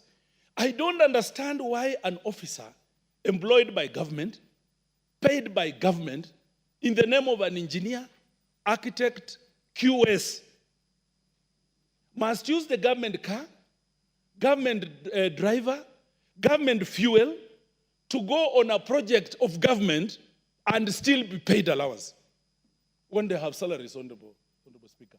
And in fact, when they work longer hours, they have extra allowances, overtime allowances. Honorable Speaker, this must come to a stop. This must come to a stop. And we want to work in consultation with the Committee of Housing to come up with a policy that is going to safeguard, that is going to deter such officers from siphoning public funds. The committee recommends that the ministry responsible for public works revamps the public works department and employs adequate and competent staff. Honorable Speaker, in most cases, these leaders of these institutions, they even don't go for public consultancies. They go for private consultancies. Yes, we have public works with the problems that they have, but these officers choose to go for very expensive consultancies. You wonder why, Honorable Speaker. You go to an institution, you are told this project, initially, it was to cost 600 million. Now, up to date, we have paid consultants 400 million. Initially, they were to be paid 50 million. Where are we headed as a nation? Moreover, certain technical institutions, including the KTTC, do training of such technical skills and could deliver for government projects, undertake technical training in public works-related skills, and may assist in the management of these projects. Honorable Speaker, most of these institutions, if not all, be it TVETs, be it universities, talk of JQuad, it trains all of these people. The University of Nairobi, it trains all these technical people. Why not use these same universities? Why not use even their students who are towards finishing to do some of these things so that they can cut costs? Honorable Speaker, the relevant departmental committee should consider amending the Public Procurement and Asset Disposal Act of 2015 to provide for the first priority consideration of government agencies that can provide certain services. And Honorable Speaker, I believe that all services can be provided by government agencies, but we need a framework on how we are going to operate with them. Number 6, failure to adhere to gender, ethnicity, regional balance, and other consideration. Honorable Speaker, there is a lot of nepotism. There is a lot of tribalism in these institutions. You find an institution has ethnicity ratio towards the dominant community of in excess of 90%. And then you wonder, what is the problem? Why? I was conversing with my brother who suffers wisdom because of white hair. And he was telling me, Meru University was collapsing. And it had a Meru vice chancellor until they brought a vice chancellor from the Luo community. It is now doing very well. Kemu University was doing very badly. They brought a university, a VC from the lawyer community. We have proper vice chancellors from all these communities. What we are asking for, give the right people to do the job. Stop the nepotism, stop the tribalism, because you are killing this country. You are putting someone who is going to eat the profit, the interest, and eat the capital. In my community, we say, "Huliane ndi chimao." You eat everything, kula kuku na vifaranga. That is what we are experiencing, Honorable Speaker.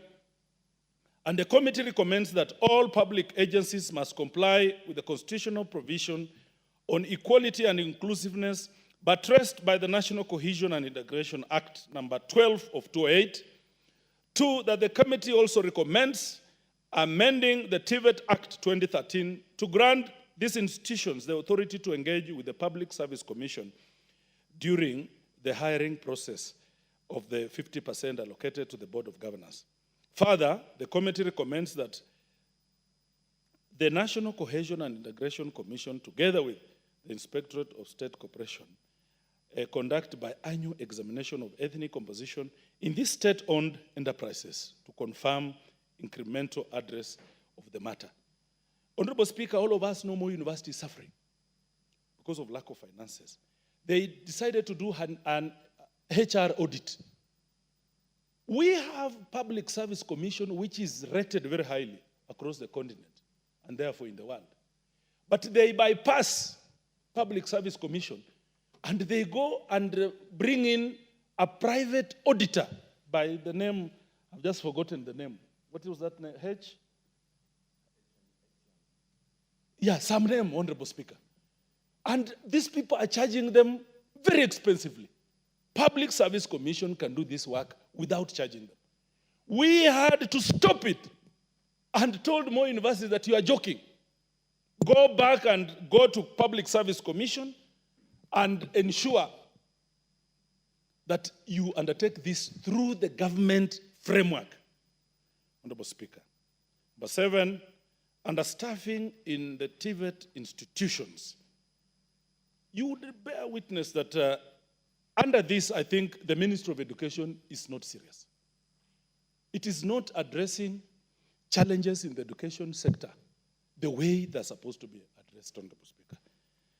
Start even from primary schools, CBC. It is falling apart. Now go to TVETs. They do not have teachers. And yet, the government is not taking any steps towards it. Talk about university education, university funding. It is now in shambles. Honorable Speaker, members of parliament interact at the grassroots level with parents. They would bear witness that parents are suffering. More than any other time in the history of education of this country. Even when Kenya was in the dogs, Kenya was in the red. Kenya had crossed the red Rubicon during President Moi's time. We have never experienced a lack, non-conformity with the admission to universities like now. Students are at home. They introduce something called module. You don't know module Z. Why? You don't know. This is a poor guy from the village. They can't. You tell him to raise 500,000. This man has never seen 1,000 shillings in his life. Has never seen 1,000 shillings in his life. I have people in my community. My neighbor called Mwalimu Pesa has children at home. He doesn't know what to do with these children. Every time I go, he said, Mheshimiwa nisaidie. Watoto ni university, five children. At 200, 300, 400,000, you are talking of 2 million. Where are they? This man has never seen this kind of monies. We must come up and ensure that we help these institutions. Otherwise, they're going to collapse. The committee observed that the technical and vocational colleges are facing an acute shortage of both teaching and non-teaching staff. The ideal trainer-to-trainee ratio, as recommended by the World Bank, is 1 to 25, while the Ministry of Education recommends a ratio of 1 to 30. Unfortunately, in certain instances, the ratio in some courses has reached as high as 1 to 130. This situation significantly impacts the quality of education and training offered to students. The committee also noted an equitable allocation of resources in TVETs, with some regions having well-equipped institutions, while others have dire situations with limited and deteriorating facilities. Honorable Speaker, we are urging fairness, and even to the budget committee of this House. We are urging fairness. We have young institutions that are not even started working. A case in mind is my own institution called Kadnotunga, Tulumba TTI. It is now like in existence 2-3 years. Normally they are supposed to receive infrastructure money. They haven't. Yet they have admitted students. How are they going to do this? But you find an institution that has equipment, an institution that is well-financed, well-resourced. Governments continue pumping money to such institutions. We are asking for fairness. That and incidentally, Honorable Speaker, those that have are those that are given more resources. I don't know if they're applying the biblical wisdom, that those that don't have, you will be snatched to give those that have. Because if you look at the poverty indices in this country of some communities, some are as poor as they have not yet even started anything on development. But you don't give them. You take to the most developed. Just like we were arguing here earlier on. You take money for roads, take to more developed regions. Those that do not even have any Maram road do not receive anything. That is unfair, even before God. The committee therefore recommends that the government halts the establishment of new TVETs until the existing ones are adequately equipped and upscaled. To address the disparities in resource allocation, the committee further recommends that the sector working group targets marginalized regions in order to close the resource distribution gap. The committee also recommends that the sector working group gives priority to the TVET sector during resource allocation. They propose an increased allocation of resources to address the long-standing issue of underfunding that has hindered the growth and development of these institutions. Adequate funding would not only enable the enhancement of infrastructure, but also attract and retain high-qualified instructors, further elevating the quality of education provided. Mr. Speaker, the committee wishes that the House adopt this report with amendments to recommendations of the Kisumu National Polytechnic that irregular cash payments appearing on page 41, paragraph 212, made for casual works done amounting to 2,308,996 be surcharged to the Governing Council, and the long-standing interest of 37,800 appearing on page 41, paragraph 216 be written off from their books of account, since no money was lost and it was as a result of demise of an employee. Mr. Speaker, the committee further acknowledges that penalties rendered to various institutions, including the Kisumu National Polytechnic, where the Governing Council was disbanded and surcharged for irregular excess expenditure of 14 million without approval. Further, the council of the same institution had an authorized expenditure totaling to 1,150,000, which the committee surcharged the council members for the monies therein misappropriated. We are taking these punitive measures, Honorable Speaker, so that even the councils of this institution must be serious.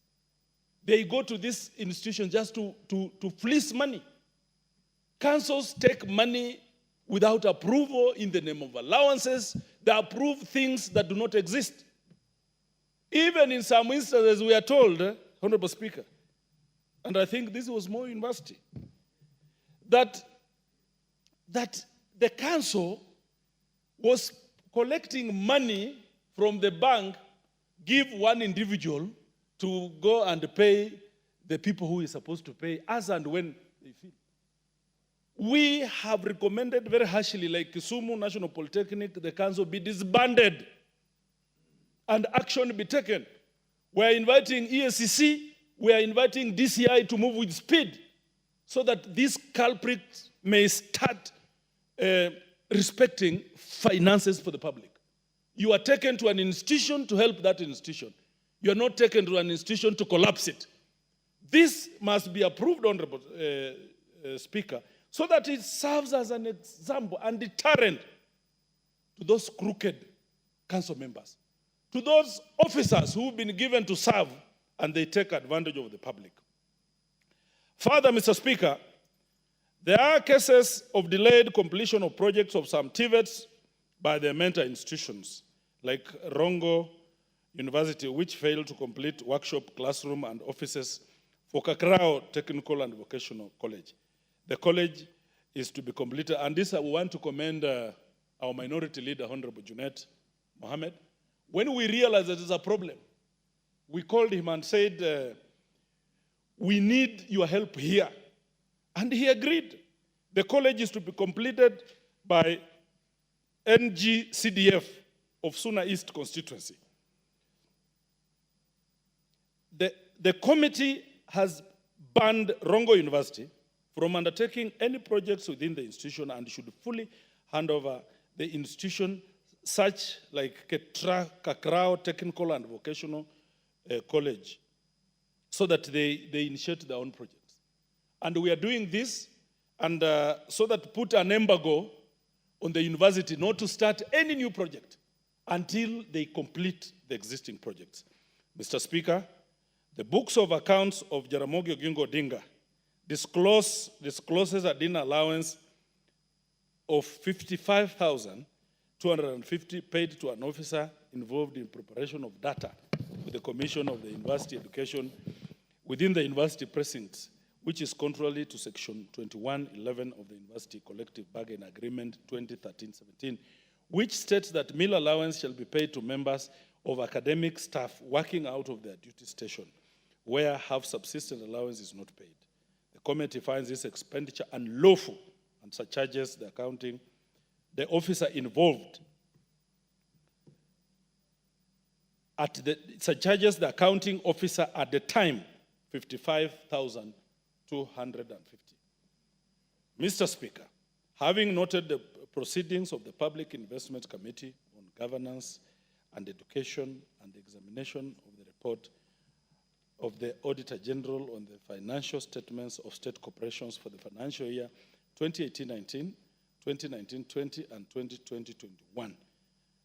Honorable Speaker, I beg to move and urge the House to adopt this report, and that we are coming up with a bill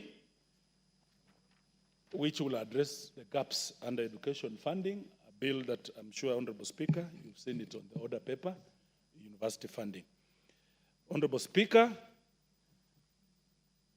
I beg to move and call upon my leader, my deputy minority whip, Honorable Mwenje, he's our wakili in the committee, to second.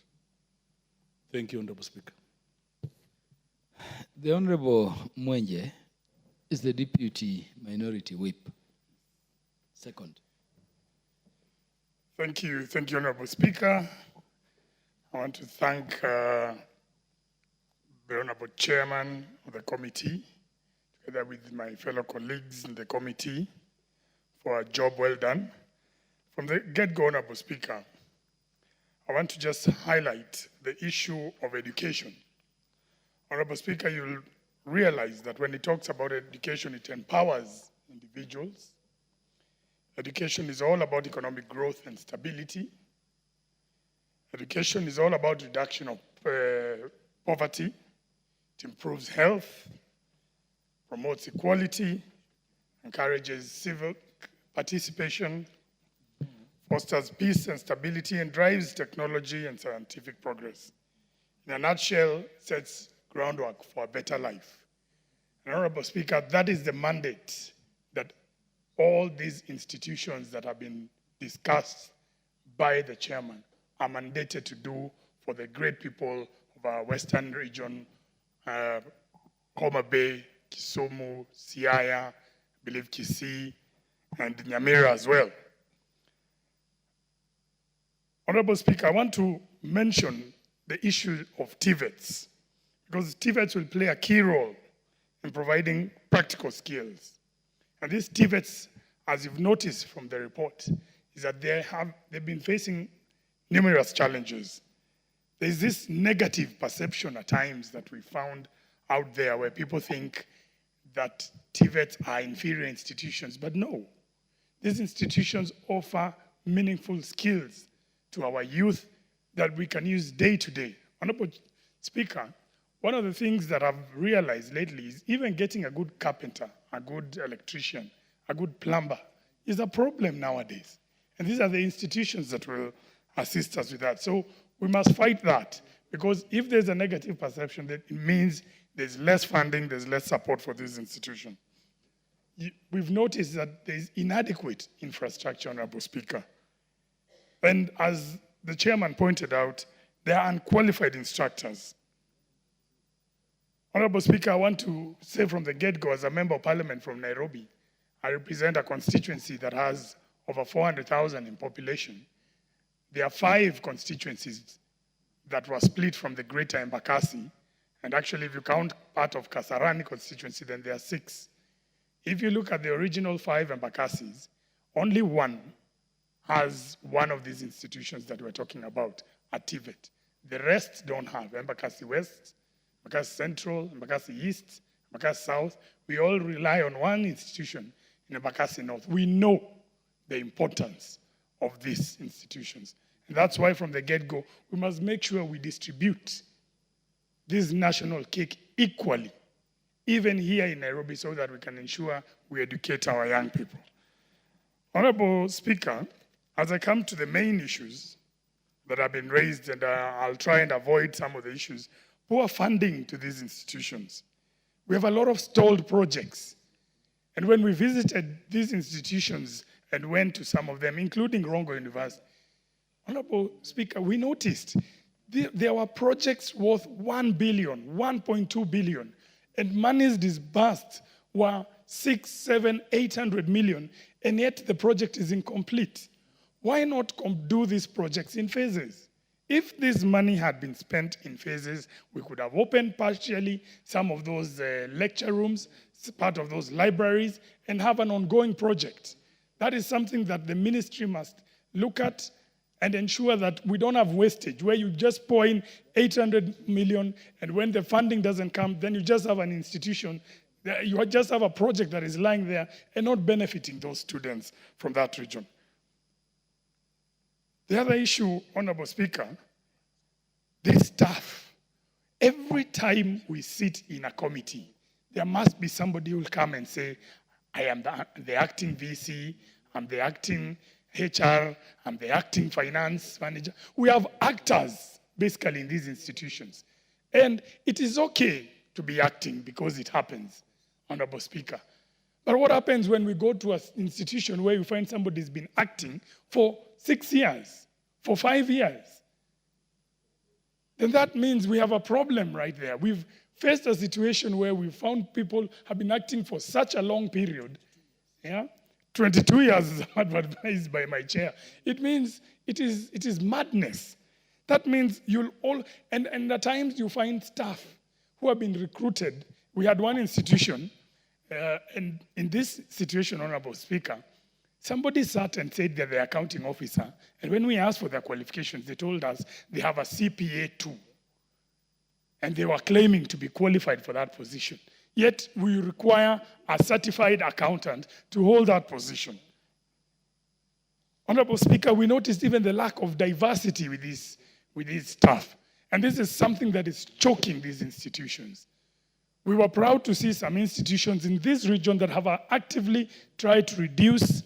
You could see that 3-4 years ago they had maybe 90 or 95% staff from one community, and you could see now they are at 60%, so they were gradually moving there.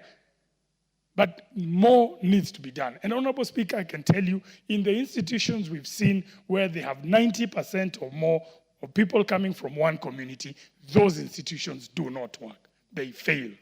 So that is something we must check. And Honorable Speaker, as members of Parliament, we must be careful not to kill the institutions that are in our constituencies simply because we want to help our constituents get employed at the risk of damaging an institution that will create more economic, more employment opportunities for your constituents or your region if it succeeds. This is an issue that has faced us, especially with Moi University, and I'm sure the chair will be alluding to this at a much later date.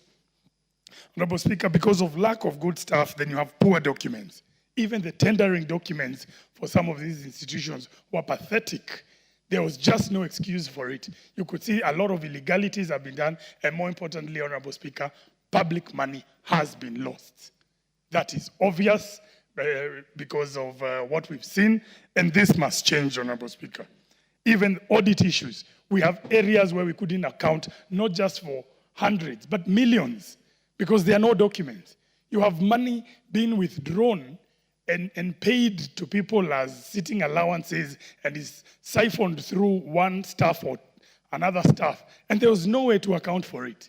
So these are the issues that were facing us. Honorable Speaker, there is an issue that has been raised about consultants by the chairman.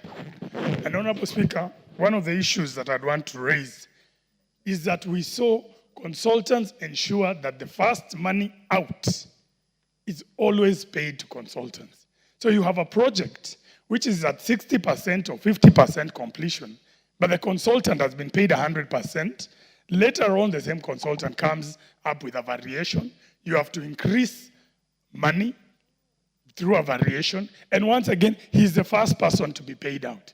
This is an issue we've seen even with the Ronald Ngala institution, which is down in Kilifi, where you can see a lot of money, and it's a project that has gone on since Kibaki was president.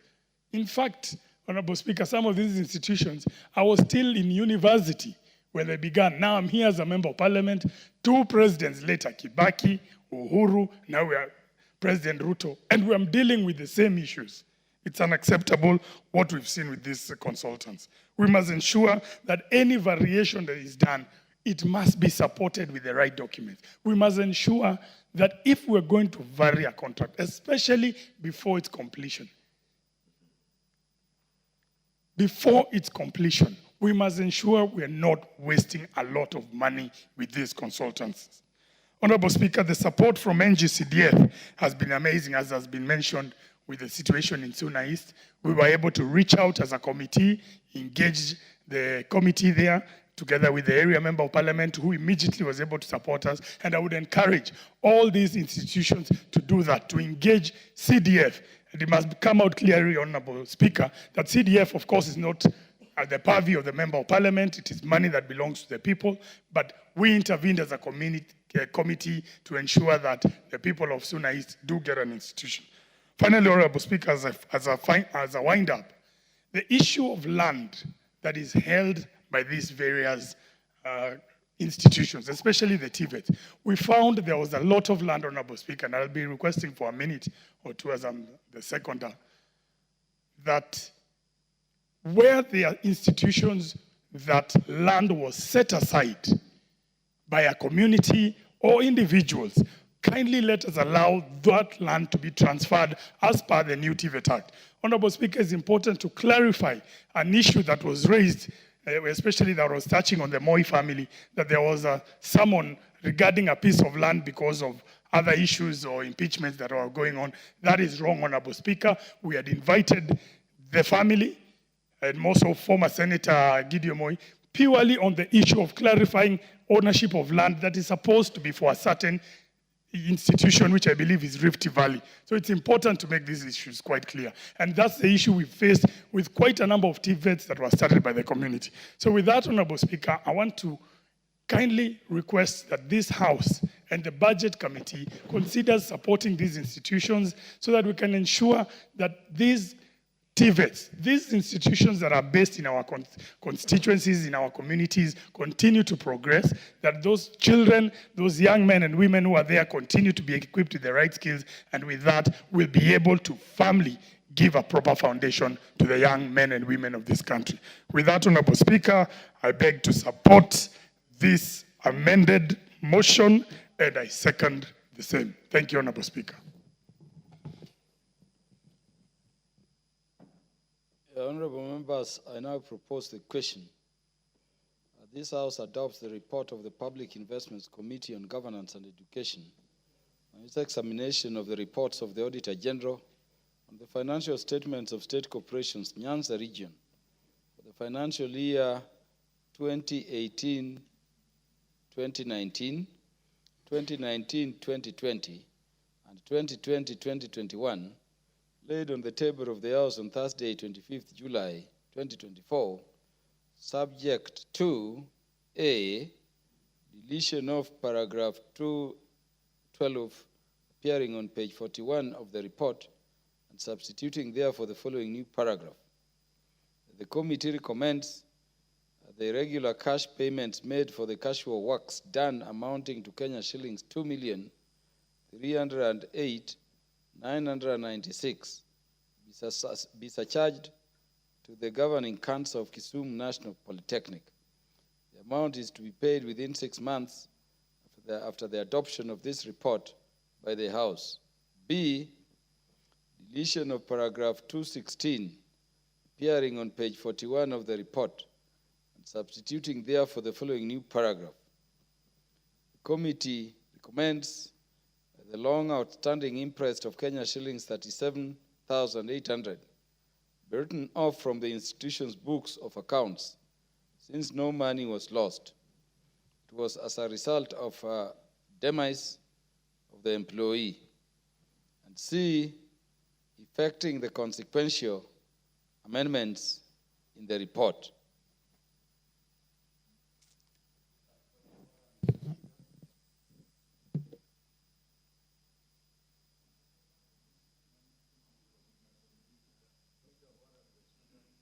Honorable Kakai Bissau. Mr. Speaker, sir, thank you very much for this opportunity. Honorable Rindikiri, what is out of order? Thank you, Mr. Speaker. This is a very, very important report requiring the attention of all the honorable members of this House. Mr. Speaker, this report has listed very weighty issues touching on various factors: mismanagement, investigations, entity issues, regional issues. I mean, Mr. Speaker, to give this report justice, I believe the entire House need to be present at a sizable deliberation. Mr. Speaker, I stand understanding order 95. Mr. Speaker, we just move so that now we can have a serious discussion on this report. What does standing order number 95 say? It's based on the quorum, Mr. Speaker, lack of the quorum. This is a very substantive report. Ring the quorum bell for 10 minutes.